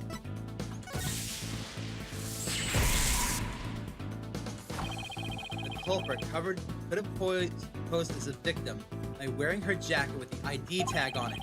That still leaves a heartbeat detection system. How did the culprit get around that? It wouldn't have worked if Ponko could detect the real Dr. Sykes' heartbeat too. So does that mean that the real Dr. Sykes was already dead by the time? If that's the case, then who did Athena stab?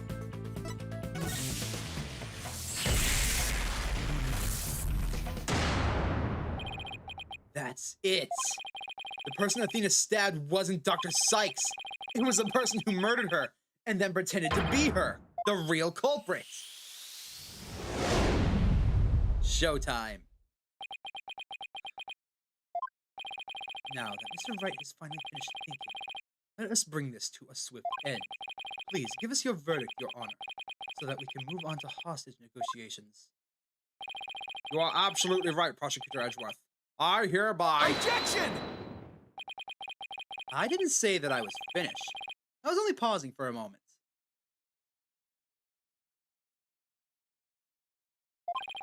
Because I realized something so shocking, I had to take a break to digest it.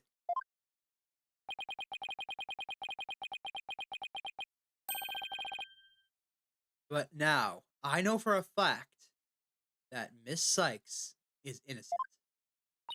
But Panko saw me. She witnessed the moment of the crime. Yes, Panko did witness something. She saw the hug.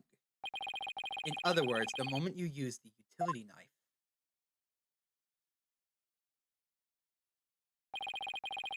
But the person who you stabbed wasn't your mother. What are you saying, Mr. Wright? There we go. The answer is simple.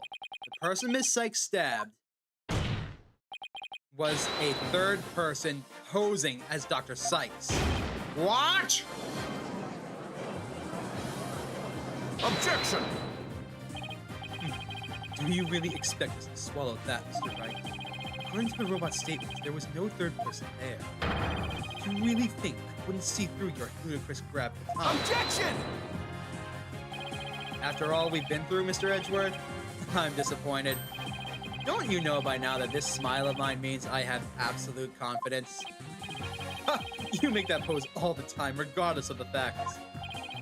Blanco's strange malfunction. I called this!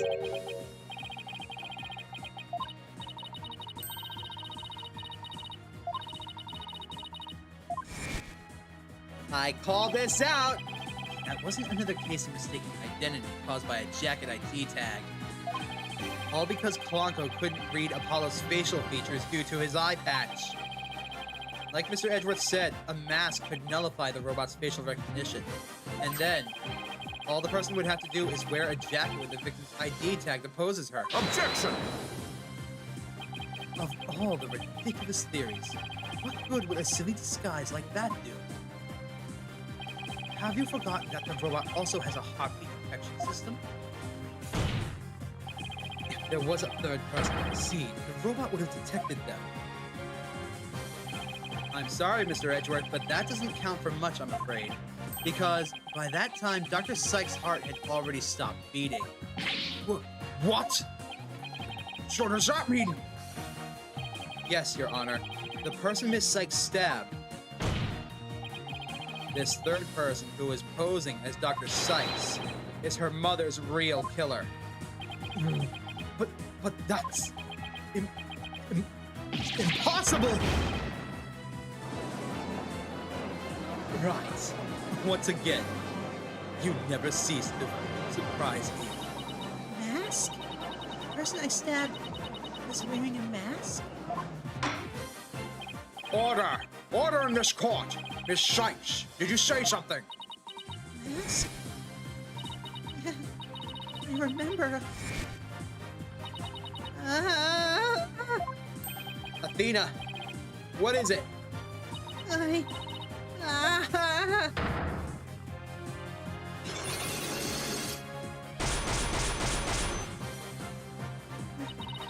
remember a man with a mask. How could he? What did he do to my mom? My head. Miss Sykes, are you all right? No.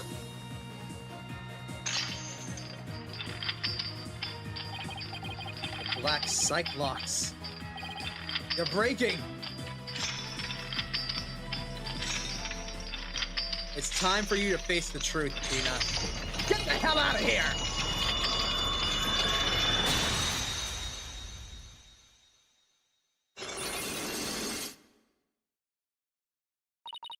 It's all coming back to me now. Everything that happened that day. The day my mother was murdered.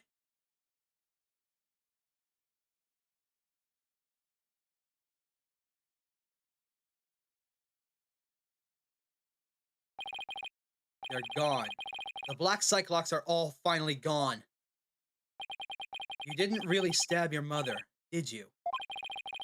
All right, Athena, just tell us what you saw that day. I was drawing a picture. When I was done, I went to show it to my mom. I opened the door, and then... It's all right. I'm right here. You're safe, Athena.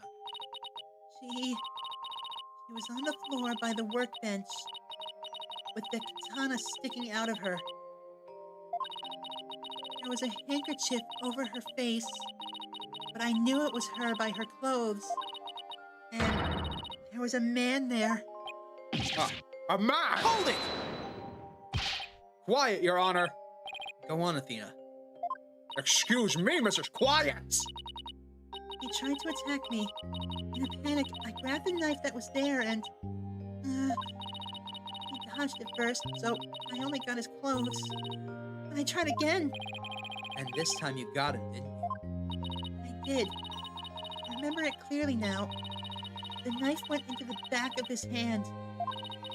Then he kicked me and I passed out.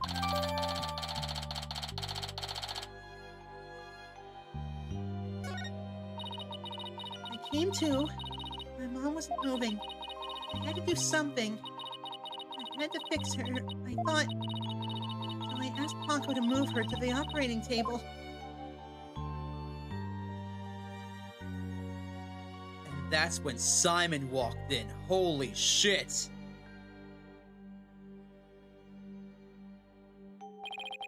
So that's why she said that. Your Honor, as you can see, the defendant has just given us a critical new testimony. A man was there before Miss Sykes arrived. A man who covered the victim's face and put on the victim's jacket. This man is the real culprit. Miss Sykes, do you have any idea who this man was? No, I'm afraid I don't. A few moments ago, Miss Sykes mentioned a mask. Athena, can you tell us anything about that? Yes, the mask. It was at my mom's Japanese theater mask. I think it was the one hanging on the wall of the lab. Ah, this mask hanging here on the wall. It was kind of spooky, that mask. My mom used to tell me that a no mask even has the power to turn an ordinary human being into a phantom. Phantom? It would seem that a new suspect has emerged, and that means that all suspicion against Miss Sykes has... Hold it. You see, this is precisely why I can't trust the court system. Athena Sykes is the murderer. I won't accept any other verdict. Miss Blackquill, this isn't good. A new suspect? Where's the proof that this person ever existed? Who says it wasn't all just a dream in the little princess's groggy little head? Ugh. She's right. We don't have any hard evidence of the masked man's existence. Objection! Thank you, Mr. Wright. I'll never be able to forgive you, repay you for all that you've done. But I'm all right now, because I can say with certainty that I did not kill my mother. Athena, I'm glad for you. More and more memories are coming back now. So I'd like to say one thing if I could.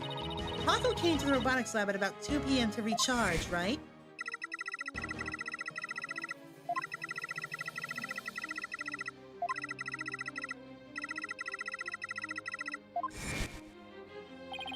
I see where you're going with this. If Metis was really the killer in disguise... Right! Then he must have come to the robotics lab before 2 p.m. I have anything here in evidence.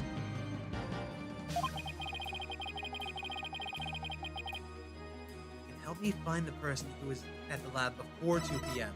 We had this video camera! Duh! Take that! This is Prosecutor Blackquill leaving the scene after the incident at about 3 p.m. What I'm wondering is, does this video show anybody else passing by before then? I don't see anything in the investigation. It looks like they didn't check. Just as I thought. So if we refine the footage and go back to around 2 p.m., we should be able to see the true culprit leaving the scene. Very well then. Let's take a look. Rewind, please. There. Stop it right there. It's just like you said. There's a man leaving the scene of the crime with a bandaged hand. Miss Sykes, you remember this person? That's him. I'm sure of it. He's wearing my mother's jacket.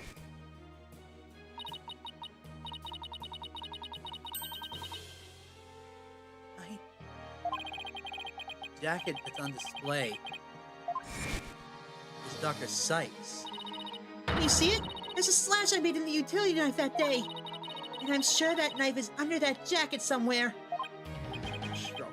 So then everything Miss Sykes said. Exactly.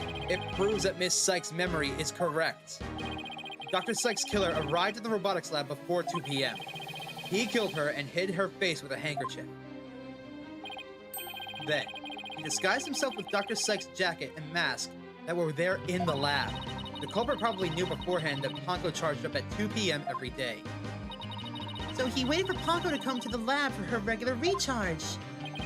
By leaving Dr. Sykes' jacket on, the culprit tricked Ponko into thinking that he was Dr. Sykes, thereby making it look like she was alive up until that point in time, all to disguise the real time of death. Objection!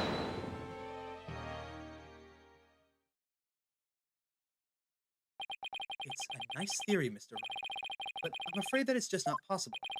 What? Why not? The victim's jacket is clearly visible right there in the video.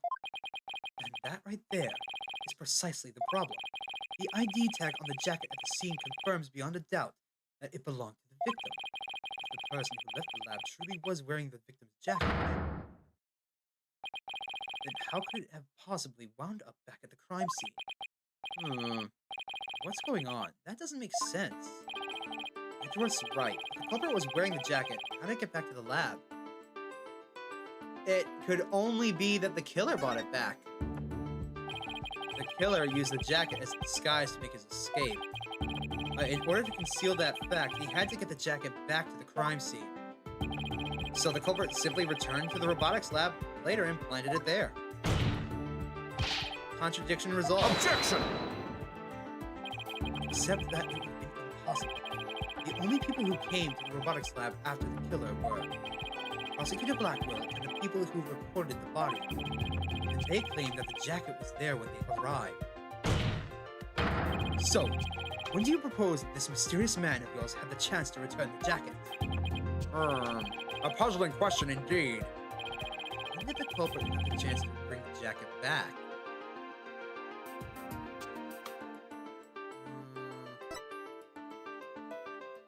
At the time of the murder, I'd say. The culprit was there at the time of the crime. He could have easily put it back Objection! there. But the security camera captured this man leaving with the jacket after the murder. You realize you're contradicting yourself, don't you? Of course I do. Who do you think you're talking to? Well, I hope you also realize that you will now have to deal with this penalty. Ow! Why can't these hurt eyes? The only time the culprit could have returned with the jacket was when the body was found. Mr. Wright, you do realize the implication of that argument? I do.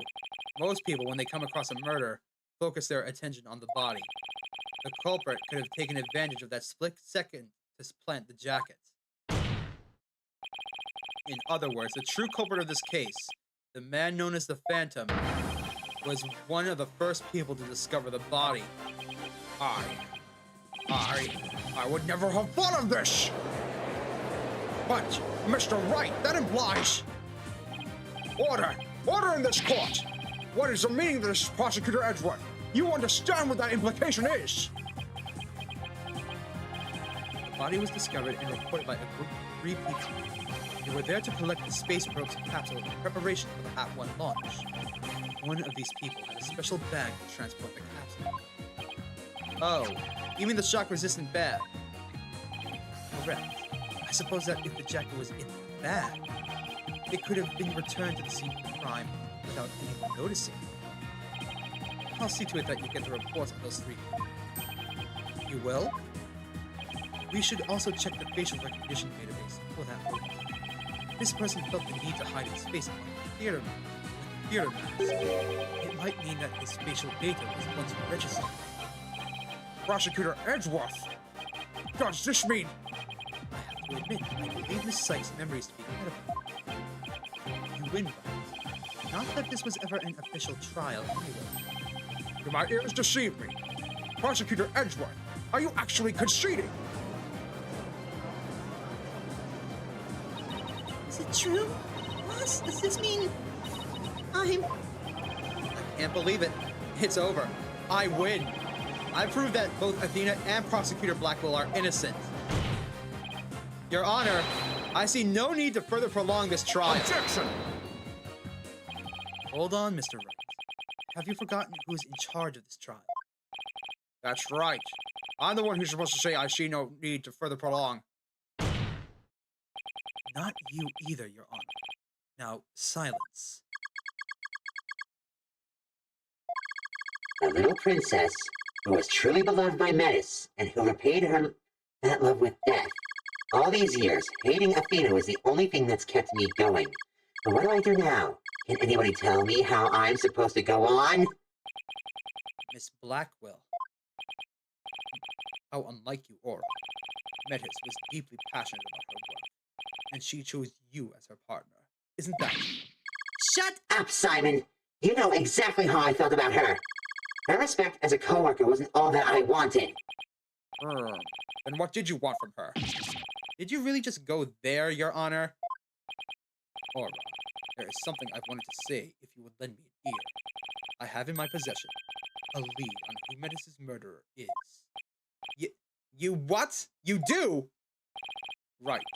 You asked me about the identity of the Phantom of 7 years past. That's right. The Phantom. The person Blackquill has been looking for, even from behind bars. 7 years ago, somebody hatched a plan to sabotage the Hat One rockets. The spy. But he was no ordinary spy. We knew not about him, his background, appearance. We came to refer to him as the Phantom. At the time, I was working with the police to hunt him down. And then one day, a miracle occurred, and I obtained a lead on him. Oh, how exciting! What was the lead? Recording of the Phantom's voice, but the quality was too poor for proper voice analysis. Yet I had hope. Aura's co-worker was a scientist who could analyze human emotions. So I asked her to evaluate the recording using analytical psychology. And that scientist was Dr. Sykes. Yes, a spy's greatest fear is to have his true identity discovered. In addition to Hat 1, Dr. Sykes' results in the recording were certainly among the targets. But his search for the Space Center wasn't really good. He was starting to panic.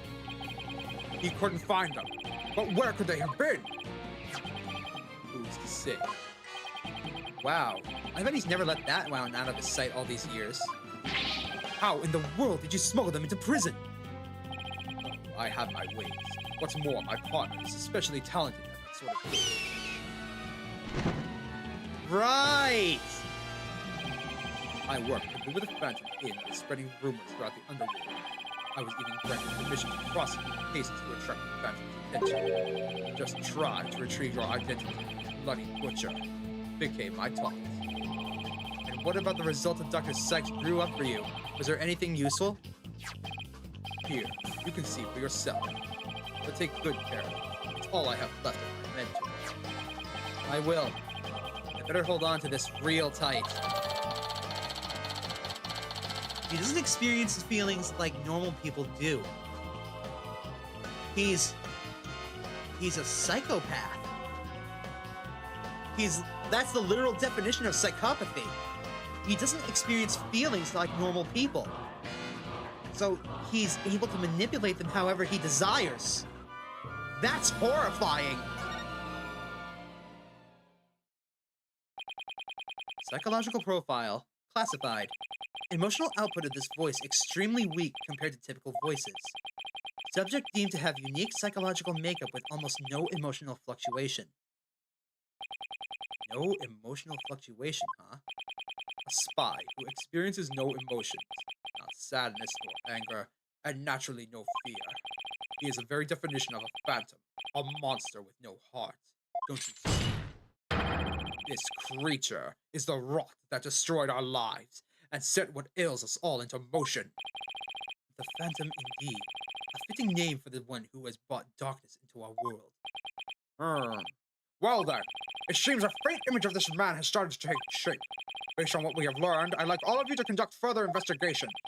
This is not a formal trial, but I do want to follow protocol. If I may, I'd like to hand down my verdict and bring these proceedings to an end. Whatever. Do what you want. You will hear no objections from me. Yes, please, Your Honor. It's over. It's finally over. Very well. In that case, Prosecutor Blackquill, could you please take the stand? As a result of this trial, your innocence has been proven.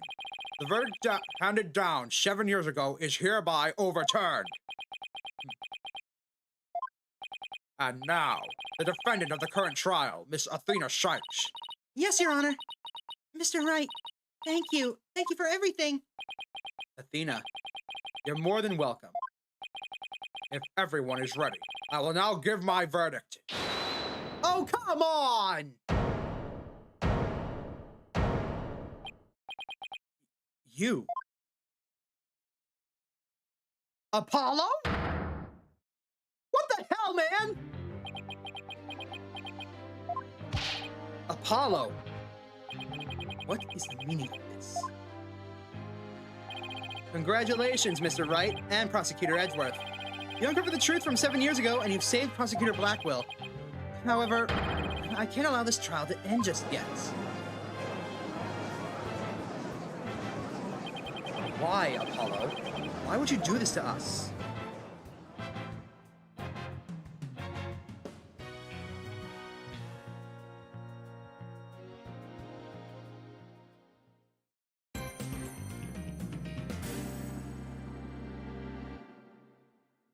Oh my god. Well, I promised at least 3 hours, and it's only been 2.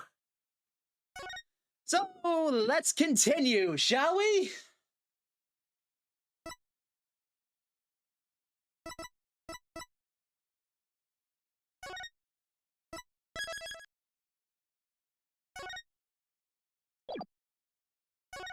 Oh, boy, oh boy.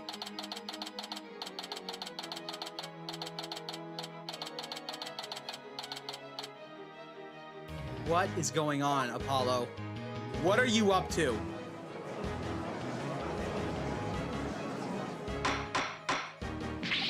Mr. Justice, please explain yourself at once. It's very simple. There isn't much to explain. The defendant, Miss Athena Sykes, might not be innocent. What are you talking about? The case from 7 years ago has been settled. I'm not talking about the past here. I'm talking about the present case. It's still not clear who killed Clay Terran. But, Apollo, why would you... Miss Sykes, please listen quietly to what I have to say. What in the world is Apollo trying to do? Your Honor, please allow me a little of the court's time.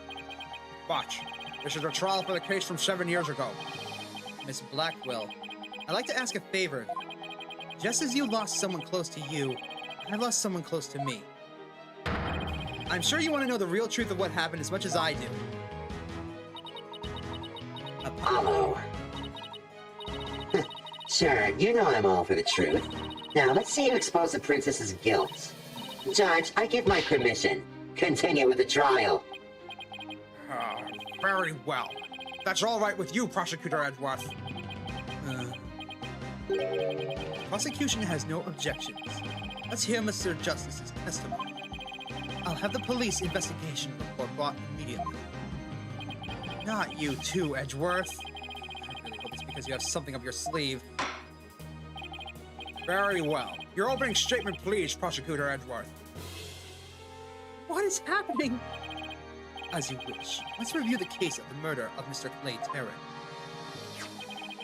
It was made clear in the previous trial that Solomon Starbuck was not his killer.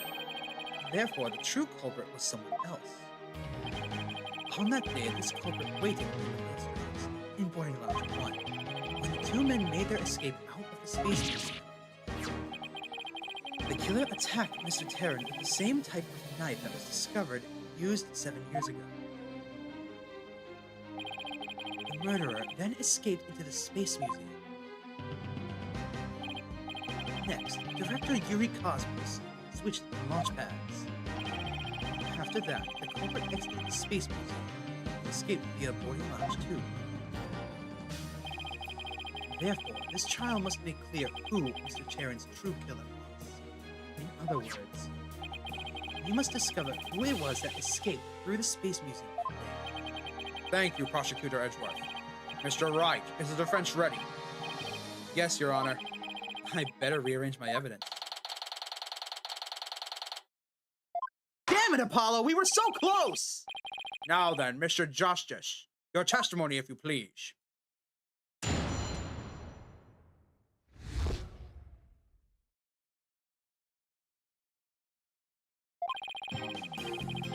I suspected Miss Sykes of the murder of Clay Terran. My growing suspicions were confirmed when this incriminating evidence presented itself. In addition, she is the only one who could have utilized the launchpad switch to escape. That is why I wish to indict Miss Sykes on the charge of murder.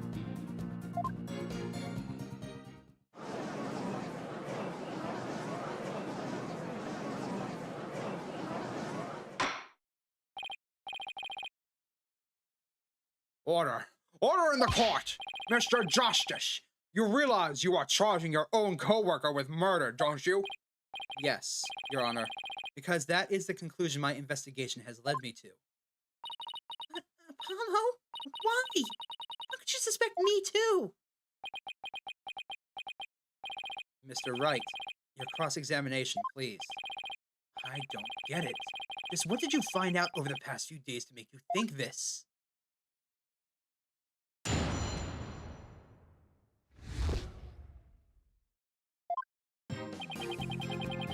It's time to press everything. We're not taking any penalties here. Hold it! What first made you suspicious of Miss Sykes? It all started when Miss Sykes and I were investigating the crime scene. When she saw the weapon that killed Mr. Terran, my bracelet reacted. She said she'd never seen the knife before, but my bracelet told me otherwise. And then, every time after that, my bracelet would react when she talked about the case. Poor Apollo must have been beside himself during that investigation. I didn't know what to do or what to think. I couldn't even sleep. In that condition, I knew I wouldn't be of any good in court. So I decided to wear an eye patch so I wouldn't be able to perceive any of her tells. So that's why Apollo was acting so strangely. But the reason Miss Sykes unconsciously reacted to the knife that way is because he stabbed her mother's murderer with the one identical to it 7 years ago. Objection! But that knife was also the murder weapon that was used to kill Clay Terran. My bracelet could have also reacted to her because she knew she was his killer too. I guess he has a point. And my bracelet wasn't the only reason I became suspicious of her.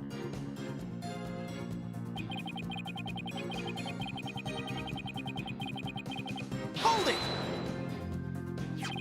That's the lighter that was found in the Space Museum with her fingerprints on it, right? But even if it seems decisive, there must be other facts we don't know about it yet. If that's so, then go ahead and prove it then. Look, honestly, I don't want to believe it's true either. But Miss Sykes was the only one who was in the Space Museum at the time of the murder. But Mr. Justice, Miss Sykes had absolutely no motive to kill Mr. Terran. Objection! 7 years ago, Miss Sykes lived at the Cosmos Space Center.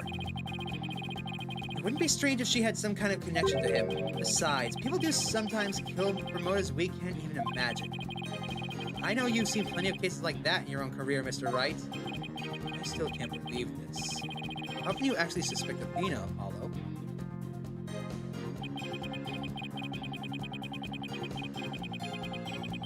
Hold it! Isn't Isn't it possible that someone else used that same escape route? I'm afraid not, Mr. Wright. Why not? Recall that there is a security camera in boarding lounge 1 aimed at the launchpad door. It's the camera that captured Mr. Terran and Mr. Starbuck. There's also another security camera in boarding lounge 2. They recorded Mr. Terran's killer, or rather, Ms. Sykes, coming out of the Space Museum. The camera in boarding lounge 2? This is the first I've heard of it, but that makes sense. Athena said she had snuck into the Space Museum that night before the incident, and then was overcome and passed out until about noon the next day. Okay. Yep, we saw this earlier.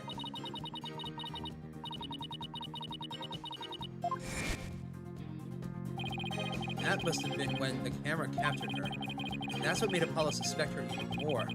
But wait a minute. In that case, it most likely recorded the true culprit as well. Objection!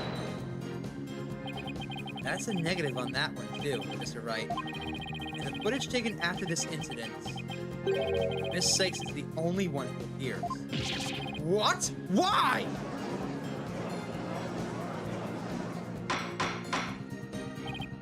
Order! Order in this court! That can't be. But if it is, then it is incredibly incriminating. Isn't it you who proved the previous trial that the way the true culprit escaped was via the Space Museum after the pads have been switched? A fact you previously proved turned on its ear, leaving it flying high and dry. I must say, that is vintage Phoenix Wright. How dare you? Hold it! Believing in your client to the end is a basic principle of a good defense. Shouldn't you extend the same principle to your own co-worker? You're probably right. Maybe I'm not even fit to be a lawyer. However, I don't care. This case is special to me.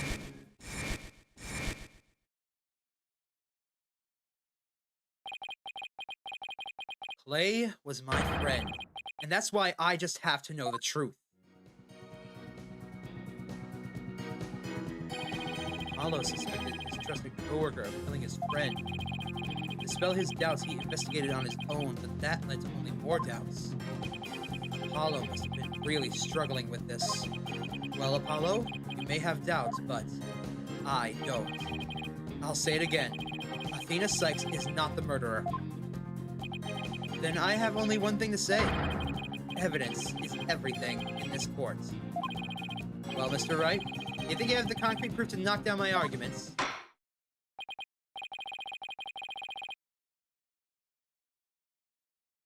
Your arguments have been very clear, Mr. Justice, and your facts appear to be indisputable. Well, Mr. Wright, what do you think of my theory? It looks like not even you can deny it. Miss Sykes was the only one who used the only possible escape route.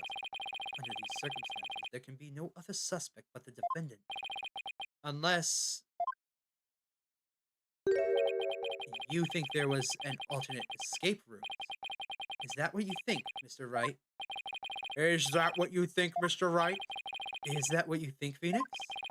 Was there an alternative escape route? There has to be. Yes, of course, there must have been. Just don't ask me what. Just don't ask me what. Just don't ask me what.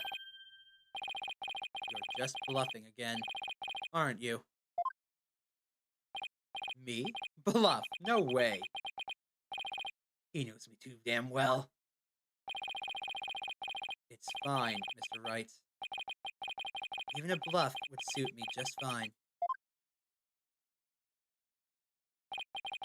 As long as you can clear up this doubt inside me. So that's what you wanted? That's what this is all about? You asshole! I want to believe in Athena. I really do. But what is faith without doubt? That's why I need to question her guilt. So that once the truth finally comes out, I can really, fully trust her.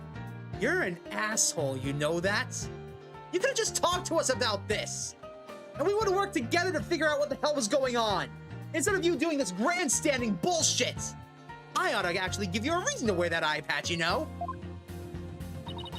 So that you can really trust me? It seems your junior partner has just showed us what trials are truly all about. I believe you're right. Now then, we prosecutors painstakingly question every detail in pursuit of the defendants, while we lawyers believe in and defend our clients to the end, challenging every single fact that the prosecution puts forth. When both sides go all out against each other, that is when we discover the truth. Precisely. And when the battle is over, we will understand the true meaning of trust. That is exactly what trials are about. Wouldn't you agree? Yes. I couldn't ignore the seeds of doubt that were growing inside me, so I decided I needed to face it head on. No matter what the truth is that's waiting ahead, I won't be afraid. That's so like Apollo. Always uber earnest about things like this. I'm still gonna knock his clock off. Mr. Justice, I vow to dispel every last bit of doubt in your hearts. Good! Because I want to believe in Miss Sykes again. Really hoping there was an alternative route, weren't you, Apollo? But I used the process of elimination, there really aren't that many possibilities. Director Cosmos was at the southern exit, leaving only the control room and the corridor to the Space Museum. Which door could the culprit have escaped through? Come on, Mr. Wright, where do you think the culprit escaped to? It's the only place he could have gone. Not that button! Take that! They really could have only escaped the corridor to the Space Museum. All they would have to do was use the unconscious Mr. Starbuck's prints to get through the door. Objection! It appears that all you're trying to establish is Miss Sykes' guilt. If the culprit used that one, the only exit would have been in the boarding lounge too. The logical conclusion of your argument is that the killer is none other than the defendant. I knew it. It's the only way it could be, huh? The culprit escaped into the corridor that leads to the Space Museum. And I guess it's true, the only exit would have been the boarding lounge too. But Miss Sykes was the only person captured by the boarding lounge 2 security cameras. I investigated the crime scene thoroughly, but the only place the culprit could have escaped to was the Space Museum's corridor. There wasn't any other secret corridors or anything. That leaves us with no other conclusion to draw, but that Athena Sykes was the culprit. What could the answer be? Is there really no other escape routes? But, hold on a second. What if...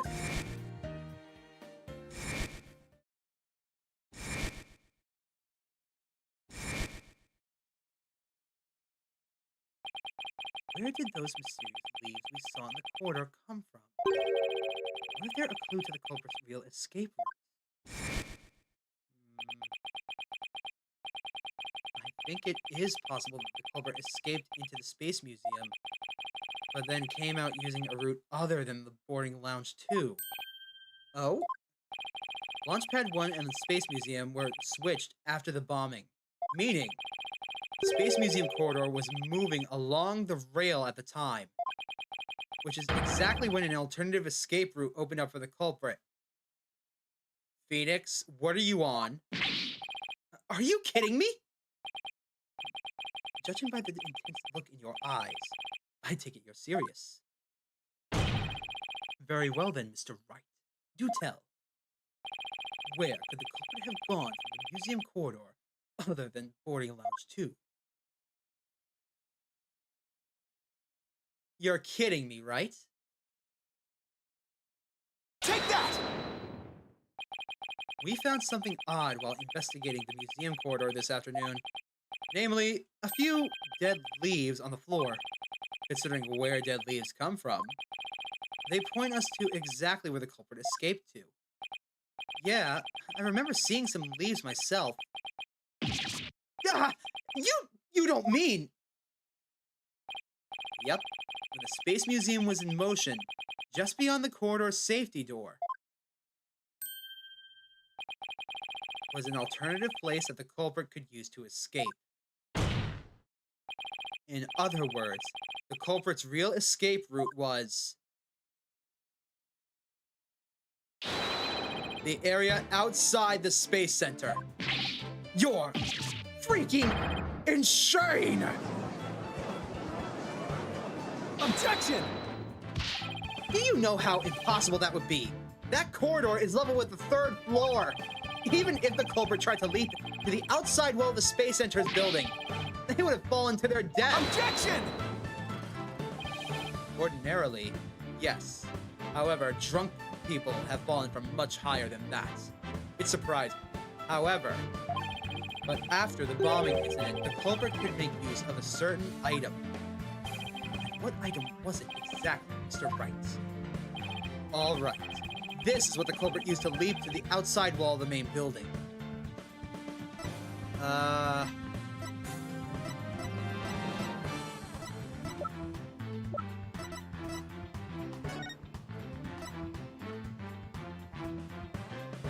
Third floor.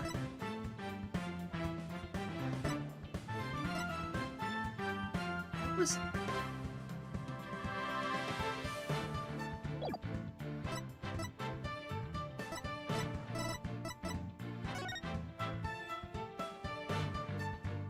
I'm on the right track according to the music.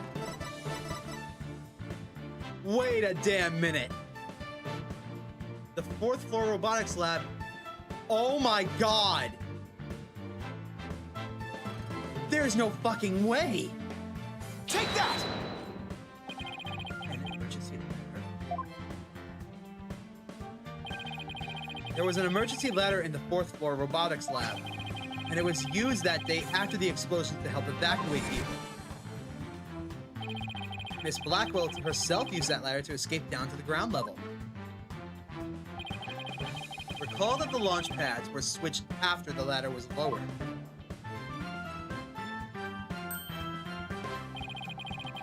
The corridor would have passed by the ladder while the pads were being switched. And that's when the culprit literally sprang into action. He jumped and leapt onto the ladder. What? Who could have imagined? Phoenix, you're insane! Order! Order in this court! Although I'm not surprised at this uproar. Well, an alternative escape route seems to have emerged. Which means someone other than Miss Sykes could have been the culprit, right? Objection! Making things up on the fly in an attempt to sway the court again, are we, Mr. Wright? Your theory has so many holes, it puts Swiss cheese to shame. All right, then name one. I have here detailed information about the Space Center. According to this, the distance between the museum corridor and the main building during movement is a full 20 feet. 20 feet? You're pulling my leg, right? In addition, the corridor is 3 floors from the ground, or roughly 50 feet. What's more, the culprit will be leaping onto a precarious place, an unstable ladder. Human beings feel fear in these situations. It's a basic survival instinct. An ordinary person would certainly hesitate before jumping, or even freeze in fear and jumping off. Objection! But the culprit just had just murdered someone. They weren't in an ordinary state of mind. Objection! Nonetheless, why would they have taken that kind of a risk? They could have waited for the switch to be complete and escaped before the launch. Objection! Because there was a security camera in the boarding lounge. The culprit knew they would be recorded if they left the Space Museum that way. Objection! In that case, the culprit could have hidden in the museum until things settled down, and then blended in with the other people after the museum was open. That's a good point, but you claim that, despite all of this, the culprit took a 20-foot death-defying leap. And all in the briefest moment, the corridor and the ladder pass by each other? That's also a good point. They would have needed a running start while the corridor was moving to make a jump. If their timing was off, or they couldn't jump far enough, they would have been instant death. What kind of a person would intend something like that? Stop bringing up good points, Edgeworth. This true coconut is nothing but a figment of your imagination. Why do you always have to point out every flaw? That's my job, right? To make your life miserable. Sir Edgeworth's right. That does sound pretty insane. Culver would have had to be someone who feels no fear, like a stuntman. But everyone feels fear on some level. Right? Wait a minute. Ah, I've got it this time. I can prove that there is someone who could have used the alternative escape route. Oh, can you now? This proves the possibility of a person who could have used this escape route. Right here, the psych profile. They don't feel normal feelings. So that includes— Take that! Fear. What's that, Mr. Wright? This is a certain person's very interesting psych profile. The subject doesn't experience feelings like normal people do. In other words, this person does not feel happiness, sadness, or fear. Doesn't feel fear. Right. You can't be serious! Without the constraint of fear, he could easily do what an ordinary person wouldn't dare. Just as you or I could do a broad jump on the ground without the slightest fear. This subject could make a 20-foot leap, 50 feet up in the air. He could choose this extreme way of escaping without hesitation. So you're saying that to a person without fear, the alternative route would be quicker and eliminate the chance they'd be spotted? What is this music? I don't know. This is insanity. That's definitely pretty extreme, Mr. Wright. But was there such a person there at the scene? Yes. The Phantom. That mysterious shadowy figure who keeps popping up.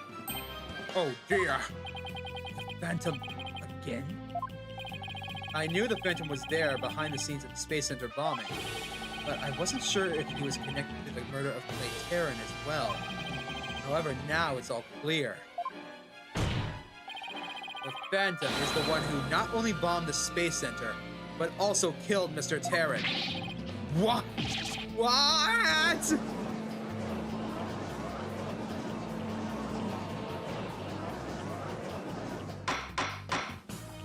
Order in the court. What I say. Mr. Wright, please continue. There were just too many similarities between this case and the one from 7 years ago. But why, you may ask? It can only be because both incidents were the work of the same Phantom. So then, this Phantom is the one who killed Clay? But who is he? This Phantom has been haunting this case, pulling the strings in the background for 7 years. Who could this unidentified international spy be? Right, this escape route has been a part of the plan from the start, as was tricking Director Cosmos into switching the launch pads. The bomb on the second floor was meant to make the elevators and stairs unusable. That's why he gave advance warning and planted the bombs where he did. Yes, I think you're right. But it doesn't explain this one last thing. So I lowered the emergency ladder like the detective in the evacuation told me to. It was such a pain. Why couldn't they have used the ladders in the other rooms? You're robotics lab wasn't the only room with an emergency ladder, but he couldn't have made that leap unless he was certain which one it would be. So you mean the Phantom must be someone who knew that particular ladder was going to be there? That's right. Who could it be? Wait a minute.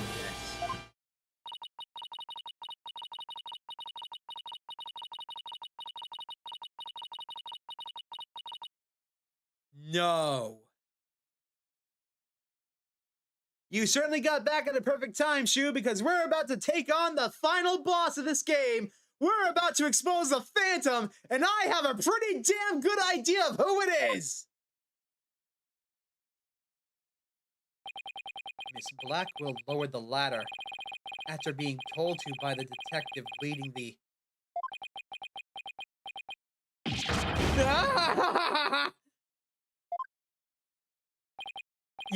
You've got to be kidding me! Did you figure it out right? Do you know who the Phantom is? Yes, I do. Who is it? Who killed Clay? Our mysterious spy, known as the Phantom, is none other than the detective leading the evacuation. The one who introduced the bloody lighter. The one who knows all about the Phantom and has been keeping tabs on Blackquill for the past 7 years. He is the only one that this makes any sense for. Bobby Fulbright is the Phantom. I had my suspicions about him once that lighter came into play. Once Athena was cleared of suspicion, that only made me question why the hell Bobby had this thing.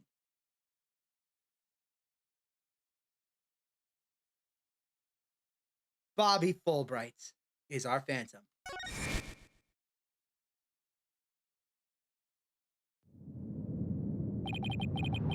After the explosions, a member of the staff crossed paths with a certain detective.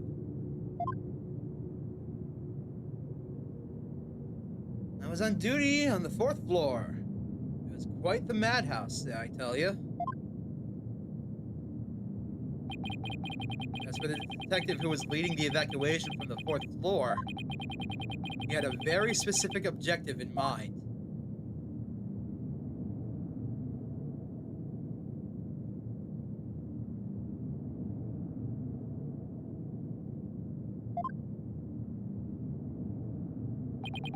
His objective was to secure his own escape route.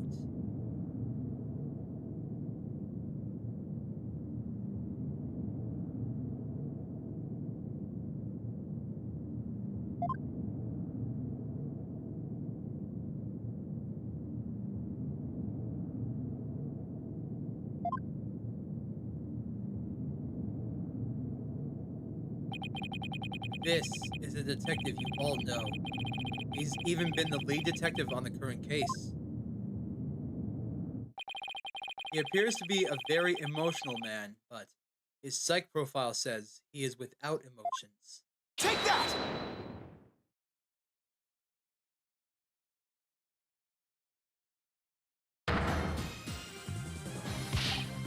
What are you saying? You mean the Phantom is Detective Bobby Fulbright? Exactly. We were all taken in by his fake persona. Detective Fulbright's real identity is the Phantom.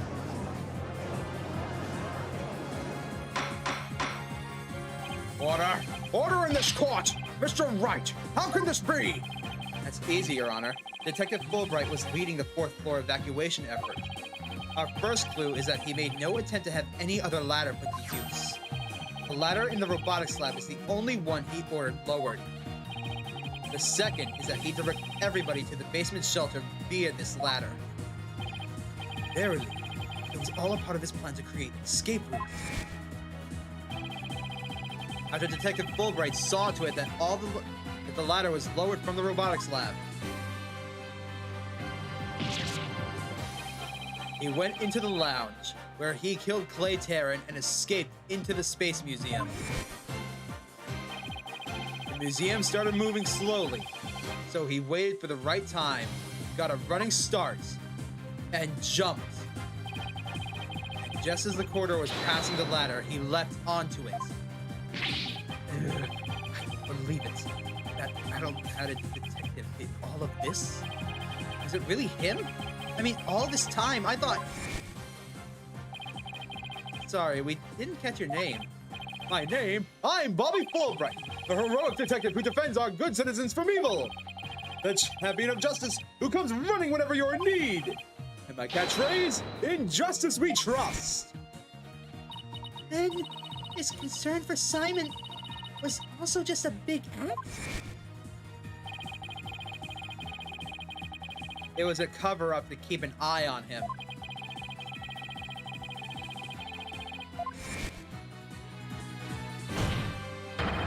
That monster killed Clay? He had me completely fooled. Come to think of it, he's the one that brought the blood-stained lighter to court, too. That scumbag even made me turn on Athena. Damn it, how the hell did I fall for that? For him to have wormed his way into the police department as well. Your Honor, the defense demands to question Detective Bobby Fulbright. Yes, I agree that we need to hear from him right away. The court will take a short recess, and then Detective Fulbright will take the stand.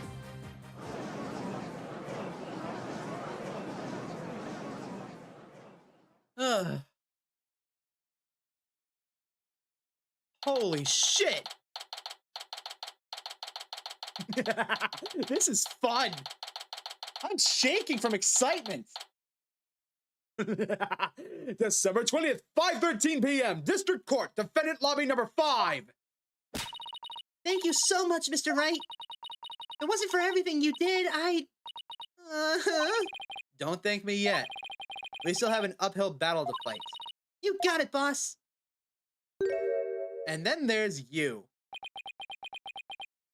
I believe Athena should do the honors. Apollo. Well, this is awkward. Athena, can you do me a favor? Huh? What is it? Could you punch me, please? Right in the face. What? Why should I do that? Because I should have believed in you. Let the seed of doubt inside me get the best of me.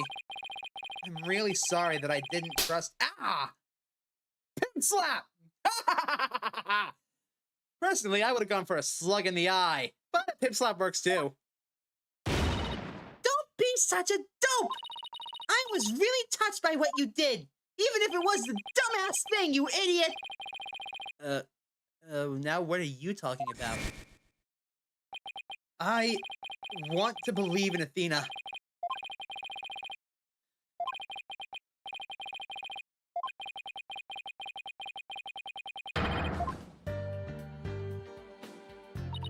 You took the time and effort to genuinely think about who I am and what I'm made of. After that, how could I punch a true friend like you, Apollo? Even though you absolutely deserve it.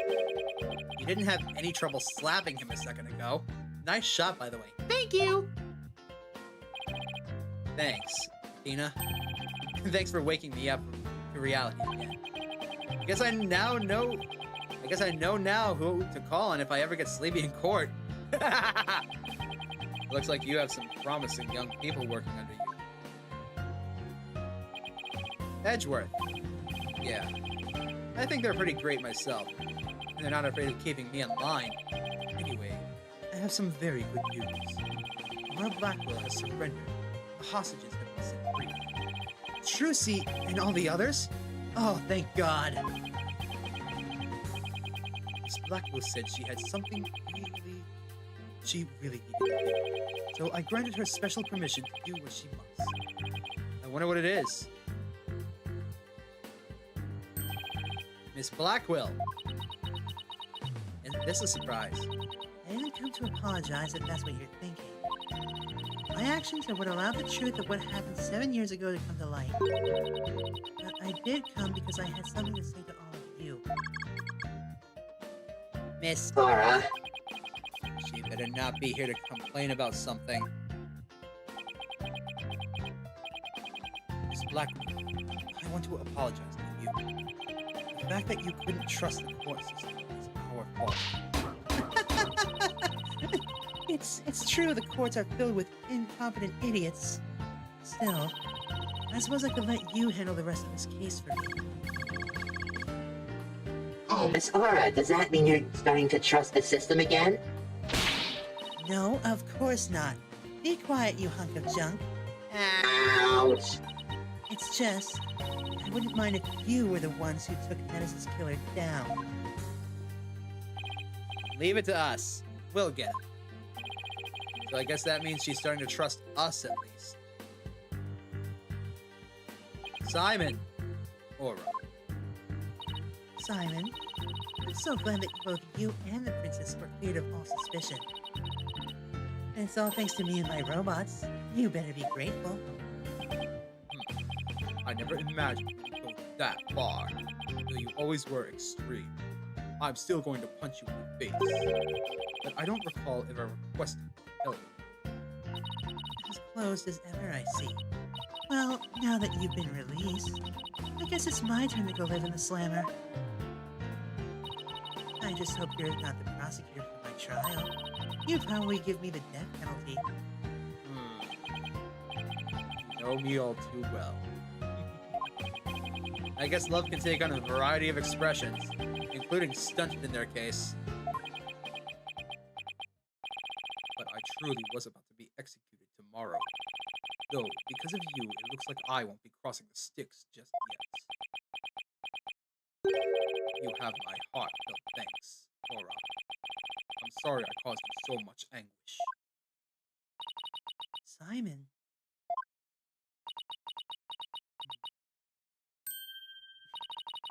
I'm so glad, Simon. So very glad to hear you say that. Aura. All right, that's enough of that. Bailiff, take me to the detention center. I have a lot to answer for. What Miss Blackquill did was inexcusable. But it's clear she did it out of love for her brother. Can't wait to defend her. I still can't wrap my mind around Detective Fulbright being the Phantom. I can't believe that he killed Clay. Right. And murdered my mentor, which brought me great distress, and even more upon little Athena. Chief Prosecutor. Yes? I would ask a favor. Would you allow me to stand at the prosecutor's bench for this trial? I wish to claim the Phantom's head by my own hand. That was my plan all along, after all. It's highly unconventional for a man of my position to stand in court. Sir, the formal paperwork has yet to be filed, but you are hereby conditionally released. Please take the prisoner's bench, take the prosecutor's bench in your official capacity, and uncover the truth by your own hand. That is your order. I'm much obliged, sir. Day Department Beans has come at last. Chief Prosecutor, could you?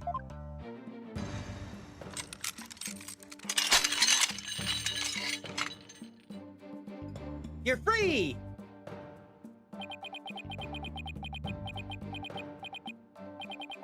How long will I wait?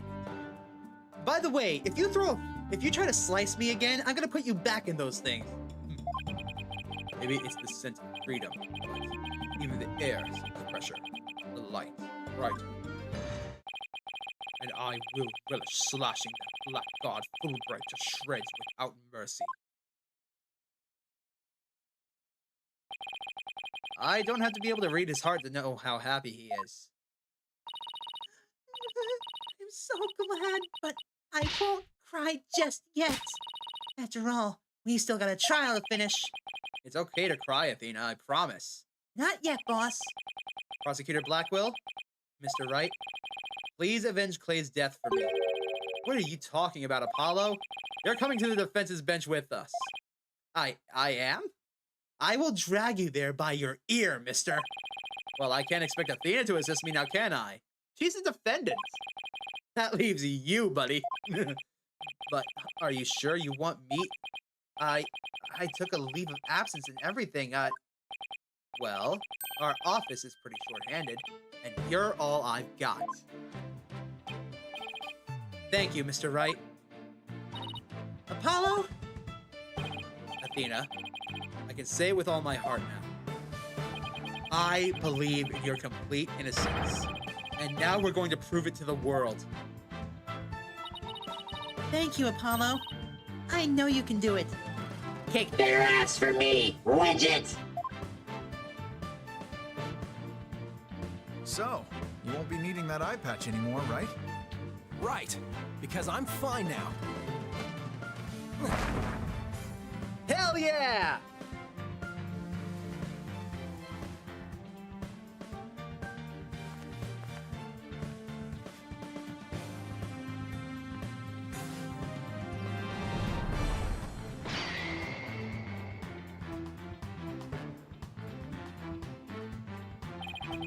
Now this is the Apollo I know.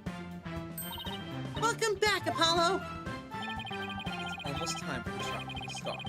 Though it looks like you have things well in hand. Yep. I should head back to the prosecutor's office. But why? I want to look into a few things. Namely, first people on the scene 7 years ago. Facial data registered by the robot. And Detective Fulbright's back. Sounds great, Edgeworth. Thanks. I expect to be repaid with a victory right. Now, if you'll excuse me. Okay. You two all set to go? You bet I am. Let's do this.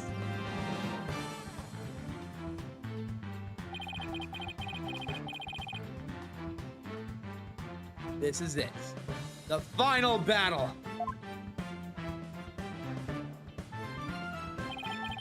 The murder of Apollo's friend. The courtroom bombing incident.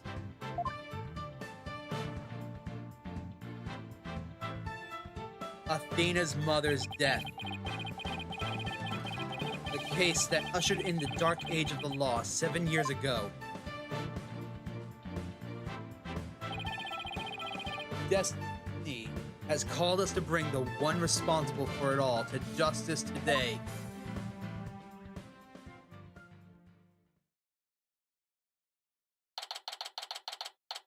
Let's do this. December 20th, 5:27 p.m. District Court, courtroom number 4.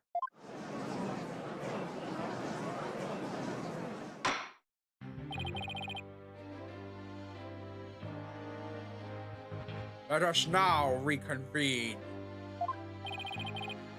You gotta go again, Shu? Oh, I'm gonna love the rest of this game. The defense is ready, Your Honor. The prosecution has never been more ready in life. You know, this is the first time we've been at the defense's bench together since I debuted. Now that you mention it, although back then I thought you were more loud than you were reliable. You've really come a long way since then, Apollo. You've grown a lot. Well, there have been some hiccups, but I guess I've done pretty well. He's still got that ego of his, though. Prosecutor Blackquill, with the 7-year mistake now resolved, you can finally take your rightful place. Yes, I can guess we can keep the chit-chat for later. Bailiff, please bring in the witness immediately. Even with those handcuffs off, Prosecutor Blackquill seems pretty much the same. 7 years of grumpiness doesn't go away so easily, I guess.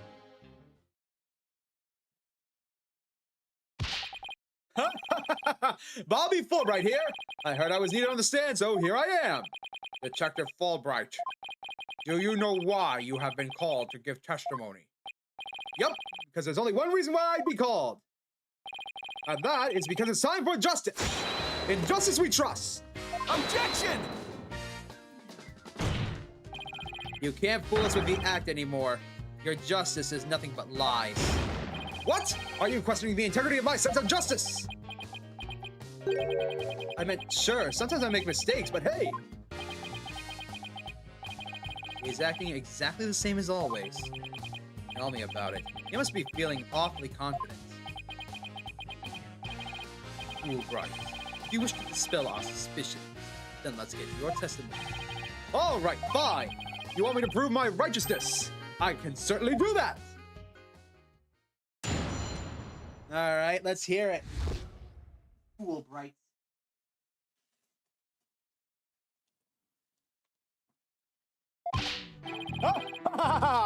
I am the very embodiment of justice itself. I won't have you make me into a villain with far-fetched arguments. And this bit about the escape route is only a theory. You don't have any proof. What we do have is proof that Athena Sykes is the culprit. This lighter with her prints on it.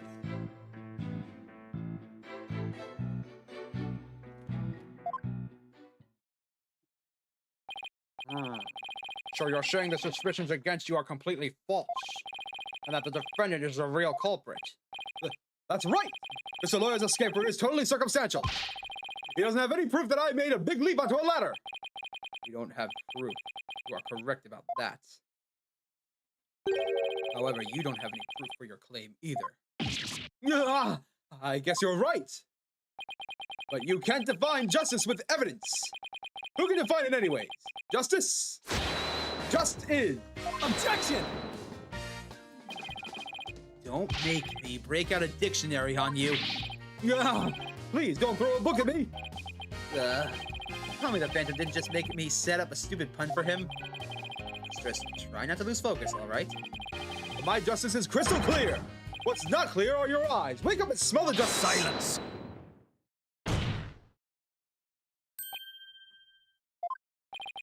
Enough of your rubbish, Fulbright. If you have even an ounce of justice, then you will answer the court's questions and prove it. Prosecutor Blackquill. Prosecutor Blackquill looks torn. Well, Fulbright was his partner after all. Prosecutor Blackquill is right. The truth will be revealed in the cross-examination. The suspicions against Detective Fulbright are, at this point, only suspicions. As is my duty, I will judge the claims against the detective as impartially as I can. Does anyone have any objections? That's fine, Your Honor. Now ask away and don't hold back. Well, there don't appear to be any objections. Very well, Mr. Wright. Please begin your cross-examinations.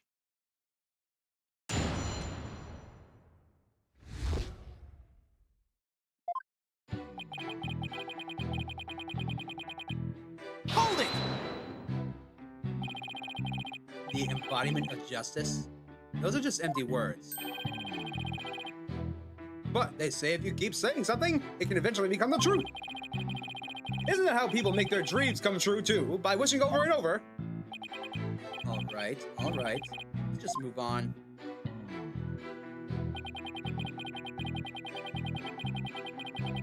Hold it!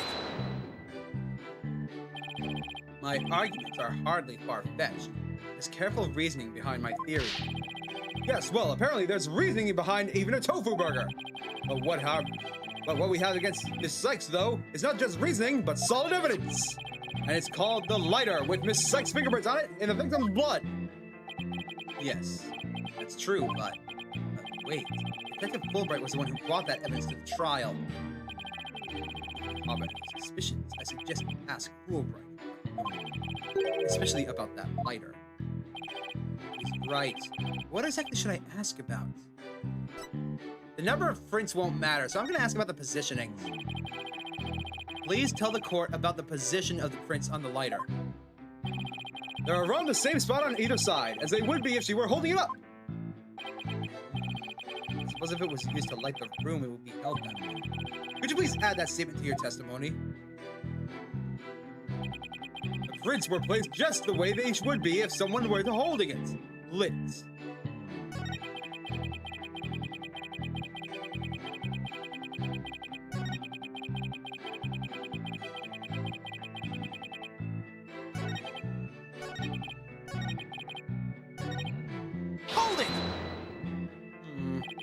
Then please tell us more about the circumstances surrounding the latter.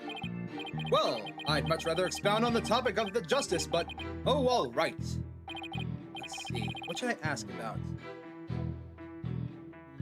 About the lab. Please tell us anything you remember about the lab. The lab, huh? Well, it was so messy there was hardly anywhere to step. I guess they were in the middle of building a giant robot. Yeah, that's pretty much how I looked when we visited this afternoon, too. Okay, I know the drill. You want to add the statement to my testimony, don't you? What? No, way ahead of you. I'll just add it in.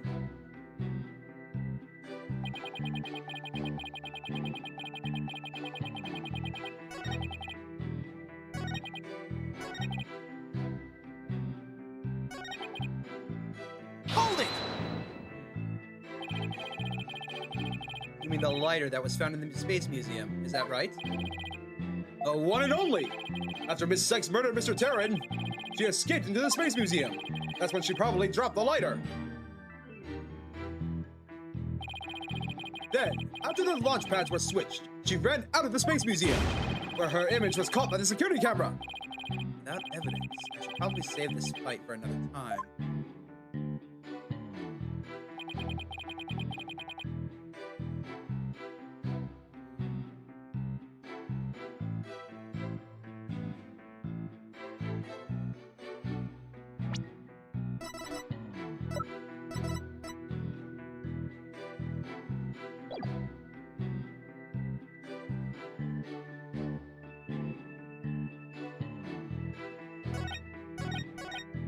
Well, if it's gonna give me more stuff, Hold it!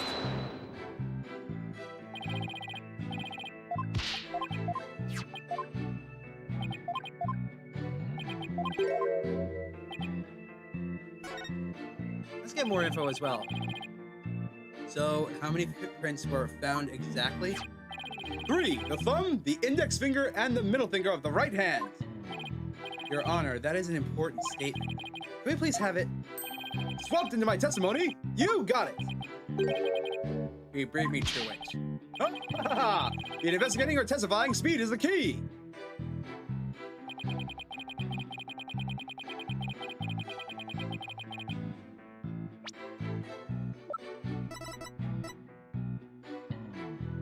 Aha! Objection! You say the prints were from a right hand. Is that correct? That's right! Very clear prints! But that just doesn't add up. Huh? What doesn't add up? According to Miss Blackquill, who saw the culprit herself, this person held the lighter in their left hand. Oh? So here is the dilemma before us. Why are the prints on the lighter from a right hand instead of a left? Ugh. You're right. It doesn't make sense, does it? Your Honor, this lighter can hardly be called incriminating evidence. The witness's claims don't even hold water. Detective Fulbright, I hope you have a good explanation for this. I just can't understand it. They're definitely right-hand prints. But then why are they inconsistent with Miss Blackwell's testimony? I've got it. What I forgot, Detective. The mirror. The witness must have seen a reflection of the culprit in the mirror. Go on. Miss Blackquill was looking through the window of the boarding lounge 1, wasn't she? I believe so. Did you mean the little window in the back and to the right of the room? That's right! And across the room on the opposite wall is a large mirror. I do remember seeing it. Uh-oh. So you're saying... Yes, the culprit Miss Blackquill saw must have been a reflection of the person in that mirror. Ah, I see. In that case, right and left would appear reversed, wouldn't they? Ha ha ha! Now do you see? That is the logic of pure justice! Objection! But your argument is only conjecture. You don't have any proof that what Miss Blackquill saw was a reflection. Silence!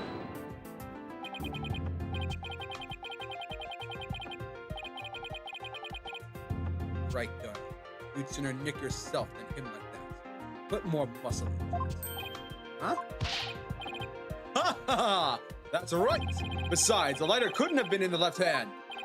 And why not? Ms. Blackwell said she saw an Earth emblem on the lighter, didn't she? That emblem is only on one side of this lighter. You're right. There is no emblem on the other side. Exactly. As blank as smooth as a judge's fine scalp. If the culprit had held the lighter in their left hand, they would have covered the emblem. Uh-oh. What's more, this is the kind of lighter you flick open with your thumb before lighting. So if the culprit had held it in their left hand with the emblem invisible, they wouldn't have been able to open it, let alone light it. But if they had held it in their right hand, they could have easily opened it and light it. This all means that the culprit was definitely holding up the lighter in their right hand. No! Come back, my beautiful contradiction! It appears to plant a flower that bears fruit. Ha ha ha! See how it withers just before my flower of justice? Jesus, tough. He's managed to discredit almost everything I've proven up to this point. In justice we trust! Now, do you see? I'm not this phantom you've been talking about. I mean, are you sure there really is a spy? I bet that it's a figment of your imagination. Oh, it's so sad. So very sad, but I'm afraid Miss Sykes is the culprit. Hold it!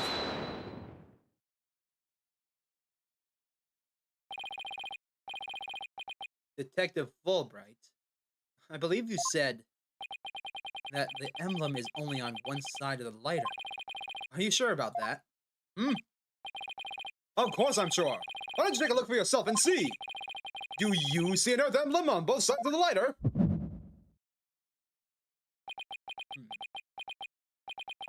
I knew it. You're lying, detective. Pardon me? You mean... Yeah, my bracelet reacted to his statement about the emblem. He's definitely hiding something big. And I think if we use my talent, we might be able to figure it out. Of course, unless the bird gets in the way. Justice, don't know. Are you going to use that cheat of yours again? It's not cheating, Prosecutor Blackquill. Very well. Whether I like it or not, I suppose we should use whatever works right now. Go on, then. We have Prosecutor Blackwill's reluctant blessing, apparently. Okay, Apollo, you're up. Here goes, then. Detective Fulbright, could you repeat that last statement just one more time? What in the world are you up to? All right, fine. I'll say it as many times as you like. Listen carefully. The Earth emblem is only on the side that you can see when it's held in the right hand. Let's have a peek, shall we?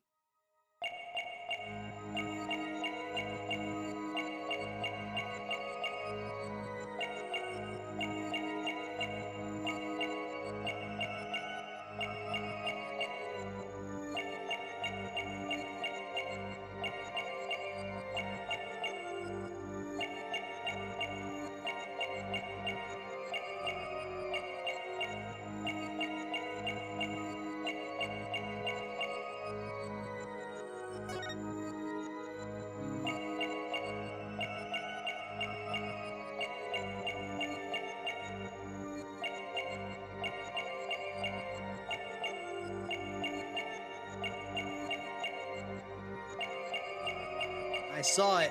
I saw his finger moving.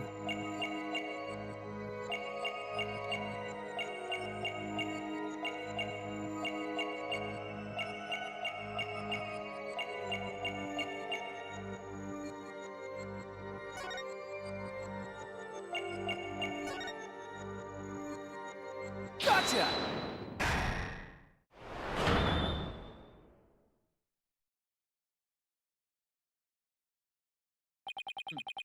Detective Fulbright, you might not be aware of it yourself, but whenever you say the phrase the Earth emblem, your left thumb moves. In fact, it appears as though you're running it along the edge of your holster. Mr. Lawyer, I don't have the foggiest notion of what you're talking about. Be that as it may, I know it has something to do with the lighter. Let me examine. But why? You're not making any sense. You can't just silence. do. Use your tool. Right. You have nothing to hide. You shouldn't hide that how it looks, should you? What? Not you too, Prosecutor Blackquill! I'm not sure what this is all about, but if Prosecutor Blackquill insists, it must be something important. I will allow the defense to examine the lighter.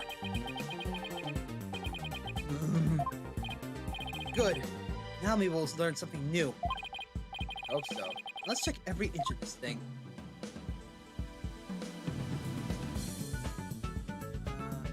Aha!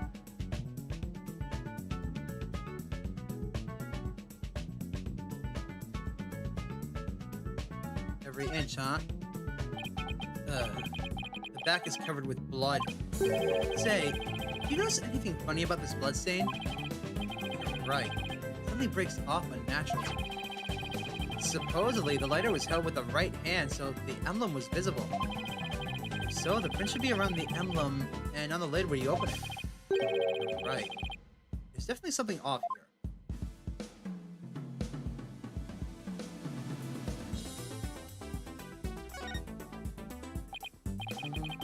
It's hard to tell if the prints are from a right hand or a left just by looking.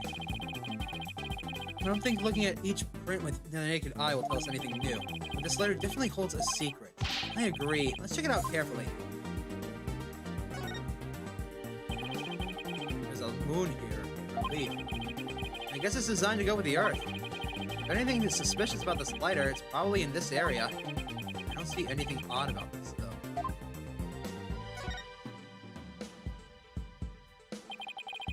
So, this is the Earth emblem Detective Fulbright was talking about. See anything noteworthy? Huh? Hey, look at this. The emblem's actually some kind of a button.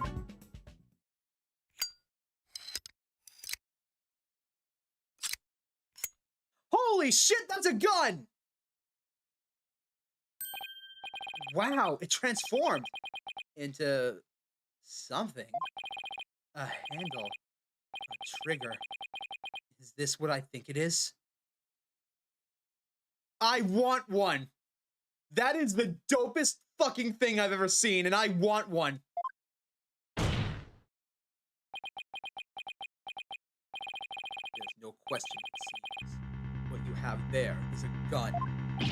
A what?! A gun. So that's it. Your Honor, please recall this morning's trial when Director Cosmos was on the stand. The bullet that hit the oxygen tank was extremely small, maybe a 10 caliber. This little compact gun probably takes bullets of that caliber. It looks like this is the gun that was fired at the scene. I'm flabbergasted! The lighter was a gun?! So when Detective Fulbright would touch his holster... That's right, whenever he mentioned the Earth emblem, he must have subconsciously thought about the secret behind the lighter.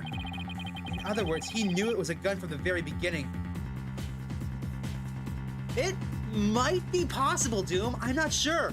In any case, I want one, even if it doesn't fire. That's dope! A lighter that transformed into a gun seems like a spy gadget to me. It's not the kind of thing any ordinary person could get their hands on. In fact, I'd say it's strictly in the dominion of the elite spies. Detective Fulbright, you will explain yourself. There's nothing for me to explain! I didn't know the lighter could transform! I mean, it was found in the Safes Museum, and then I brought it straight in! I didn't even have time to check it out! Objection! Whenever you mentioned the Earth emblem, you touched your holster. You subconsciously did that because you knew it was a gun. Accuse me all you want, but where is your proof? Do you have any evidence that I knew the lighter was a gun?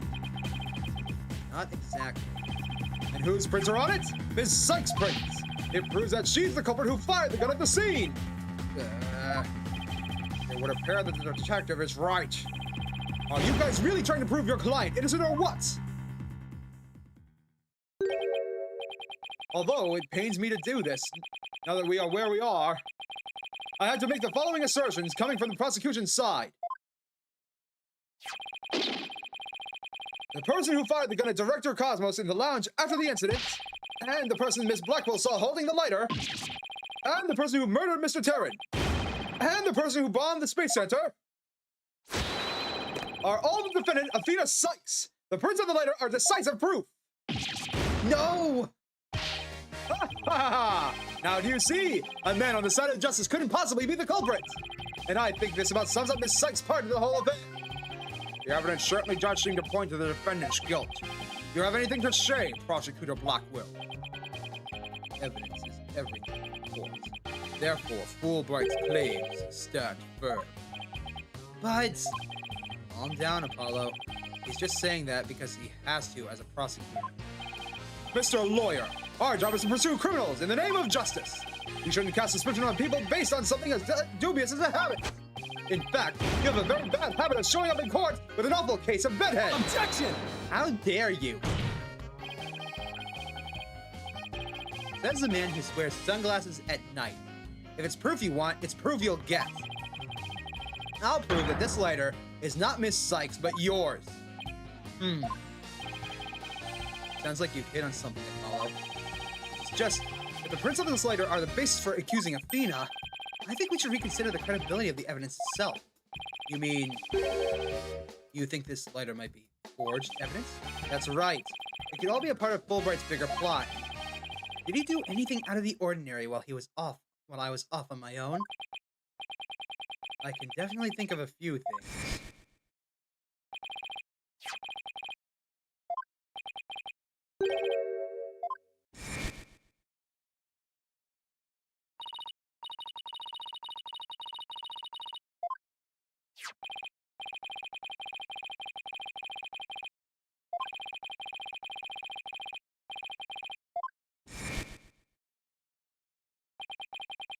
I called this, by the way. I called that he's the most suspicious person because he gave us the lighter.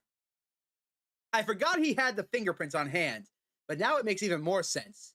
If we assume he's been laying a big trap for us all along, there's gotta be something off about this piece of evidence. What's wrong with the lighter as a piece of evidence?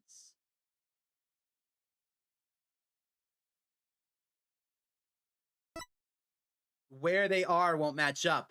It wouldn't matter. The prints wouldn't be in the places he claims they are if they were a gun. They would be in a completely different spot. Anything odd about where the prints are? No, I guess if it was fired as a gun, that's about where the prints would be, but there's gotta be something off about this evidence. No, I don't see anything strange about how the prints were left on the lighter. Nothing unusual about the angle of the prints or how they are patching in places, but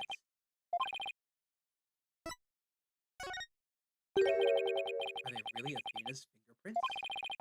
They definitely match her print data. But what about the data itself? Detective Fulbright, you were the one who provided us with the lighter and the print data. Is that correct? Yes. What about it? You say Miss Sykes' prints match the print data. But I have to wonder, was the data you used official? Mr. Wright, are you suggesting that the evidence might have been fabricated? I guess there's only one way to find out. Let's re-examine the prints. Using the official sanctioned print data of the people involved in this case. What? You dare insult the epitome of justice and integrity! There's no need for such antics! Silence! Your Honor, I lend my voice in defense of the quest. You must allow the test to be rerun. Very well then. Bailiff!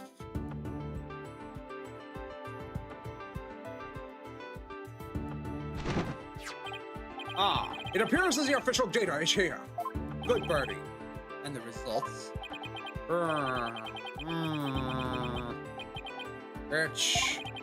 It's just as the defense claims. This proves that the prints on the lighter do not belong to the defendant. No! Yes! The fingerprints actually belong to the victim, Mr. Clay Terran.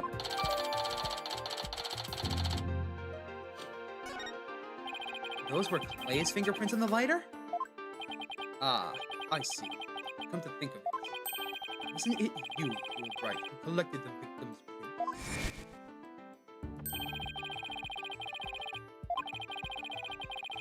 That's right! When you took the deceased fingerprints, you could have easily planted the prints on the lighter with his blood. After which, you wiped the blood off his hand.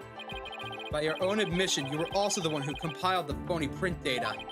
All to put the blame on Miss Sykes. This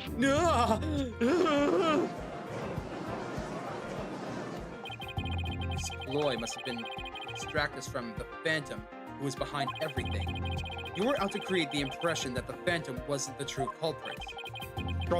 So does this mean that Detective Fulbright really is the Phantom? Remember, the killer's escape route.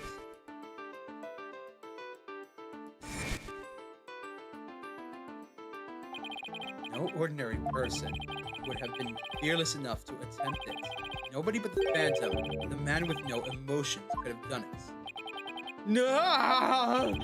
Detective Fulbright, you were the only one who could have used that escape route. No! Fulbright, are you really the Phantom? Answer. Well, so help me, I will slash you into tiny slivers where you stand! No! Alright, I'll talk! I confess. I am not the Phantom! It's all over.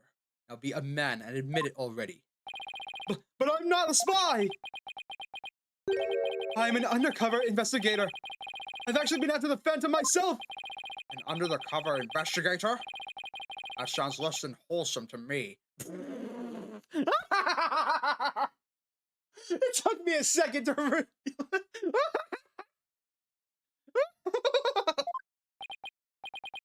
person who hides his identity and secretly investigates in order to uncover information. And that's what you really are, Fulbright. That's right! I was working to track down the Phantom. But sadly, even though I was supposed to catch the spy ended up catching me. He took my family hostage and forced me to cooperate with him. What? Objection!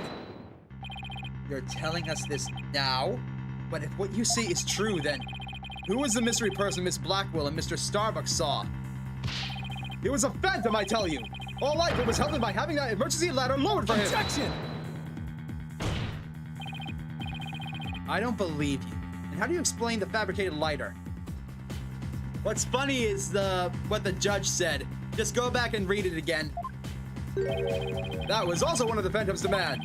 Being the detective in charge of the case, it was easy for me to fabricate evidence. Finding the crime on Athena Sykes was just another one of the Phantom's orders. And you expect me to buy that? Fulbright, what was the Phantom's ultimate objective? I was told it was to sabotage the rocket launch. Someone who didn't want the launch to happen must have given him the order. Actually, I had to apologize to you too. Phantom told me to get close to you. He ordered me to get back that psych profile that you have on him. So, he sent a buzzard of his own to tell me this past year. I haven't been a champion of justice. I've just been a pawn of evil. A pawn of the Phantom who stole the moon rock and killed Dr. Sykes 7 years ago. Enough, Fulbright. Just tell us the Phantom's true identity. I don't know. He was very careful to hide it. He has top secret information for all kinds of corporations and countries. So there's a number of organizations that want him dead. If people believed I was the Phantom, I could be killed on the spot. Why, I bet even now, the assassin's lurking nearby. This case is about the Phantom after all. The ceiling's blown off. I suppose you are vulnerable to a sniper shot in this court. Just 2 seconds ago, Fulbright was treating Athena like a criminal. Does he really think he's going to lie his way out of it now? But on the surface, everything does seem to make sense. This could be bad, Mr. Wright. If we can't find a flaw in his logic. He's right. After we've come all this way, we can't let Fulbright people free now. There. I finally told the truth.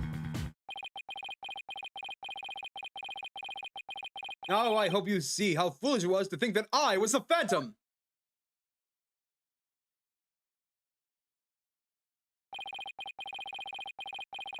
You're an intelligent man, Prosecutor Blackquill. You believe me, right? I believe you. I don't think you are the Phantom. What? How can you say that, Prosecutor Blackquill? It's obvious he's the Phantom. Silence!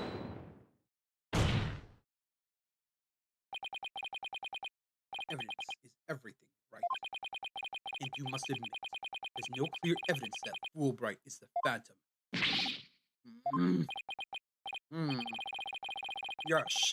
As I recall, the only solid proof we've seen up to this point is the fact that Detective Fulbright fabricated the evidence. But...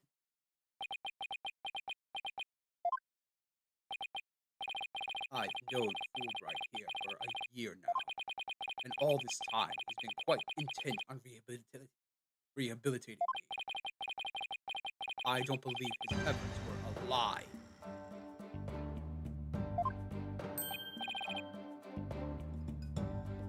Prosecutor Blackquill! This fool truly thought he could reform a death row inmate like me. He went so out of his way in his efforts. He actually became quite a nuisance, really. Prosecutor Blackquill, you believe me! Please tell me Prosecutor Blackquill hasn't really been taken in by this big phony. However, even if it was against your will, you still acted as the Phantom's accomplice. You will have to pay the price for that. Throw yourself at my mercy, and don't you ever betray me again. Have you got that?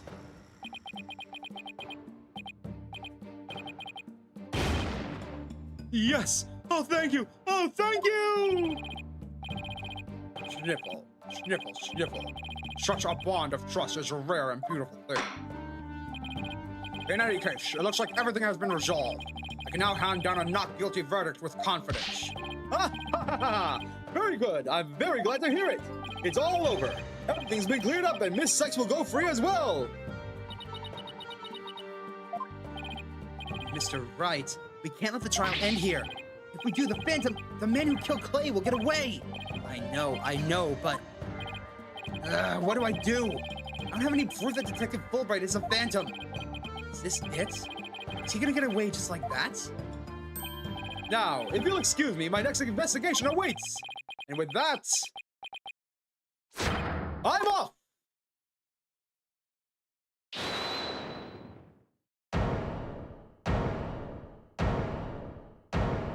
Oh, it's Athena. The defense... No, wait, not the defense.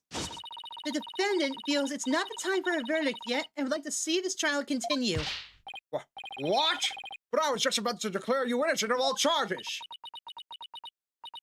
It just doesn't feel right to be standing here.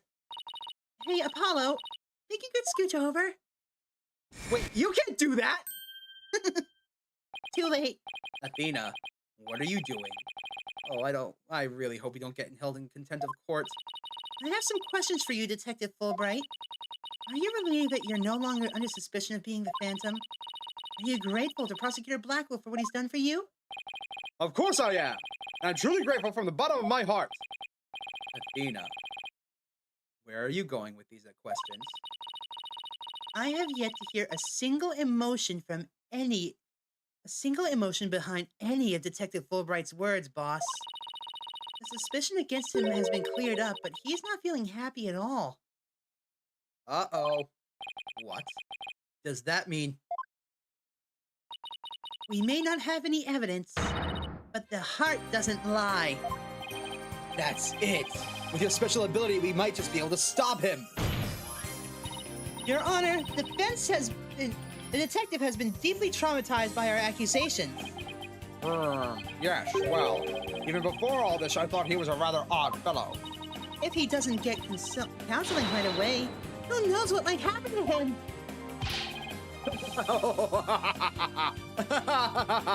Exactly, Doom. He's a psychopath. He doesn't feel feelings the same way other people do.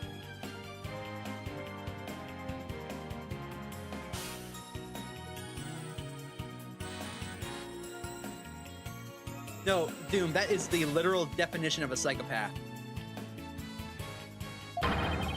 Prosecutor Blackquill, can you believe the nonsense the defense is spouting?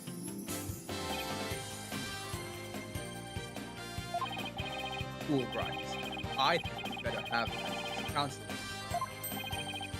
Not you too! You've been making batty remarks ever since you were accused of being a phantom. Such as you were an undercover investigator. Your family has been taken hostage. I fear you might have finally lost it. But I thought you believed me! Silence! Oh, how you amuse me so. What's going on here? That was an excellent bit of psychological manipulation just now, Simon. I knew you would catch on, Athena. Huh? You mind filling me in here? I guess we left you in the dust, huh, boss? Simon's only pretending to believe Detective Fulbright, because he knew I had noticed that there was a lack of emotions like joy or relief in his response. So he gave me the chance to take a listen, and listen I did to the voice of Detective Fulbright's heart. What? You two were working together just now! Come now, Athena. Show us what's inside Fulbright's heart. You got it! It's time to check the instant reply. The instant replay. Widget, mon ami, let's do this. You got it. It's showtime. Here we go.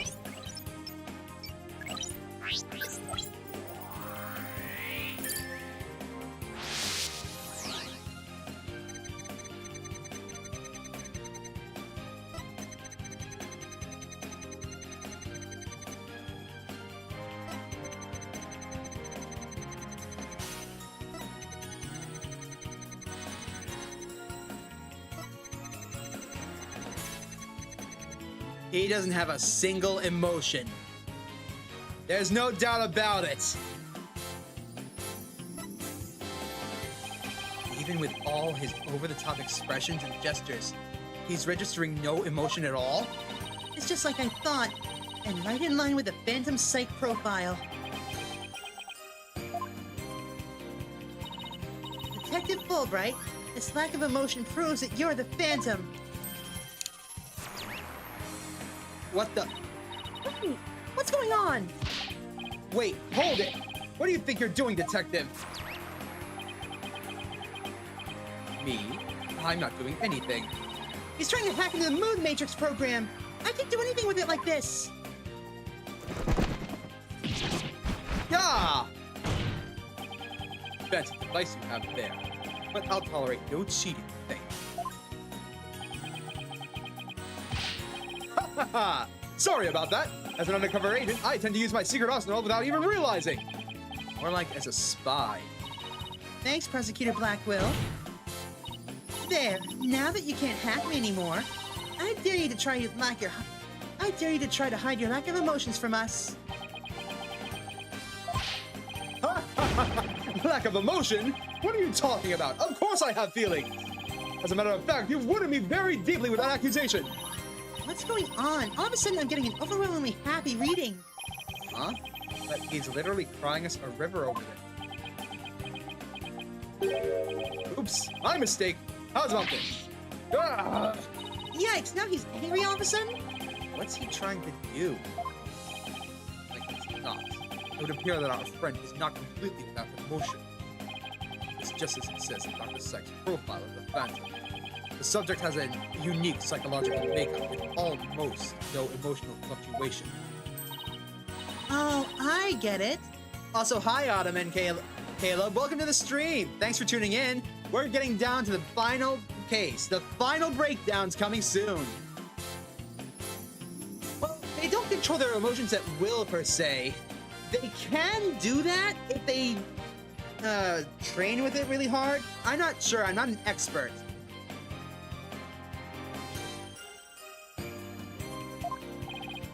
Precisely. Which leads me to wonder, why you can't sense any emotions at all.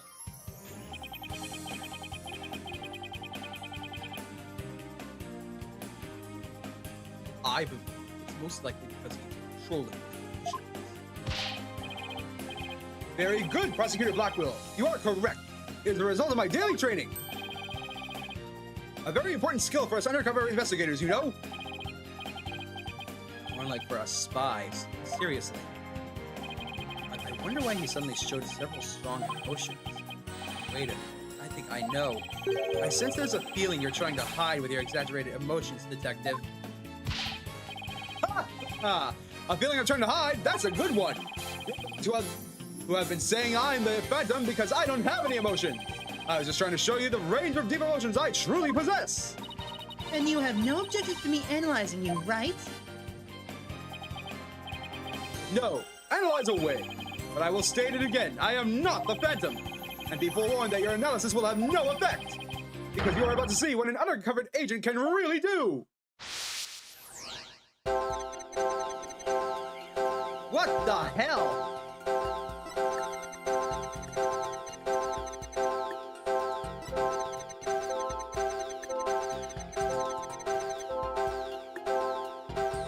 Well, there's one thing that's being clear here.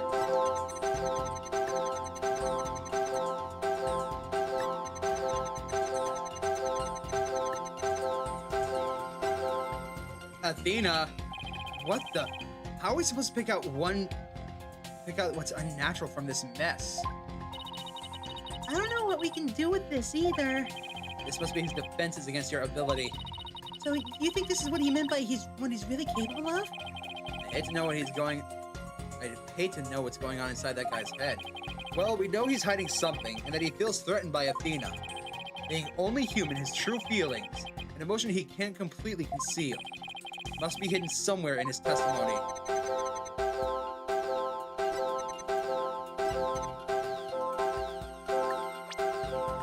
This one's the one constant that won't change. Take that! I found it. I found the one emotion you're truly feeling. What? Hidden in that middle of the chaotic storm, I saw one emotion that never disappeared. When you talked about the moon rock, you felt a fear that wouldn't fade. Fear, huh? A fear that a man with hardly any emotion feels. And it was a response to the moon rock. Yep, that meme's going on inside my head as well, Caleb. But it's a response to the moon rock, huh? Detective Fulbright, I presume you feel fear concerning the moon rock because...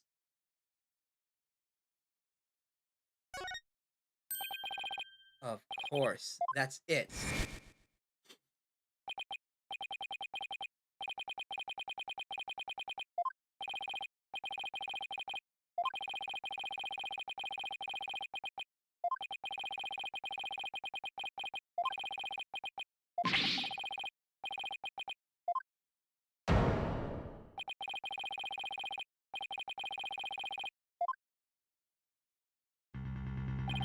Detective Fulbright, I think I knew why you would feel afraid. You're afraid that if the moon rock will somehow reveal your identity. If his identity were revealed, you would be killed immediately. That's certainly enough to make even the Phantom feel afraid. Me? Afraid? I don't know what you're talking about! So there really is something about the moon rock that would reveal his identity? Oh, the reason why the court is destroyed is because there was a bomb that went off a little while ago. Yeah, it just blew the courtroom up. Kaboom! Apparently so. Wait a minute. Maybe the Phantom didn't so much steal the moon rock, but more like he had to take it with him. Oh, there was a bomb in the courtroom that the Phantom apparently set off in order to destroy something. Because there was something on it that would reveal his true identity.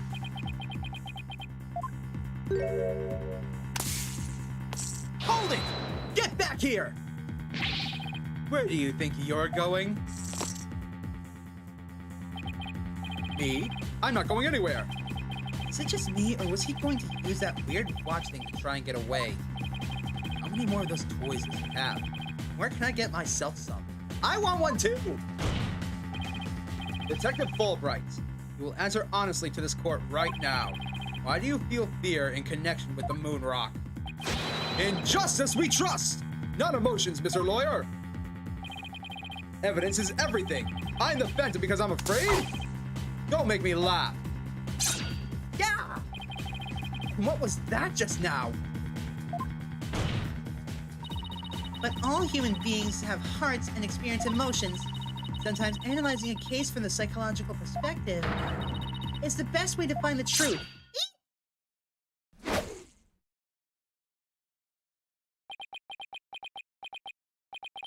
It's all just a waste of time. All your efforts at analysis serve no purpose. And now, in this dark age of the law, nobody would believe your claim that it's effective. In an era where your evidence is fabricated, do you truly expect feelings to be accepted as proof? And where exactly is your proof that I fear the moon rock anyways?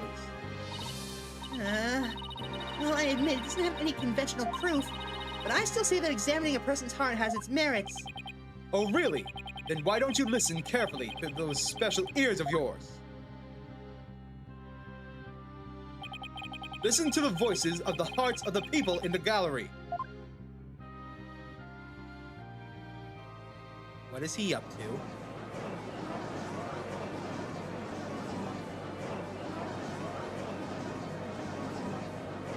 Is he trying to overload her? All I hear is distrust. As you can see, the people are on my side, because all they see is a strange little girl using a weird little machine. But it's not like I use analytical psychology to falsely accuse people. Uh-oh. Got Athena doubting herself. Ms. Sykes' analytical psychology has breathed new life into the courtroom. It has freed the hearts of many witnesses and has been the key in getting to the truth. What nonsense! Your Honor, the defense's claim is a false one. I don't feel any kind of fear when it comes to the moon rock. I see. Very well. I will give the opinion of this court. In a trial, I don't feel that a person's emotions are quite as compelling as actual evidence is. But, Your Honor... There, you see? Nobody believes you and your trumped-up charges. However, I do believe Miss Sykes' analysis can contribute to making the truth clear. I have seen her do this firsthand several times already. Surely you jest, Your Honor. So does this mean you will accept my findings in the trial, Your Honor? Yes, I believe your claim, Miss Sykes. I think there is merit in examining why the witness feels fear in regard to the moon rock. That is the court's opinion on this matter. And that's a win for me. No, a win for analytical psychology. Now, Mr. Phantom, you will tell this court the reason for your fear. Analytical psychology? My fears? Fine! I'll show you precisely why those abstract things can't be considered evidence!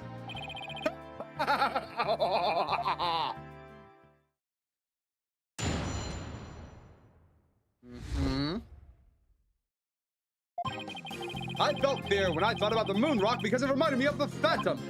Yes, I am very afraid of him because he took my family hostage.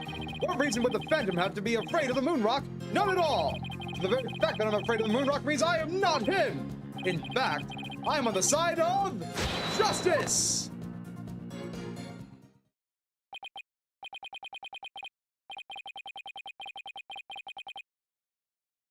And there you have it. Now do you see why I'm afraid of the moon rock? Sure, you sound convincing enough. But so does any two-bit con artist. It's all meaningless in the absence of evidence. Don't you do it!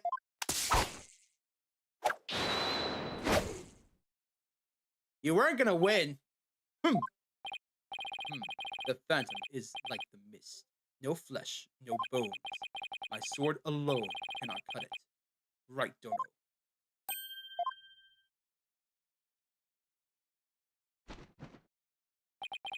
With your deductive reasoning and the body of evidence before us, let us send this miserable phantom fellow to the other world together. You and I, Prosecutor Blackquill, we have a duty to bring the phantom down and restore all the people's faith in the courts. Indeed, by covering for Athena, I allowed the phantom to escape. And as a prosecutor, I gave birth to the people's mistrust with my murder conviction. I bear a part of the responsibility as well, for being suspected of forging evidence and losing my attorney's badge as a result. The two of us and the Phantom were there at the beginning of the dark age of the law, and it is also our burden to cut away the foul specter we've created, is it not? Until all that remains is the righteousness of the court and the faith of the people. Trust, understanding, practical ideals of the masses who are controlled by emotion. Humans can't truly trust each other, which is exactly why the illusion of trust is so enticing. Objection! Once two people overcome their misgivings, that's where real trust is to be found. You're free to believe what you want, but trust like that is stronger than you and your lies. Always.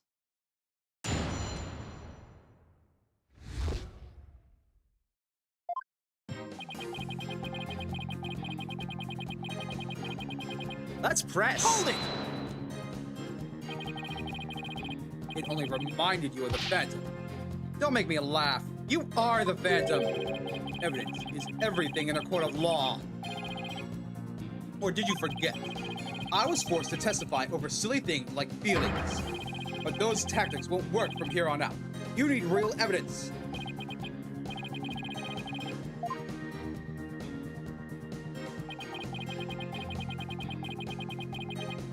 Hold it!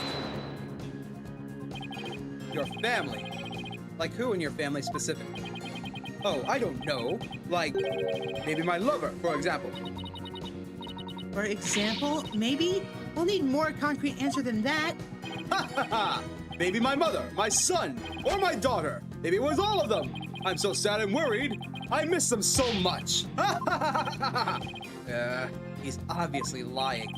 Look how upset I am. Is it any wonder that I follow the Phantom's orders?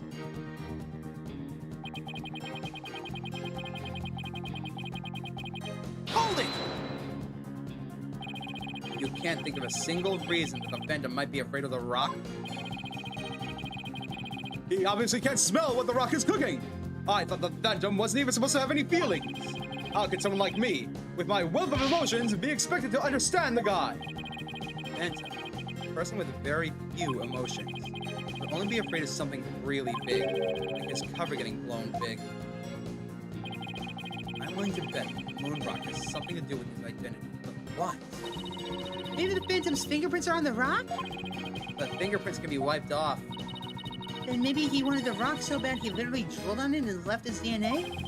We're dealing with a spy here, Athena, not a slob. True. Maybe the DNA part isn't too far off. Huh? Something unexpected happened to him during the incident 7 years ago. He was stabbed by Athena. Just know I have something that can show why the Phantom is afraid of the Moon Rock. I'll just continue with my testimony while you're pondering then, if you don't mind.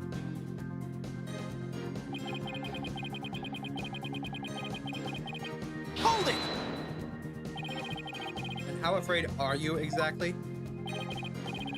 I'm so scared I start to shake, even when I see the moon in the sky. You shake when you see Miss Sykes' earring? Well, to be honest, since the very first time I met Miss Sykes, I felt more than a little frightened of her. I guess some people just inspire that much fear in others. Mr. Wright, you were thinking something mean-spirited and rude, weren't you? Of course not. Must beef up mind-reading must beef up mind-reading defenses. Now, do you understand? The very fact that I'm afraid of the Moon Rock proves that.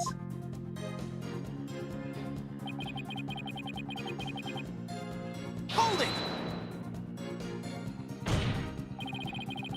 that you've done. How dare you speak the word justice? In justice we trust. I'll say it as much as I want, with absolute confidence. Whatever I say is just is just. That's how it works in this dark age of the law. He won't get the best of me with that twisted argument of his. I'll find a way to get him right where I want him.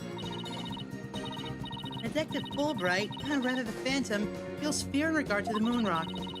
It probably has something to do with being afraid that his true identity will be revealed. Right. So that's why the Phantom had to take the moon rock with him 7 years ago. In that case, if we had something to show the real cause of Fulbright's fear, we just might be able to expose his true identity.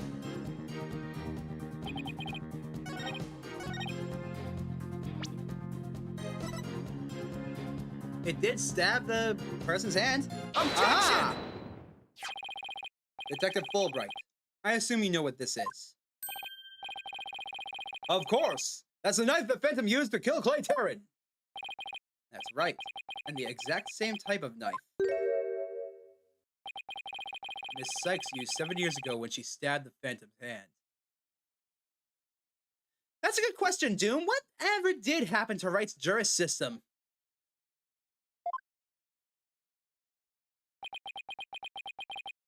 Yes, that was discussed earlier, as I recall.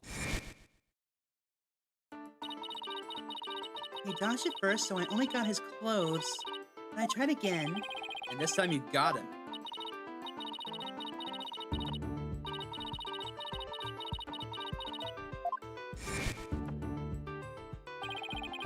Miss Sykes then stated that she remembers the culprit bleeding. It's my theory that the culprit's blood got on the moon rock. He was afraid that if the blood was analyzed, his true identity would be revealed. That explains why the Phantom had to remove the moon rock from the crime scene.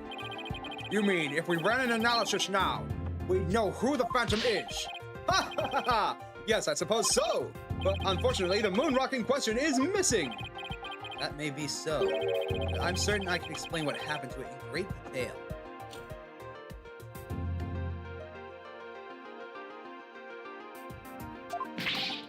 You can! Of course not. You don't actually expect us to believe that, do you? Because you don't fool me! Yeah! What this court's need is a bully-free zone. Ah, the infamous sword of the beguiling bluff. Its edge is without compare. Come now, ready it with me, and show us just how it finally cuts. Your Honor, this is an outrage! Oh, I mean, this is an outrage! Ah! Go on. Let's start with something that's been bothering me for a while. Now, the culprit supposedly removed the moon rock from the lab. But in this video of him, it's nowhere to be seen. Oh, you're right! But here's something to consider. What if the Phantom hid the moon rock somewhere at the scene of the crime? Good thinking, boss. Security was super tight at the Space Center back then. Oh, now, in spite of the Space Center having a very strict security in those days. All peripheral effects were examined. They're only coming or going. You couldn't even smell a wither to leave through those checkpoints. Does this mean that the moon rock is still somewhere in the Space Center? In the name of justice, I proclaim that's impossible! And why is that? The Space Center was searched from top to bottom, and especially the lab. But the moon rock was never found. Ah, how could I forget about that? Just sad, but a true fact. We still haven't a grasp on how it was done. But the Phantom made the moon rock vanish into the ether. There's no way it just disappeared. Logic and evidence tells us otherwise. The Phantom didn't have the moon rock on him when he left the lab. But a thorough police search didn't turn up anything. And it hasn't turned up in the 7 years after that either. The Phantom made the rock disappear without physically removing it himself. But how? There must have been a way. Think, Phoenix, think.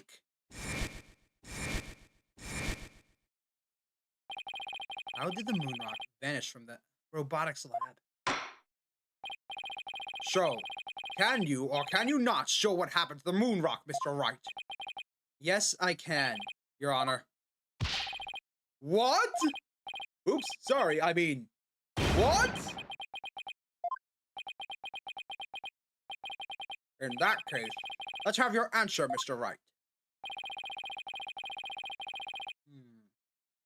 How did the Phantom make the moon rock disappear from the crime scene? Okay, it's not the bomb. That's obvious. Can't be the ladder. Not the lighter, that's just a gun. No. No. No.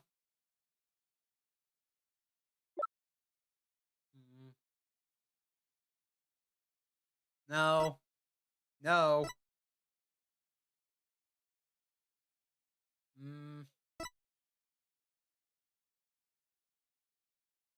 Wait a minute, wait a minute, wait a minute. Hold on, where is that photo? Where's that photo? Wait, where is the photo? Son of a bitch, did they get rid of the photo? Well, I'm got a hunch. Take that! That's the Hope capsule, right? The one that went up with the Hat 1 rocket. He couldn't carry the rock out, but he couldn't leave it in the center to be found either. So there was only one safe place to stash it. The Hope capsule that was there in the lab that day. Yes. And the team must have loaded it onto the Hope capsule, into the Hope space probe eventually. But if that's what happened, then the moon rock would have been launched into space along with the rocket! Preposterous! That would mean... Oh no, go right ahead and swear. I don't mind at all, Caleb. That for these past 7 years, the moon rock was... Exactly. The Phantom got rid of the moon rock in the most cosmic way he could think of. He launched that bitch into space!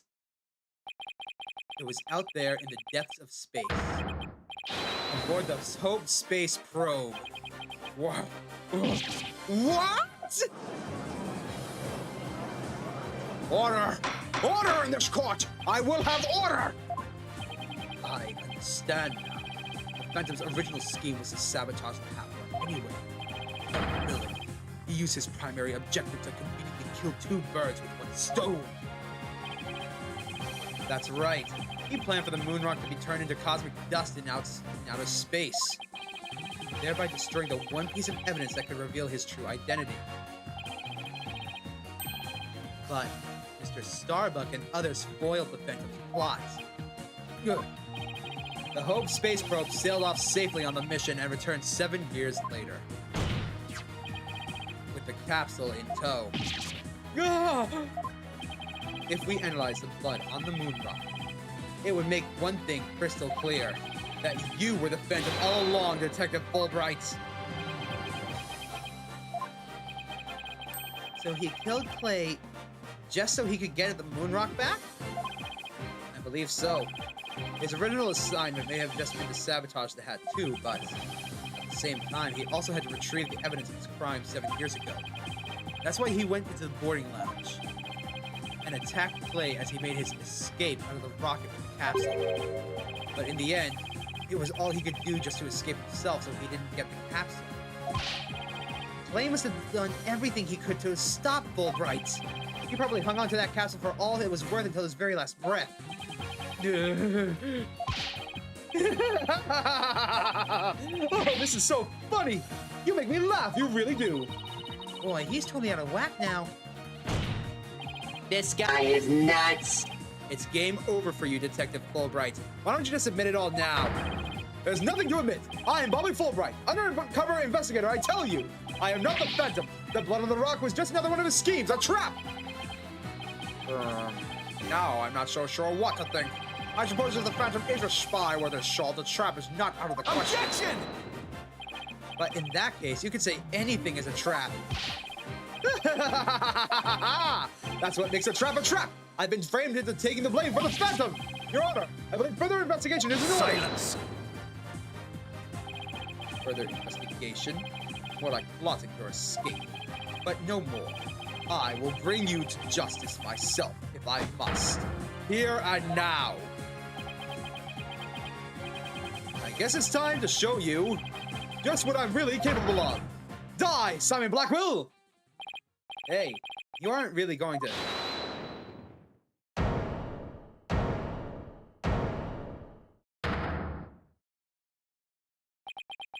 Edgeworth! My boy! It looks like I made it back just in time. Edgeworth! I have good news for you, Mr. Wright.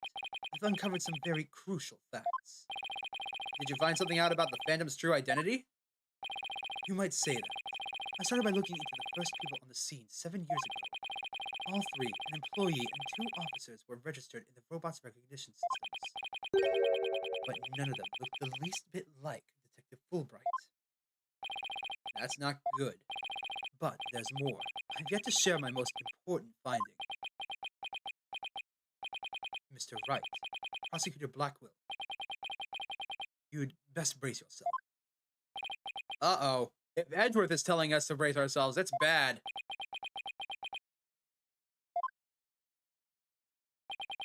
The man you see there before you, Bobby Fulbright, is already long dead. Huh? What's that supposed to mean? An unidentified body that was found a year ago has now been proven to possess Bobby Fulbright's fingerprints. Then does this mean... Yes, that man there is an imposter, pretending to be Bobby Fulbright. An imposter! That dish man! Who in the world is he? Enough of your trickery. If you will not reveal yourself to us, then I shall do it for you.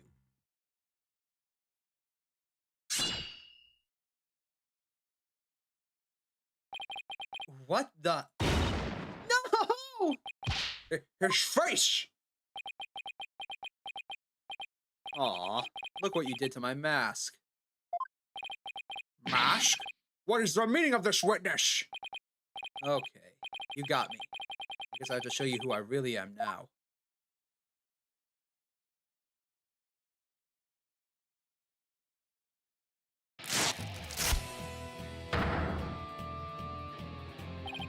Wait, but that's... Hey, Apollo! Yep, it's me, Solomon Starbuck, man. Mr. Starbuck? But that can't be right. You can't really be the Phantom, can you? Silence! Of course not. The real Starbuck was aboard the Hat 1, which was set to be destroyed. Yeah, this is just another mask. I mean, didn't I tell you? I'm an undercover investigator. I can change identities at will, man. I can be anyone I want. Not so fast. I have a Phantom Psych profile right here. If you compile a proper Psych profile on you and compare the results, it would prove that you're the Phantom.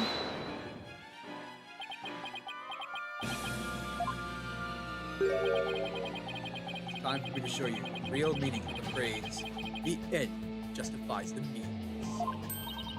That voice. Those words.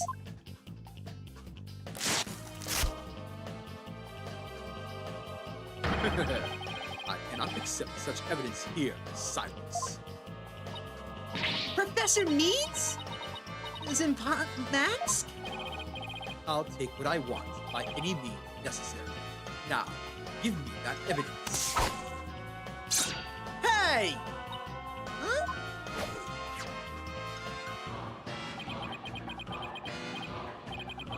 Time to take out the trash.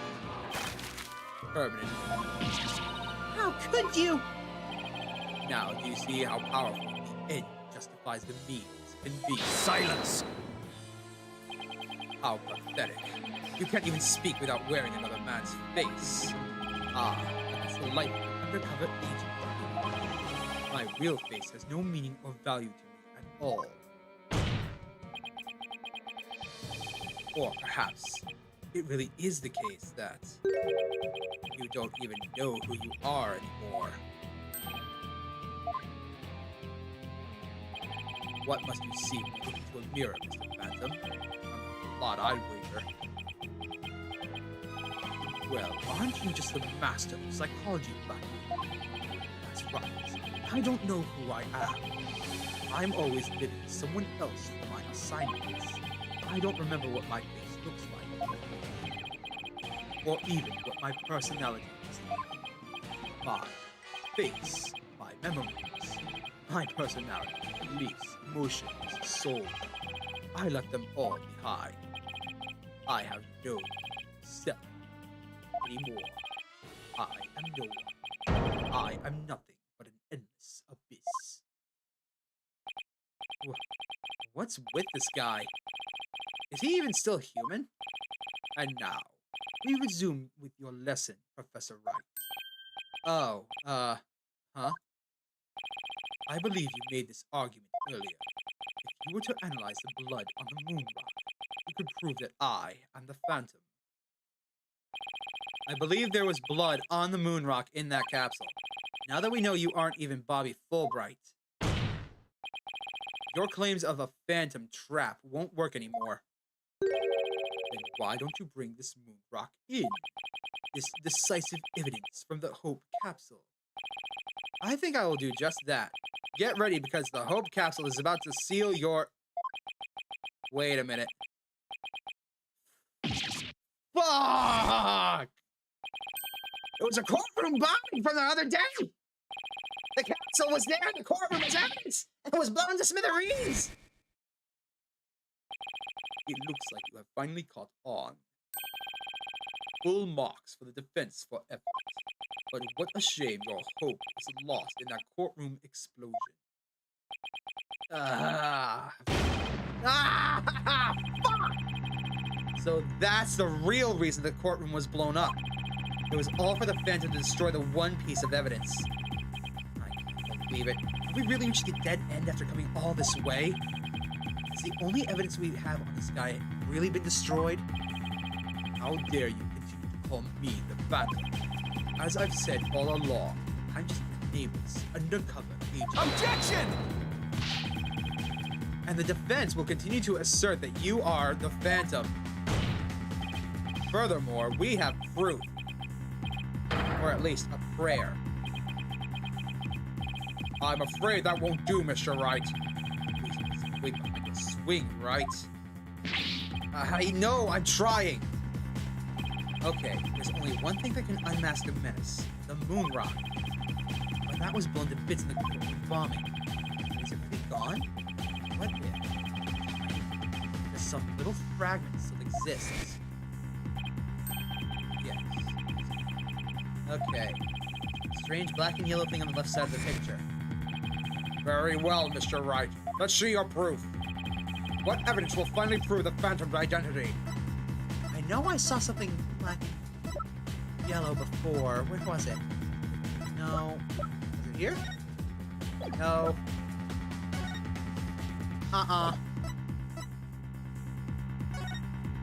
No.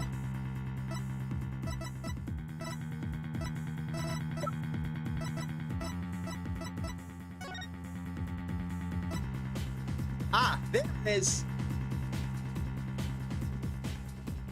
If you look at the bomb, everything matches it except for this piece right here. This is the top part of the bomb case. But this piece sticks out like a sore thumb when you look at it. So now, Take that! take this. Isn't that the bomb that blew up the courtroom? And the moon rock along with it? Are you saying that this will reveal the Phantom's identity? Yes, Your Honor. Focus your attention on this photo taken after the bombing. Specifically, right here. Take that! Please take a look at this newspaper article. The article about the hat. What? Now, please note the strange black and yellow rock there on the left. That is the moon rock. And when we look at this photo of the bomb fragments, see how there's a rock-like object with the same coloration? Oh my! Yes! Yes, I see it! It would seem that the moon rock was a much more durable object than the Phantom thought. If we take a look at all the fragments that the police found, we'll likely find one with blood. And the DNA testing on that blood will prove that the witness is indeed the Phantom. Unbelievable! But that's impossible. A surprise to be sure. That's one bloody tough rock. Let us have the fragments tested straight away. Oh, and you'll be having a DNA test too. Cool, Bright. Bailiff! Contact the police department immediately and order the testing! Get your hands off of me. Prosecutor Blackwell, what did the test results show? There was a rock fragment that had blood on it that appeared to be several years old. DNA testing revealed. Well, I'm sure you know full well what it revealed. They confirmed that it was the witness's blood, didn't they? There's no use trying to talk your way out of it anymore. Admit it, you are the Phantom! Objection! Huh?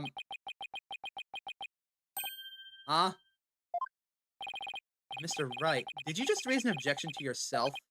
No, I didn't say a word. That was my objection, Apollo. Huh?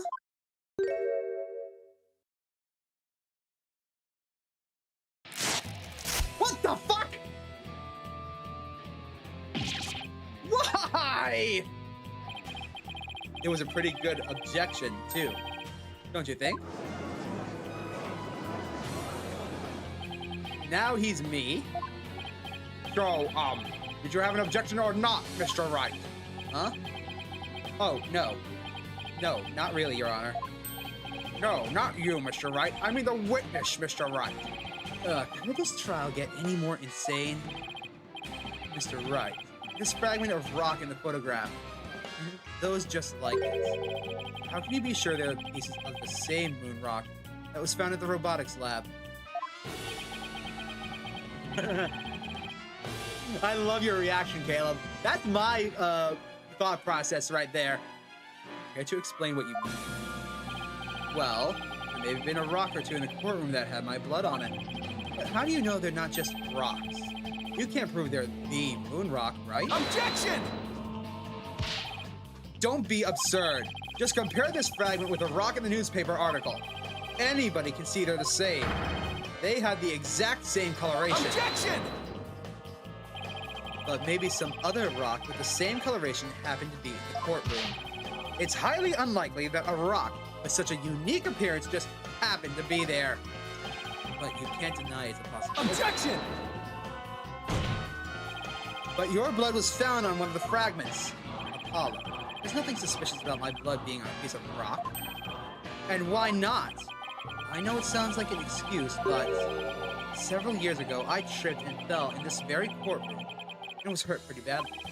Maybe that's how my blood found its way onto a piece of rubble. Even he must realize how ridiculous that sounds. And yet, I suppose it's not completely out of the question. It sounds like something I would pull. I see you're starting to sweat, Mr. Wright. I thought that the worst of times are when lawyers have to force their biggest smile. You dare! Oh no! Oh no! Get the pool noodle! I'm about to ruin this man's! Where is it? Where's the button? I can't wait to push this button. Well, then why don't we get those fragments analyzed? We can ask an expert to verify if they were from the moon rock in the robotics lab or not. I'm sorry, but I'm afraid that's just not going to be possible. And why not? In order to prove that fragments are from what you say they are from, you need a sample of the moon rock from 7 years ago to compare it with. But that moon rock doesn't exist anymore, and there's no sample data left either. So you see, short of going back in time, there's no way to prove that any of the fragments are from the moon rock. Oh! No! There's really no way to prove it. Are you finally ready to throw in the towel? Objection!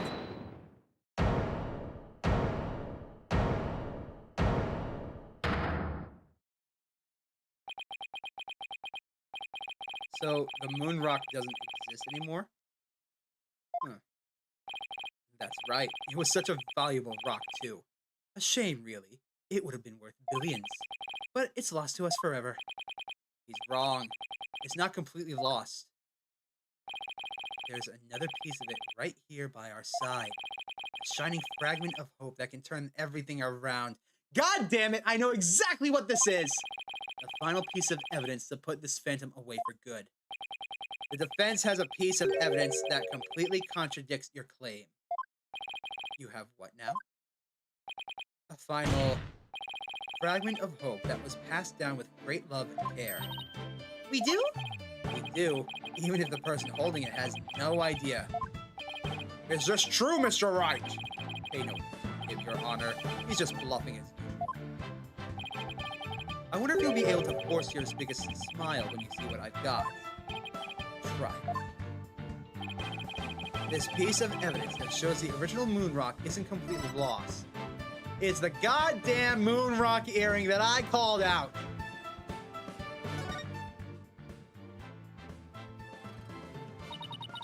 Just about the only things my mother left me with are widget and this moon rock earring.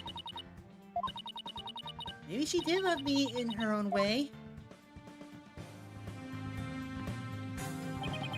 Athena, you may not know it, but your mother left you with a very important piece of evidence. She did? You're bluffing. You don't have anything of the kind. Oh, but we do. Evidence that will finally corner you. Because we have a moon rock of our own. Yeah! Oh! You mean... Exactly. A gift from Dr. Sykes. That she left to her daughter. An item Athena has cherished and worn all these years. As distant as Dr. Sykes may have seemed her daughter, that fragment of her love will shake off the darkness of the past and give us all hope for the future. This is the defense's sample of the moon rock. Take that! That's your sample. This earring that Miss Sykes always wears was made from the original moon rock. What? All this time? It was right here all along.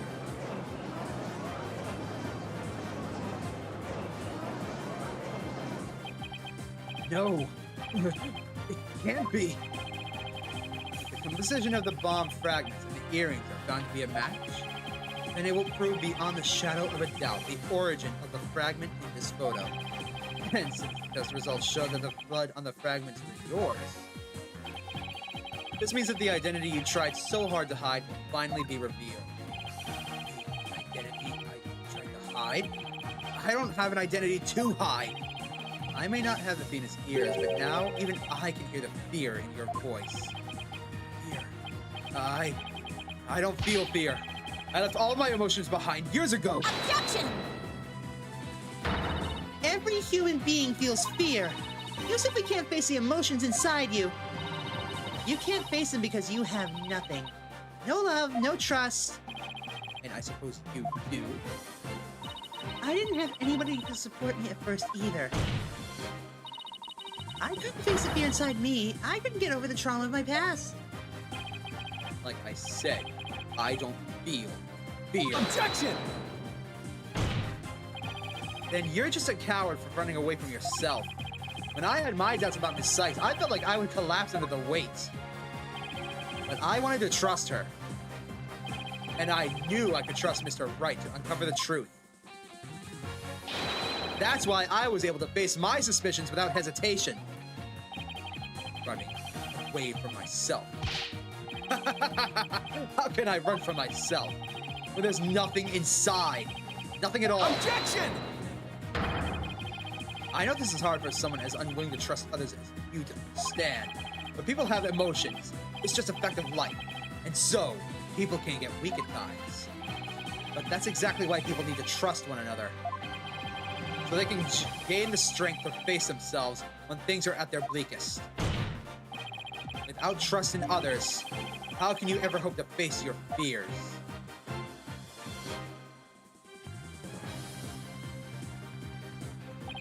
The fear inside of me? Is this... No. No! Ah! I'm afraid. I'm scared. No! I feel fear! You can't outrun yourself. Remove that mask and unleash your emotions. Confront your guilt head on. With your own true face. Triple objection! Take that! My own true face? No, please don't! I know you're here! Where are you? See? I haven't revealed anything yet! Honest!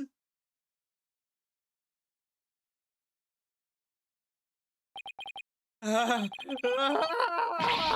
own true face! I don't have one! My face! My face!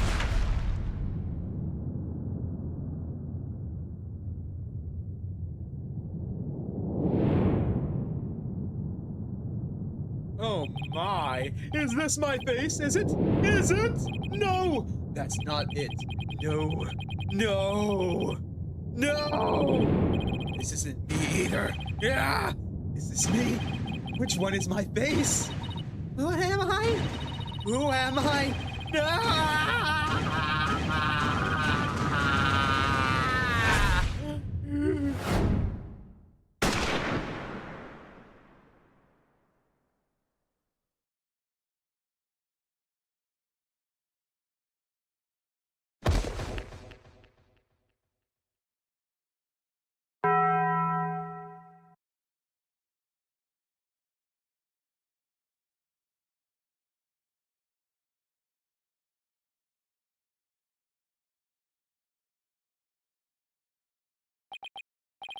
A sniper attack in this very courtroom.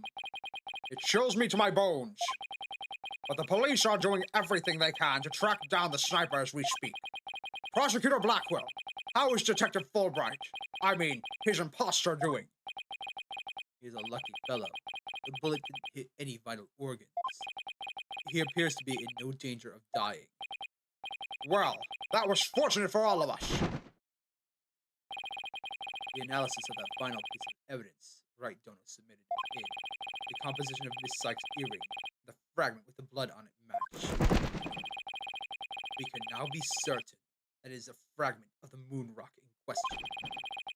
The murders and bombings at the Space Center, both past and present, the bombing of courtroom number 4, and all of his other crimes, as numerous as the stars. Under suspicion of all of these things, the spy, known as the Phantom, has been incarcerated. The prosecutor's office is now responsible for his well-being.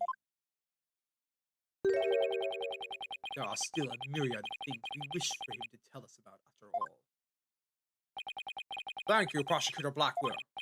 Well,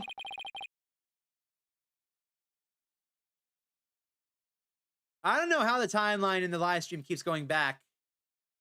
well, it's finally time to bring this trial to an end. But before I do, will the defendant please return to her proper place? Oh, yes, Your Honor. Sorry. Sorry.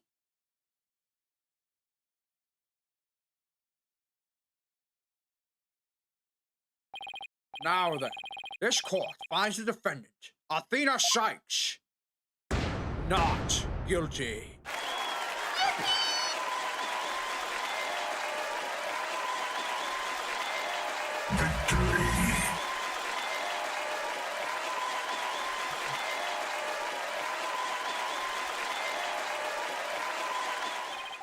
Court is adjourned.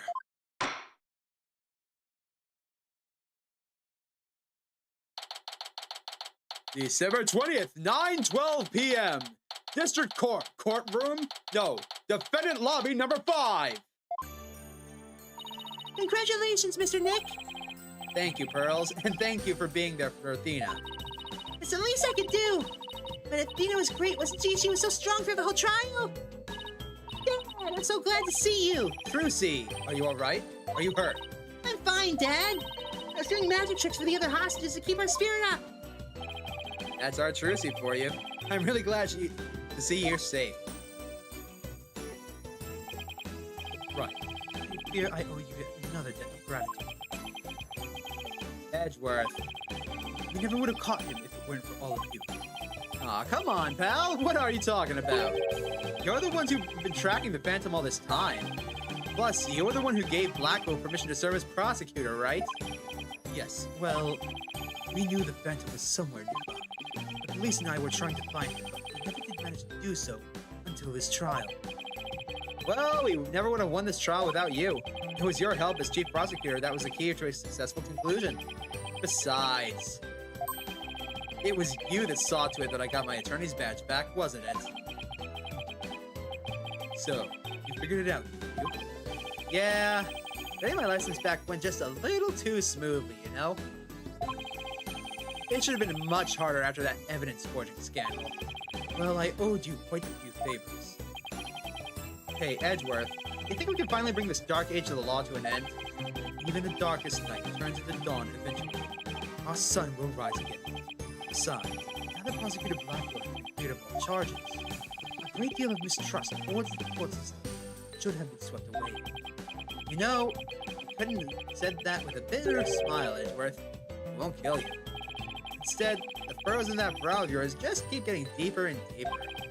So I should smile more, Mom. I'll think about it.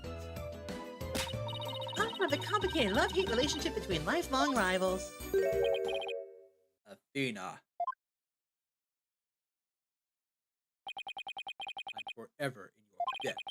You went through all of that trouble, even taking the bar exam while you were overseas. Well, I knew that if I didn't get your sentence overturned fast, you'd be executed.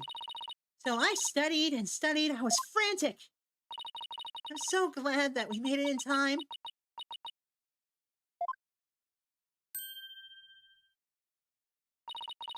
Just barely. But I still made it. Tears of joy. Atta girl. This time, it's good to finally see that you're letting your tears out. Yes, I survived only by the skin of my teeth, thanks to you. Shame on you, Simon. Trying to throw your life away like that. Never in my intention to throw my life away. Some things are more important than over. Like what? My honor-bound duty to protect my life. My mentor's beloved treasure. That's some loyalty. This guy really is a samurai through and through. Well, it looks like we can breathe easy now. Apollo, Athena, thank you both. It took all of us together to pull it off. That triple objection was amazing. You bet, boss. What a team we are, huh? It was definitely the most amazing turnabout I've ever seen.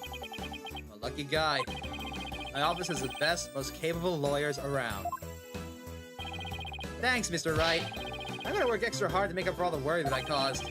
Apollo Justice is fine and ready to go. Let's hear it for the Right Everything Agency.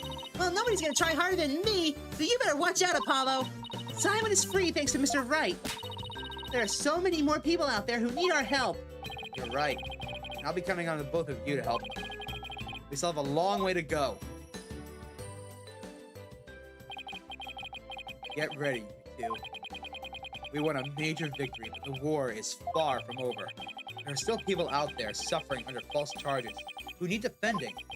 We've got a lot of work ahead of us, if we ever hope to fully bring the dark age of the law to an end. Hey, I know one thing we have to do. We have to celebrate with a bowl of piping hot noodles. Huh? Nothing like a bowl of Eldoon's noodles after all trial. All on Mr. Wright's tab. That's how it works at the Right Anything Agency. Right, Mr. Wright? Huh? Huh? As a boss, it is your duty to express gratitude to your people for their great work. In that case, please allow me to join the festivities. I would greatly welcome a bowl of noodles. Huh? Huh? Huh? I have an idea, Dad. Why don't you just invite everyone involved with the case? The more the merrier, right? Oh, Mr. Nick, look how far you come. When did you grow to be such a generous gentleman?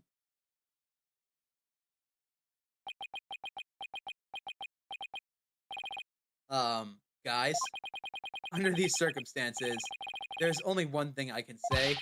Only if I get to join in. Hey, no fair! I want to say it too! Okay, here we go. Someone clip this, please. I want to turn it into a soundbite. Objection! And that was Phoenix Wright Dual Destinies. I was trying to think of something nice I could do for Polly now that he's back. So I decided to go around and get a bunch of jobs for him to do. Find a lost cat, install an air conditioner, give a computer lesson, find a lost item. You think I should have found him in a few legal cases?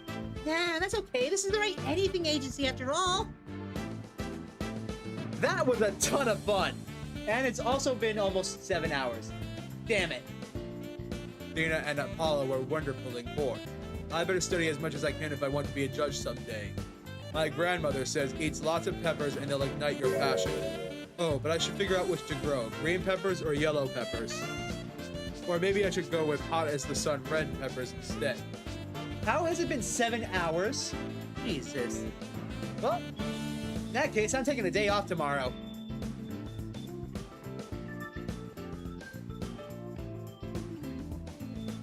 Head of the dark age of the law, you say?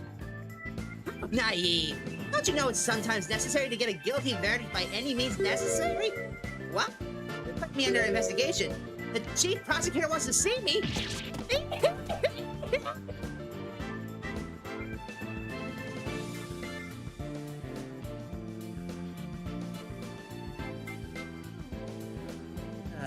This was a fun one, though. I've been asked to debut the great masked wrestler Ted Mataru. He's scheduled to go up against the amazing Ninetales next, though. Oh, what to do? What to do? A fight to the finish with myself. Why don't you ask Mr. Demon Lawyer to be the amazing Ninetales, too? That's not a bad idea. I bet he'd be all for it. Ha ha ha ha! So, we are to meet as enemies on the battlefield.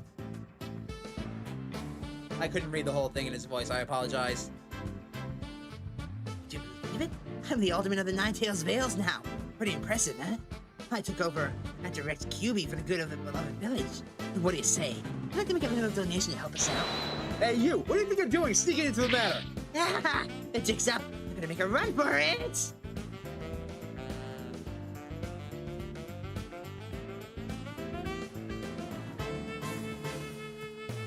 I thought I wanted to be an artist, but after seeing the amazing job Athena did, I started becoming genuinely interested in the law, so now I'm studying for the bar exam. I'm gonna prosecute Athena someday. You'll see. I'm studying my buns off too, but not for the bar. I'm gonna pass the Themicentrics exam on my own merit this time. With a score of 100 points, of course. You, Juniper, our dream will live on forever.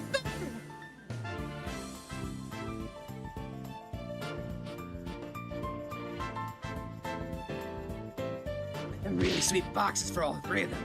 But they won't wear them. Is it because I want to be a legal journalist instead of a lawyer or a judge? But anyway, thanks to the trial, the school's new paper's future is as bright as can be. Now, let's see what the fresh blood has to say about the school's paper. I cried so hard at the graduation rehearsal. This cardboard box got soggy. Damn it, Colonel. I thought I told you to leave those out. The one-night-only reunion concert. I still remember that evening of passion. The president of the student council sang like no high school ever. When a judge is in her own court someday, I'd love to have a jam session with her. It'd be the coolest trial ever, yeah? I can already hear it now.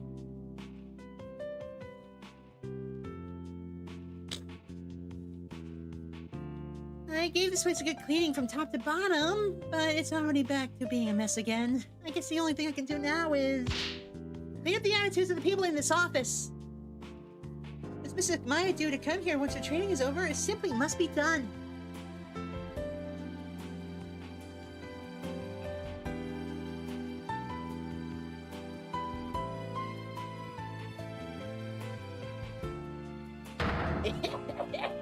Humanity's fear for outer space will never die. In fact, planning for the Hat-3 rocket has already officially begun. Look upon me, people of this great nation, and witness the glory of your cosmos. What are you? Oh, director. Yes, yes. Rocket preparations are fully complete. Yes. You just leave everything to me. Assistant Director Yuri Cosmos.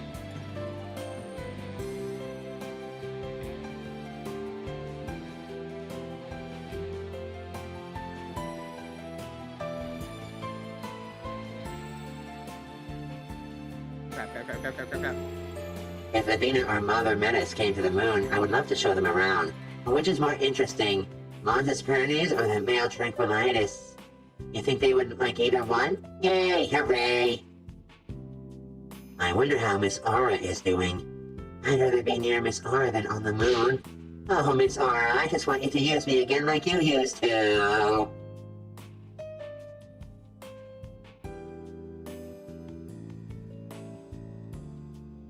Ready for launch, man. 5, 4, 3, 2, 1. Lift off, man. I'm going to the moon for real this time. For me and Clay. Thanks to my lawyers, I know I should never give up. But I'm worried, man. You can't breathe in space. In fact, it's cold as hell. Oh, man, I'm getting really nervous.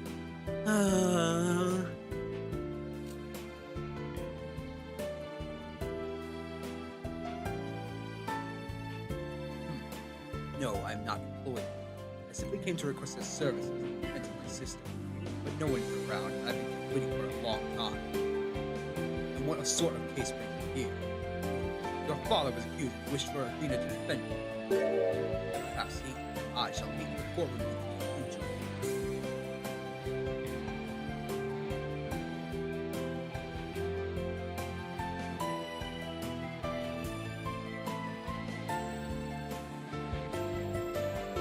I look forward to your next month's salary as assistant.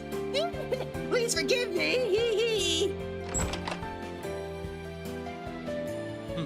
Blackwill's acquittal brought all manner of this bills the prosecution office to light.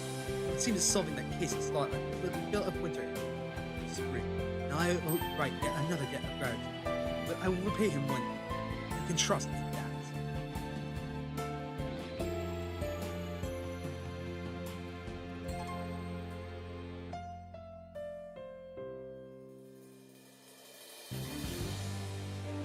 Alright, now I can actually talk. Holy hell. That was fun. It was really, really fun. And I will be showing off the DLC case and all of the illustrations and extra stuff some other time. Probably not tomorrow, because tomorrow sounds like a great day to take off.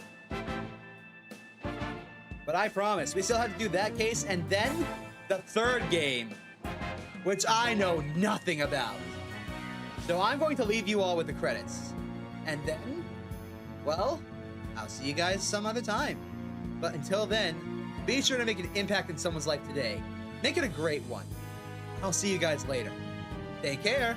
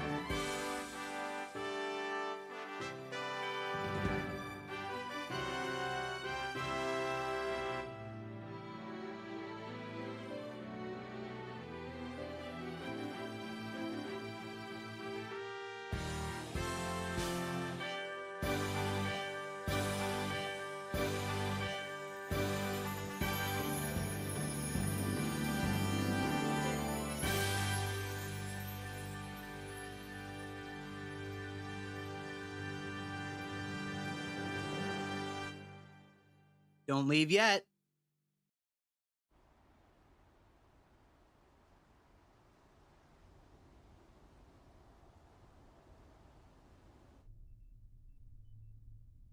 I'll be fine. I'll be fine. I'll be fine. I'll be fine. T-minus 15 seconds. 10, 9, 8, 7, 6, 5, 4, 3, 2, 1. Liftoff.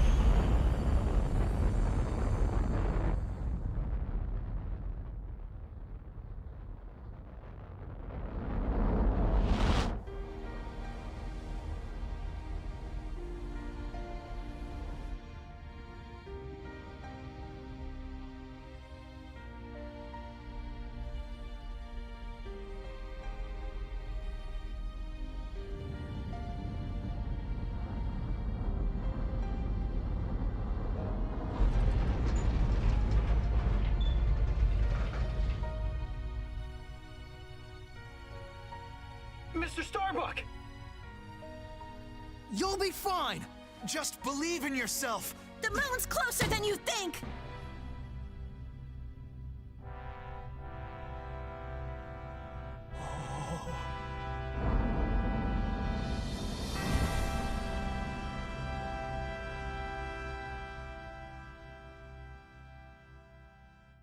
Thanks, guys. I wouldn't have made it back into space if it wasn't for you.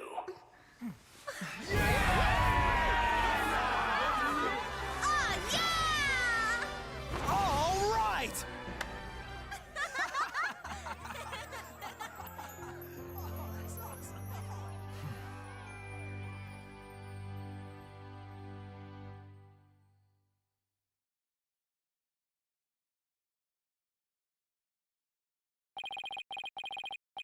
Through the years, I've seen as much joy as heartache, honesty as deceit.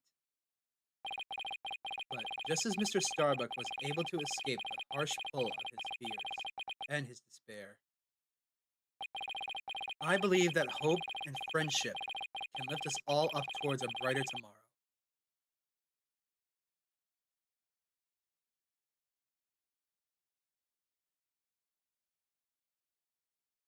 The end. I'll see you guys next time.